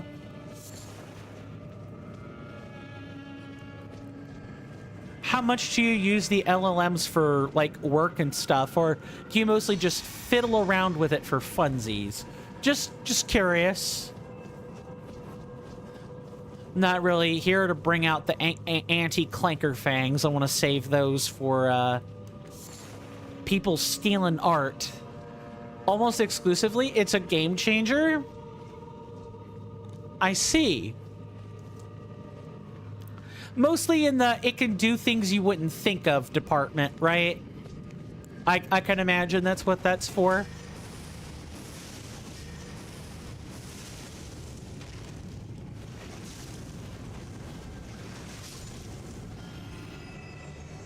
Mr. Rasby says, so much that the customer bought me a second subscription. I use it on the second machine too.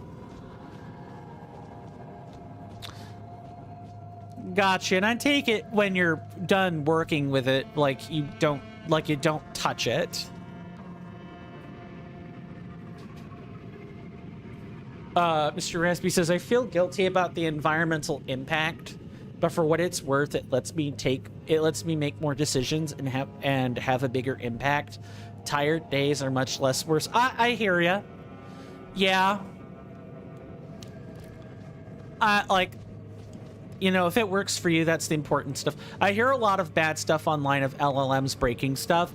That's mostly because people use the LLM to act as the substitute instead of using the LLM to, like, quote, save time, and then, you know, like, using it and then using a different LLM to, like, fact check or correct the previous LLM's work, quote, end quote, and then it's just a never-ending cascade of spaghetti code or other stuff. My experience, LLMs have a much higher things go bad ceiling. That's very much a skill issue. Yeah.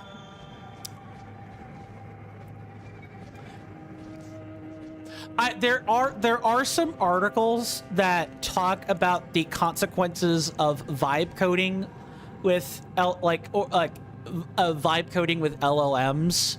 So I do kind of worry about that, where like people that use the AI or LLM to vibe code have effectively have Swiss cheesed their own minds, but it's out of Pandora's box. It can't go back in Pandora's box. So it would be better if people learned how to mitigate that sort of stuff. Mitigate the damage it could do rather than trying to avoid it in their work these days.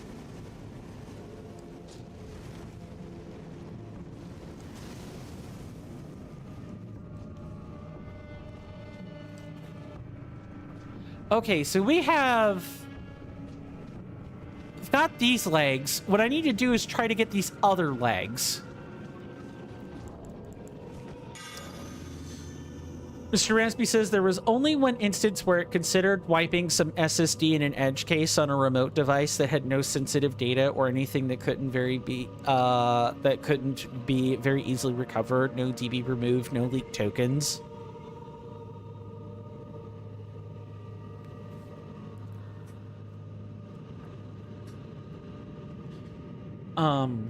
Yeah. I mean, at least the cases are minimal.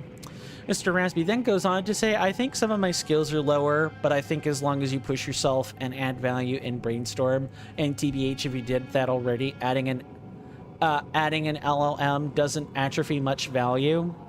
Yeah, it's like, it's right on the border of like, yeah, you're using it for work, but the temptation to use it outside of work in order to just think for you can be a problem. I worry about that because that's kind of what's happening here in the States. People are just using ChatGPT, Gemini, Claude to just think. So they're not thinking. Like it's contributed to our literacy rate very, very negatively. Mr. Resby says, if you use it to think extensively for you, that obviously won't get you skills. But here I wouldn't blame the individual nor the LLM. But I'd ask myself what makes the situation appealing. The person is not stupid. They know what they get themselves into. At the very least, I don't want to add a penny in the pot of, hey, you shouldn't do that. Mr. Raspy says, I use it outside of work too to help me decide various things and browse various things. It certainly makes some topics look very much more accessible. I assume you check the sources it's citing though. Because, I mean, garbage in, garbage out, right? If you're not, like the AI or LLMs are using the sources that are on the wider internet or whatever closed data network it's using, and if it was fed garbage, that's what it's going to tell you. And the LLMs don't always cite credible sources either. For example, Reddit. Now, I use Reddit for lots of things, but I know it is not, quote, a credible source, end quote. I know to look other places. About the only thing I really would use an LLM for is to just do, like, the deep research. Let it do the research for me while also doing other research at the same time. That's about what I would use it for. And then I could come up to my own decisions that way. Mr. Resby says, well, usually not. I don't check the sources. I rely on the epistemic pattern of catching inconsistencies. So, yeah, you check to see where it's saying something and then contradicting itself. You don't use it for news? Me neither. I only use it to let me search articles. I definitely would... I'm dead here. Dagnabbit.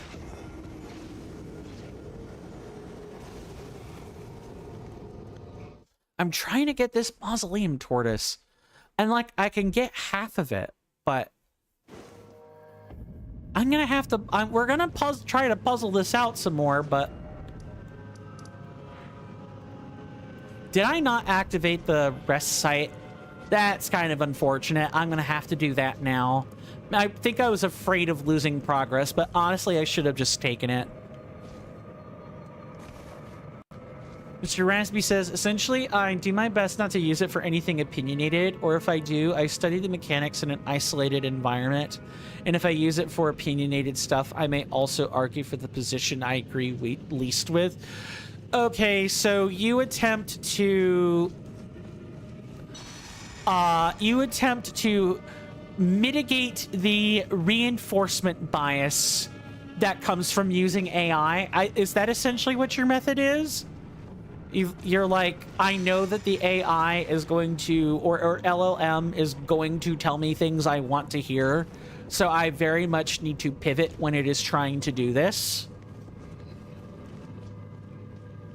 I'm sure that may not be actively 100% accurate, but that's the way I understand it, at least. All right, let's get the rest site first so we can deal with that. Mr. Raspy says, but either way, I don't use the information to make arguments or debates. I recognize that a lot of the stuff has a high chance for it to be biased or just unhelpful to use as leverage. Yep. Okay, so you have a good idea of where AI's limitations, or more specifically LLM's limitations are. Which really is about all I can ask for.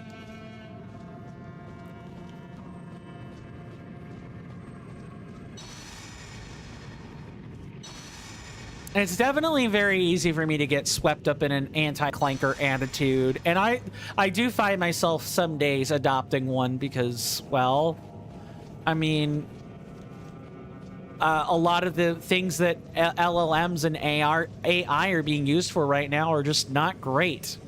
It's being used to shortcut and cheat people out of work, but I try to remember that every technology, for the most part, every advancement or discovery has uses. Mr. Jason says, once again, good sir, I'm not suggesting a raid today, but surprisingly, Suremu Games is live at the moment. That's interesting because he usually streams from 3 p.m. Mr. Jason time, and it's 9:24 p.m. Mr. Jason time right now. If he's live, I'll think about it. Or if he's live, I'll probably raid him out. If he's not live, no big deal. You know, I think I'm okay now. It's just...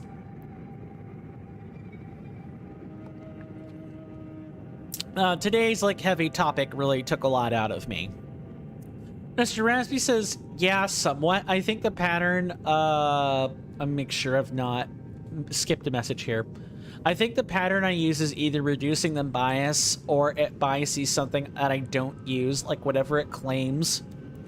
The more money I put into something, the more I will be critical of it. Yeah, so like you were already a skeptical person, to my knowledge. Like I've heard you call yourself a skeptic, so I think I can reliably say that. So I don't think that that using LLMs will have the same effect, quote, on you as it would other people, because you already try to mitigate against biases in the first place.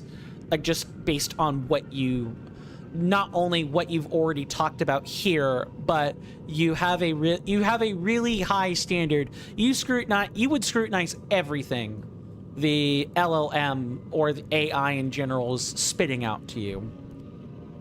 Mr. Rasby says, yeah, well, I appreciate not being super anti-AI as a whole. I had a friend who I disliked talking to. There was no room for balanced, productive discussion. It was just X corporation bad, Y technology is bad in every way possible, on repeat, cranked up to 11. Well, I mean, it's hip to be anti-AI. What can I say? And I don't mean that in the sense of,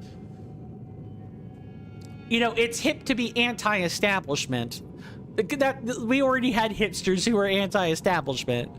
But right now, because all the uses or a lot of uses for AI are being used to cheat people out of their work and leave them not getting paid, it is hard to support a technology when all the uses you see of it are just anti-people. Whether that be, oh, AI is scraping data of artists that post their stuff online, so now artists can't use that space because AI has scraped that space without anyone's consent, without compensation. Like, the issue is not the AI, the issue is ethics. The LLMs and AI are scraping people's data with no compensation and are effectively using the data they scrape in order to skimp on paying future people in that field, paying future artists in that field. Or, this is a real nightmare scenario, but it's one that's playing out in the US right now. AI and targeting systems. I think I remember having some of this discussion like years ago, when I was still in college for, like molecular biology, which was what my major was at the time. And I said, I used the example of someone engineering a biologically specific virus to attack people. Someone who tinkered with the with a virus or a bacterium to favor people of a certain genetic background. That would be really scary, right? But at least that, even that, as scary as that is, still operates by a certain set of rules. You can optimize it, but there will always be rules. And you can find whoever originally engineered that that bioorganism and make them pay for their transgressions. You can do that. In the military, there have been contracts with Palantir and others, at least from public reporting. So that's not 100% accurate, but it is accurate enough that most people are kind of saying the same thing. There's at least smoke. The U.S. military has attempted to use AI in order to enhance their targeting systems, and essentially to enhance them in a way that would render the precision of the U.S. military obsolete. Moreover than just carpet bombing people, right? Imagine an AI that could target you based on what your social score was. Or how many infractions did you have today? How many rules did you break? How many laws did you break today that the flock camera or something else nearby saw you doing and you didn't know you were being watched? And I promise I'll go back and read all the statements in a second. I want to kind of illustrate my point here. Now imagine that on military targets. And instead of a human making the very careful decision, like very calculated decision to blow something or someone or some place up, an AI just decides, snap of a finger, to do that. Guess what? Now we don't have an accountable person for the purposes of determining, you know, the war crime. We could say the programmer, right? We could say the soldier or the official that's oversaw the computers doing all that work, but the human reaction to that is going to be, well, I didn't shoot anyone. Why are you targeting me? Let's just deactivate the clanker. It removes accountability is what it does. Or using AI instead of allowing people to work the entry-level white-collar jobs. Because why do I need to pay someone when the AI could just tell me, you know, what X or Y is? And you know, if something is wrong, then we'll get the AI to, like, tell us what went wrong. The more nebulous uses of AI keep a lot of people, I think, from being supportive of something that, when applied right, could actually save lives or make life better. It's not being used for that right now. It's being used to fuel a dystopian nightmare. And so a lot of people, just in order to save the mental bandwidth, are like, yeah, I'm anti-AI. Burn the technology. And anyone who has programmed it, anyone who has used it in an application, just shun them. There are people that given the exhaustion, like the general population exhaustion that we experience today, are just, they are completely shutting down and not bothering to analyze the situation, because at that point, no matter what else is going on, human beings being exhausted and fatigued from dealing with struggling all day, this has left the realm of whatever logistics we're talking about. This has left the realm of the subject we're talking about. This has entered the emotional, irrational component of the conversation, where now people are angry, upset, tired, mistrustful. It doesn't matter. You could tell them that there's going to be a rainbow tomorrow and a potluck, and they would be too busy looking out for the next, like the next thing that's going to threaten their survival. We have entered that point of society. Let me make sure let me now actually catch up. A lot of it comes down to, I'm sorry, Mr. Jason was saying, tomorrow, Mr. Coin, is the Legend of Zelda Majora's Mask Day. Nice. I'm sure you're looking forward to that, good sir. Mr.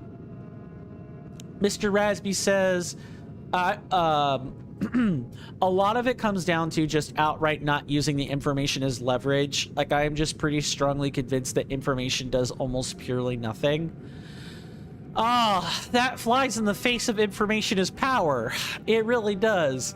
I guess for me, I mean, like, what happens when you can get information? You can have any kind of information that you want. Misinformation, disinformation, malinformation, it all has a use. I could tell someone one thing based on misinformation and then have the real information there that I can actually use. At some point, I suppose at some point information stops having power because it's all about what you use it for. And I don't know. My mantra is information is power, and having information theoretically gives you a lot of power. Mr. Jason says, I am not personally fond of AI, but if I had to pick one, I would say that my favorite one is Jason AI. It's also unbiased. Well, I don't know about unbiased, but I do get the levity you were trying to inject in the situation, good sir. Then Mr. Jason says, hashtag opt in to Jason AI. We're going to get to that point where people are going to be modeling clankers after themselves. And now instead of Facebook, it's going to be like Zuckerberg AI or Zuckerberg LLM, or it's going to be Bezos LLM, and I'm going to be, ugh. I'm going to retch in disgust. Ugh. Mr. Resby says, most people I disagree with, if it's something at least a little emotionally charged, to change someone's mind is very hard, and it's absolutely not a facts match. Yeah, I think I eventually came around to that. Facts don't change people's minds. Facts are a decoy. Facts are used to justify people's rationalizations of things. Yes. What makes it worse is that there's almost no belief I could think of that you can't rationalize yourself into or filling in gaps, so much so that I feel like emotionally dealing with some stuff in some way is some way genuinely leveraging that mechanism to your own well-being. So in my worldview, pushing anyone in any direction toward a belief could be more harmful than good. So my goal is really just deconstruct the many ways in which a human brain could be hacked. So much so that I want to at least talk about what's the best we have. Yeah, like there's something to be said for, you know, AI is opening new windows into how people, I know we've done a lot of staring at this stress site. I'm so sorry. We've gotten a really deep, profound topic that doesn't make my brain combust talking about it.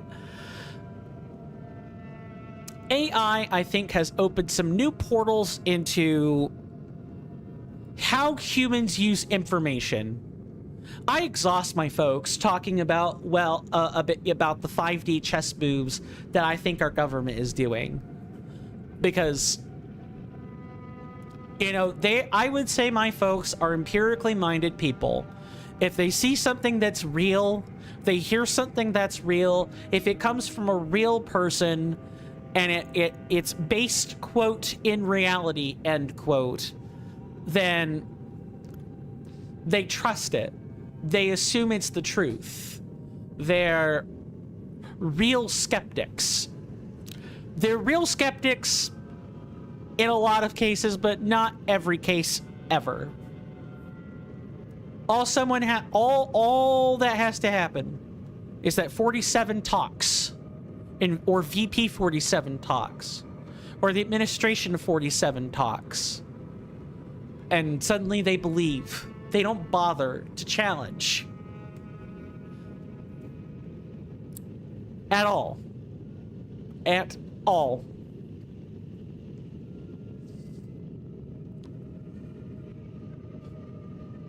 So,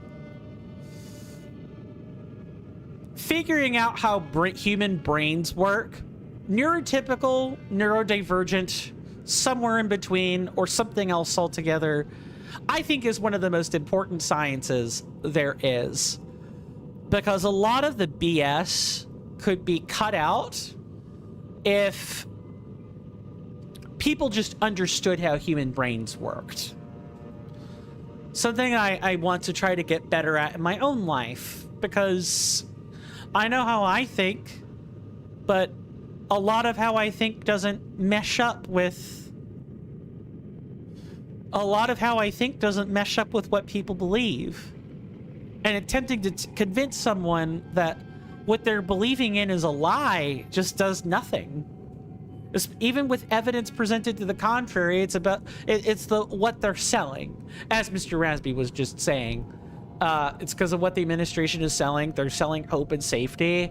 The more someone is in need for that, the more they will fall for it. Yep, that's exactly right.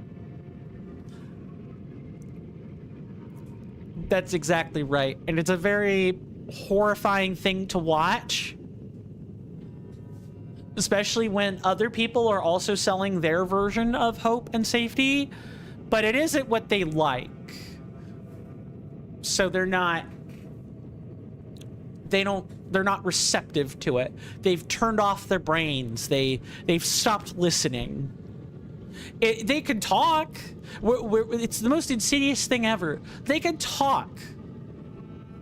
And they say they're listening, but they don't. They lie. They pretend to listen. They pretend to care.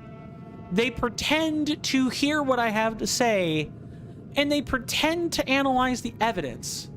But then they come out with a completely different conclusion. Or just meet me with baseless, unnecessary skepticism. Mr. Jason says the most important information that anyone needs to know. Follow the Coinstamp channel and you'll receive all the content you could want, whether it's blessed, blurst, or cursed. Some of today's content or content I would consider very cursed. But if you came here for conversations of all stripes, well, you found your place. If you came here looking for a Markiplier experience, you will not find it, folks. But if you guys were looking for deep dish discussions where maybe someone unrattles their hinges a bit, well, you found it. Then Mr. Jason continues to say, and more, especially since your benefits are all baked. He says baked, but banked into Coinstamp's hallowed halls. Too true, good sir, too true. Mr. Raspy says a society full of well-educated, well-connected people with their emotional needs met. They're not susceptible to propaganda. A society full of people being in a pit is obviously susceptible to propaganda a lot more. Mr. Raspy says, I mean, they don't need to pretend. You could own bullshit beliefs genuinely. Yes. The rationalizing part of your brain can fill in the gaps for you. This may be a hot take, but I feel like people with insane beliefs or lines of thinking are not being actively deceitful. Or if they are deceitful, they are convinced that the opposition is doing the same, if not more. Yup. It's well, what about Obama? What about Biden? What about all these other administrations in the past? What about them?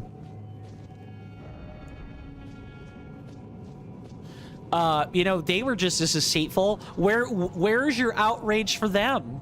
And I'm, I have to take the position of, well, no. Back then, I didn't take that position because I didn't know.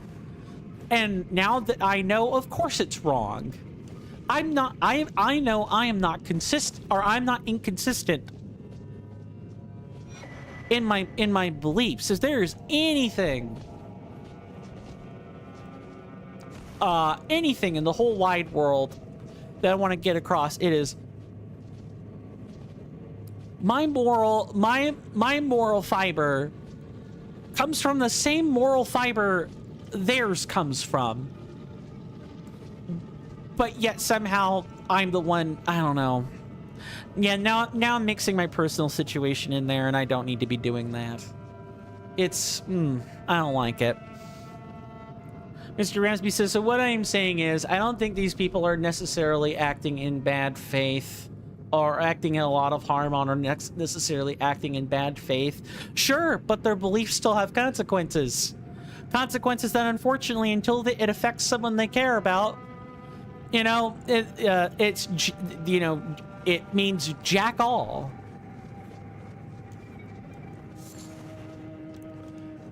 And it sucks. It doesn't have to be that way. Like, it really doesn't have to be that way. Sorry, but thinking that the you know, that the sky, that there are unicorns in the sky does have consequences. It may not have immediate consequences, but it has consequences. And boy, when those consequences come home to roost, they will come home to roost. Mr. Jason says, Mr. Raspy for president. I'd be down for that. That would be better than what I would. That's better than what I have right now by like 10,000% guaranteed. His first official act is the buy two, receive two act. Yes, of course. You love that joke, good sir, is what I will say. I think Mr. Raspy hit a slam dunk with the buy two, receive two, really. A president approves laws, doesn't propose them. Maybe if I was part of parliament, a senior or something. I mean, maybe. So, believe it or not, the president does often write things into law. He approves laws that Congress is supposed to like hash out. But the executive order is allowed to smith laws. There's actually not that much difference between enacting and performing the will of the legislative by writing law, or by like signing what Congress passes into law, and writing federal acts which are already acting under the auspices of enacting the will of Congress. So you don't need to go run by Congress. You could just tell Congress, this is how I have to enact what you want. You know, we don't need to go back to we don't need to have another House session just to do that. I could just put on a new act, or write in a new act that will supplement the existing law, and there you go. That's how you get that is how you smith law into shape. Mr. Raspy says, if I had a coin, each time a distinct friend made a joke about me being president, I have 2 coins, which isn't much, but it's weird it's happened twice. I mean, I will say this. America can certainly use your level of scrutiny on lots of things right now, instead of just people believing every little, like, crystal, like therapy crystal ball, like astrology latent belief under the sun. I think we could use a lot more scrutiny. Mr. Jason says, too true, good sir. Then you and I will be a proud member of Mr. Coin's presidency. We'll absolutely make sure that we ratify the buy two, receive two act, or the 1+1 act. Oh my God! Yes, the 1+1 act, where it's mandated that you pay for what you get, and you get what you pay for. Imagine having an anti-scam law put into place. Incredible. Mr. Raspy says maybe that's a difference between America and Romania, but maybe it works the same way here too. No idea. I don't know. You'd have to look at your own country's like government structure. I can only tell you how it works here, where on paper, what it says is Congress writes the laws, Congress makes the laws, the president and the executive enforce the laws, and the Supreme Court, the courts make sure that the laws are legitimate and abide by the framework from which we make and write laws. But in practice, sometimes there's overlap. And that overlap takes the form of presidents writing supplemental procedure or being given some latitude on how they enforce the will of Congress. Or sometimes both Congress and presidents have done this, where they will run something by the Supreme Court, and while technically they are not allowed to say, if I were to write this law, this would be how I would get it to pass the court. They're not allowed to coach someone on how to pass the Supreme Court. But what they are allowed to do is say, is to keep a warehouse of their interpretations, and Congress and the United States president can use that interpretation to say, yeah, I know if we write it this way, that it will probably pass the interpretation requirement for law, for like it being confirmed into law. Mr. Raspy says, well, I appreciate that you appreciate my level of skepticism to stuff, but note that I also have some major downsides. Being impartial or fighting for some kind of balance also means I tend to incidentally abandon people who are deeply affected by some specific issue, as I have a hard limit of how much I'm invested in one particular thing. I also don't have as much, I also don't enact as much action as someone with less skepticism. Yeah, a lot of people would be like absolutely miffed by the wait and see approach. But I don't know. I keep trying to tell people, especially like my more progressive friends, I keep saying, are you really sure you want the government to do this? Think about it. Yeah, it sounds great. Government, like free healthcare, quote unquote, like taxpayer funded healthcare, sounds great. What happens when the government has firm control over that healthcare, right? And just decides, oh yeah, by the way, I don't really think you're worth this healthcare, so I'm gonna deny it from you now. And it's not even just the, oh, I can deny you this now. It is the all the right people are in all the right places that all think the same way and all want to deny you that thing right now. Suddenly this great communal benefit that you have clamored and worked for so hard to vote in and get people to enact into law has suddenly been rendered a pile of legal mulch, and it's not worth anything. Mr. Jason says, I truly love that though, Mr. Coin. If I were to buy one Velvetizer, I would receive one Velvetizer. And then if I bought another one Velvetizer, I would also receive another one Velvetizer, right? Right? Ah, yes. Drinking chocolate. It is the gourmet drink of choice for anyone who can't handle tea, coffee, or alcohol. Mr. Raspy says, goes on to say, and I can also afford this level of skepticism. I have a pretty complete framework of how humans work and how to live life and such, or complete enough that I'm not in desperate need for hope. And well, I also happen to specifically have played social deduction games and am somewhat the target audience for stuff like poker, explicitly understanding what others see, which is like a really good counter to misinformation, manipulation, and that stuff. Exactly. It would be hard to hoodwink someone with those kinds of skills. And how do I word this? How do I word this next part? That level of scrutiny would not only be useful in domestic law, but also in foreign policy, right? Because there are, like, let's say, actually, I could even just ask, do Romanians have a country they don't like in particular? Like, we like just really do not want people from, like, at all, at any point, for any reason, not even defections.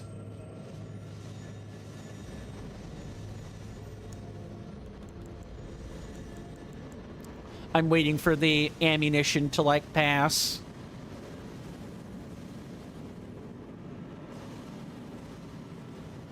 Okay, that's probably good here. Mr. Rasby says, I also would like to believe that I'm pretty sturdy against insults, judgment, and witnessing injustice and uncomfortable stuff, so I could wrestle up with said stuff. Yeah. People wouldn't really, I think people would have a hard time riling you up. It would have to be something pretty specific, and specifically tailored to you, which, if you were a politician, enemies would definitely dig up dirt on you and try to use it. Like, I know in my case, people would definitely use the fact that I am a spectral to try to gaslight me, because autistic people in general are fairly susceptible to being gaslit. And once we start questioning our own logic and sanity, we're not really useful anywhere. The self-doubt piling up is a pretty big crippling is a pretty big amount of crippling space in our heads. Like, that's the difference. Other people are more susceptible to emotional manipulation. We're susceptible to logical manipulation. Some autistics are susceptible to both, of course. Some are more natural empaths, but I digress. If you're in politics for any length of time, you will make enemies with someone, and you don't even have to make enemies because they're on the opposite side of an issue compared to you. You could just make enemies with someone because you're in their way of advancement, and so they're going to play nice, but they're also going to be out to get you.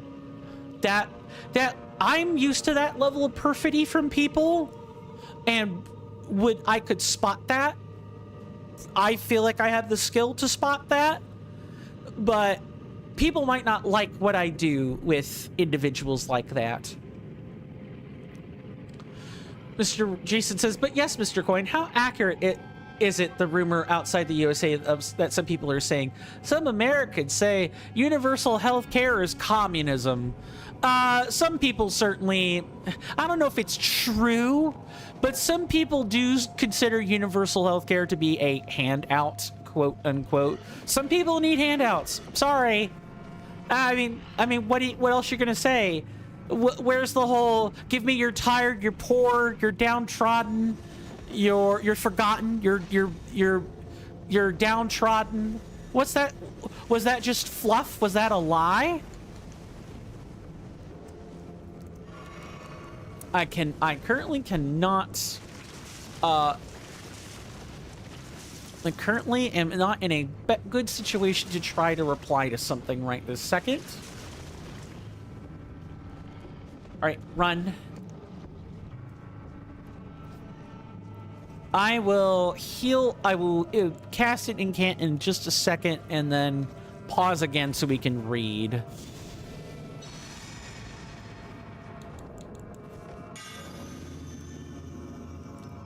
Some feel that way, Mr. Jason, but I think a lot of people would say it's not really the collectivist aspect of communism that's the problem, it's the authoritarian aspect.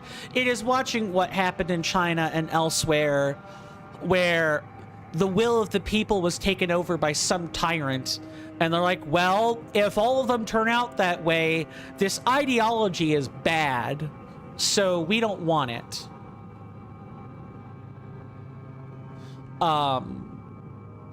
I don't think universal healthcare is communism.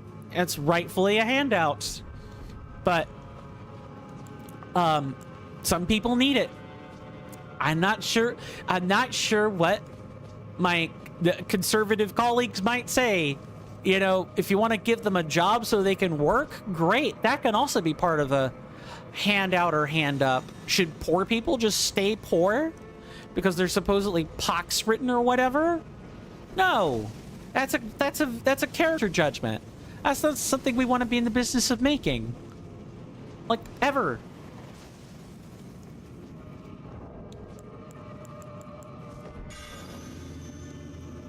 Mr. Rasby says, well, not quite on that level, but sometimes people dislike Hungarians, sometimes Ukrainians, but mostly Hungarians.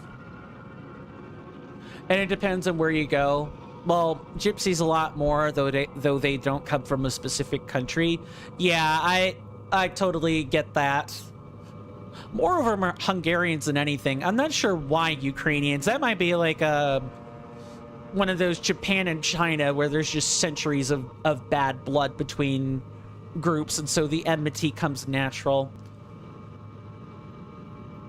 Mr. Resby says, fun fact, well, surely you know this because you were up to significant news, but the dictatorship in effing Hungary ended after their leaders supported the far-right presidential candidate we had here when that candidate was clearly against Hungarian-related stuff. His betrayal was so visible and considerable that the dictator essentially lost elections for the first time in 20 years. Yeah. Go Peter Magyar. Clear win. I want the Hungarians to get their democracy back. They should have never left them. Fantastic. Giant middle finger in Orban's general direction. The biggest of middle fingers for dictator Orban. I hope he gets his legal comeuppance for that, for the stuff he did.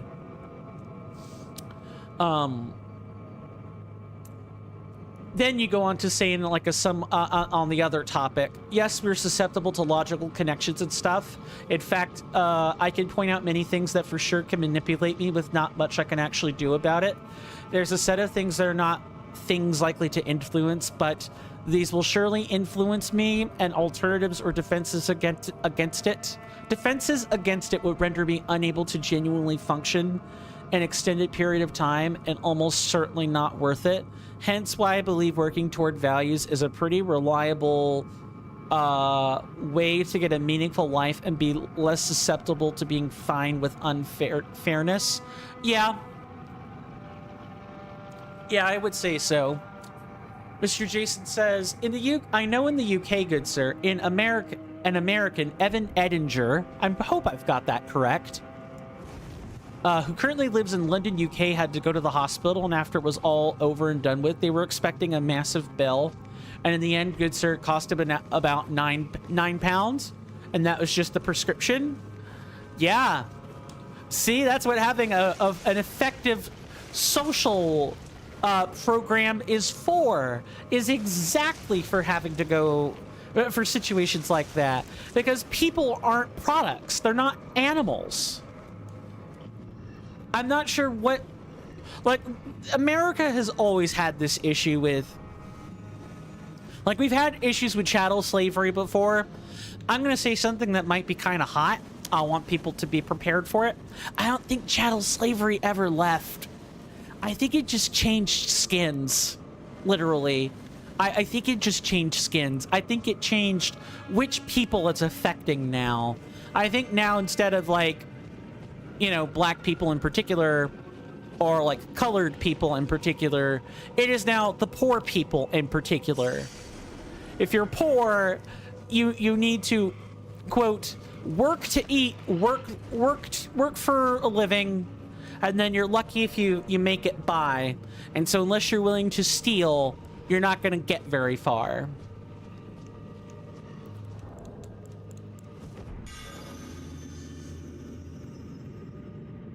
Mr. Rasby says, oh yeah, people here in Romania really dislike the country, but I went to uni for free almost the entire way aside from the beginning, and it's because my grade was super low, but only for like the first months. And when I had terrible stomach issues or health issues, it was free to go solve that, including the meds.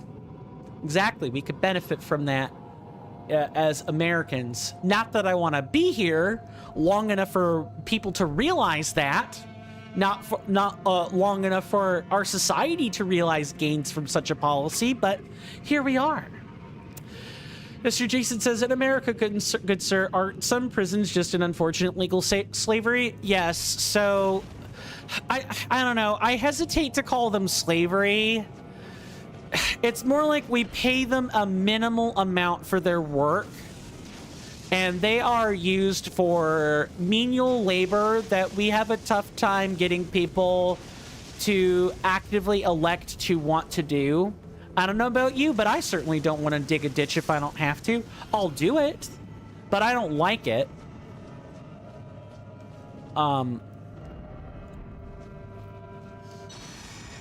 Yeah, I don't like it too terribly much.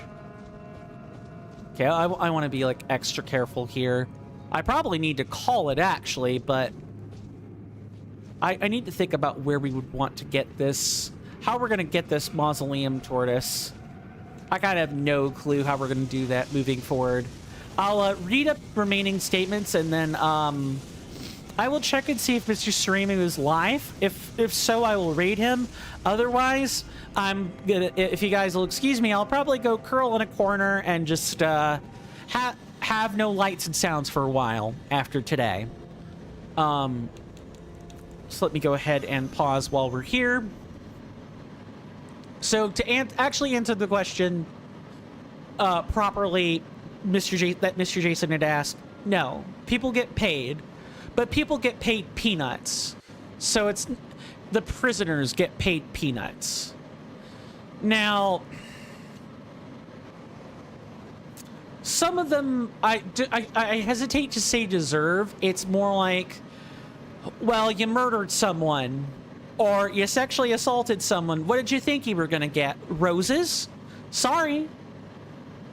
That's just not going to happen. You have to serve some kind of a penance for that. I want to make sure I'm not, like, keeping this paused for incredibly long stints. It's more like we use them as scab labor. As in, like, the scab you pick off that you pick off your arm if you're bored and you're like, this itches. Yeah, you might, if people do something like that, like scab labor. Because they're paid something, they're given room and board, the prison, quote, end quote. They're given food at whatever quality the prison can get and or is will to dole out to prisoners. And then otherwise, you know, they're there to serve out the remainder of their sentence. We definitely use penal labor. Whether it constitutes slavery depends on interpretation. I would kind of class it as legal slavery because they're not paid enough to keep up with inflation and they could buy very, very little. But technically, no, it is not slavery. Mr. Raspy says, and for my ADHD meds, I don't need to pay for the consultation, and for one of the very expensive meds, I only need to pay for one of the meds and a supplement, and that's it. I pay like 5 times less than I had to pay for it myself. Yep. I need to, like, keep an eye on my 6, my 12, my 3, and my 9, because these creeps can pass through the freaking wall, is what they could do. So it's like here. So, like, what? We want to head somewhere this way? If we can, like, cut a path to there, we might get our mausoleum tortoise.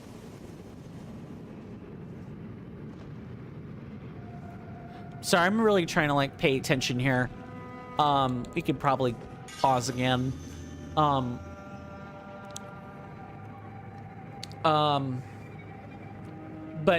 yeah, we could benefit from a system like that.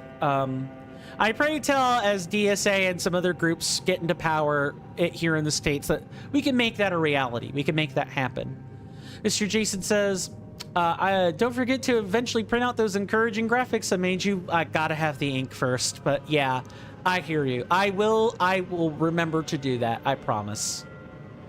Mr. Rasby says the prisoner's dilemma was actually about if it's worth working while in prison for some money. I mean, maybe. It probably is. Because, you know, you got to be able to eke out a living. You can't be wholly reliant on the prison. At least I don't think so, but can't do much. Oh, yeah, never mind. It was a Kappa. I think the actual like premise of a prisoner's dilemma is a logic problem. Mr. Raspy says, man, I forgot. Next stream, I want to share a clip I made like 8 years ago that's super short and kind of funny. Kind of funny. That is channel thematic. Sure, go for it. You know, next time, assuming that you've got a good day lined up, or you're not struggling tomorrow, Mr. Raspy. Go right. Feel free. Mr. Jason says, I know one terrible thing about the USA, although it may be a massive over-exaggeration. Visiting a doctor, that's $1,500, please. $1,500? That's like the price of a visit. I have X-ray scans and MRI imaging that's worth like $15K. Oh my God, like 10 times the amount. I would kill for 10% of the debts I currently have. Oh, sorry. America, consider the American trigger reaction right here. That is what you just bore witness to. Oof.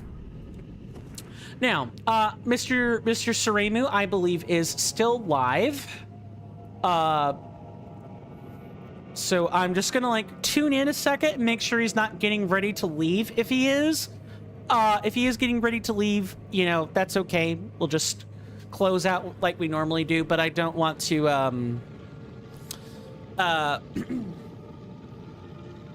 don't want to put you guys into a raid only for the streamer to close, what they were doing. And I'm gonna have to do this while keeping my eyes on like 10 other things.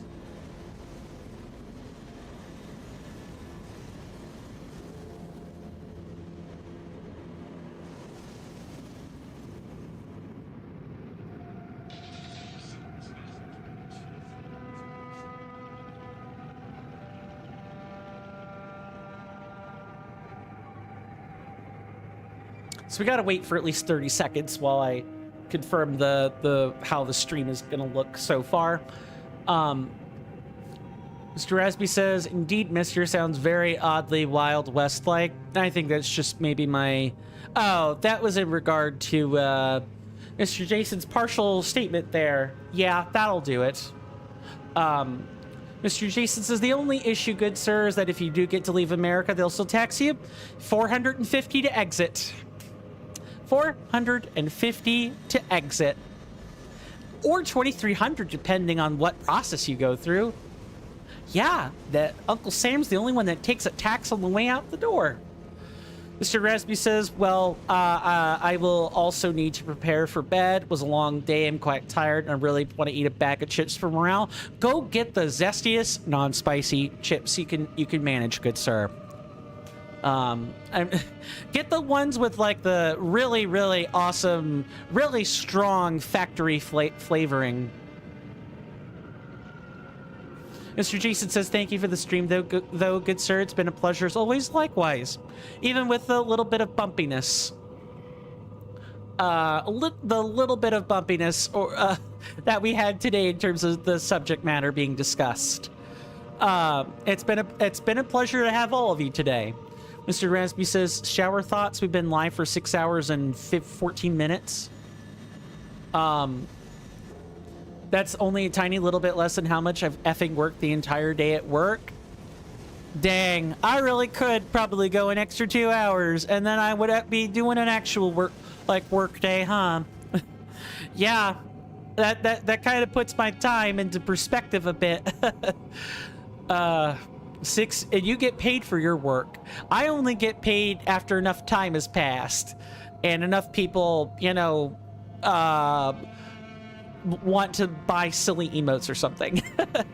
Mr. Jason says $450. That's a Nintendo Switch 2 until the 1st of December, and then it's $499.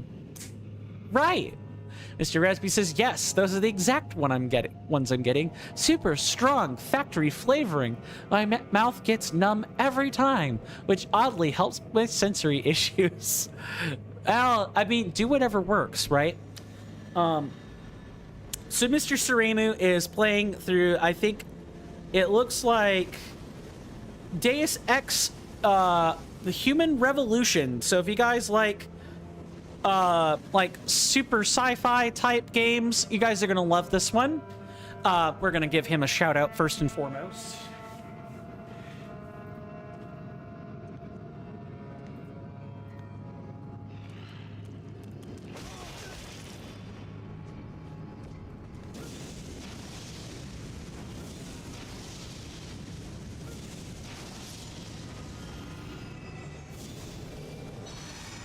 Any more of you want to come out of the woodwork?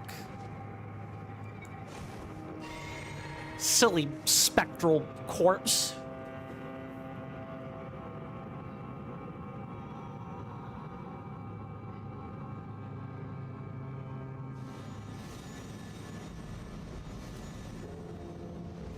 If you guys haven't given him a follow, please do so. Otherwise,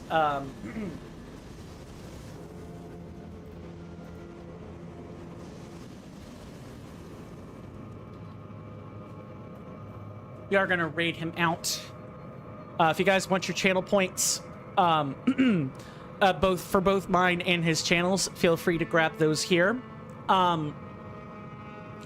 Resby says, one last thing before I go. I used to spend hours on end talking to some AI chatbot in 2017 to 2019 or earlier. You were in complete awe. It was the most insane thing ever. And now I can't believe it's normalized that I talk to an effing artificial intelligence to help me work. Yeah, it does kind of sound like something out of the Jetsons or out of like, you know, science fiction, doesn't it? Or me guiding it to work, or you could chat to it anytime. Yeah, that's kind of cool and completely something out of science fiction, yes. Mr. Jason says, you just realized there's a gen stream tomorrow? Nice. Nice. I could see that spectral corpse there. You were entirely amazed when GPT 3.0 was that out? Mm-hmm. That said, we're getting close to when the thing's gonna rate us out, so my name is Coinstamp, folks. This has been another session of Elden Ring Reforged Deathless, all content, fire spells only, the routing. You guys know the algorithmic stuff to do, but please do stay safe, take care of yourselves. You're welcome amidst my hallowed halls anytime. And with that, I'll see you guys in the next one. Farewell and goodbye.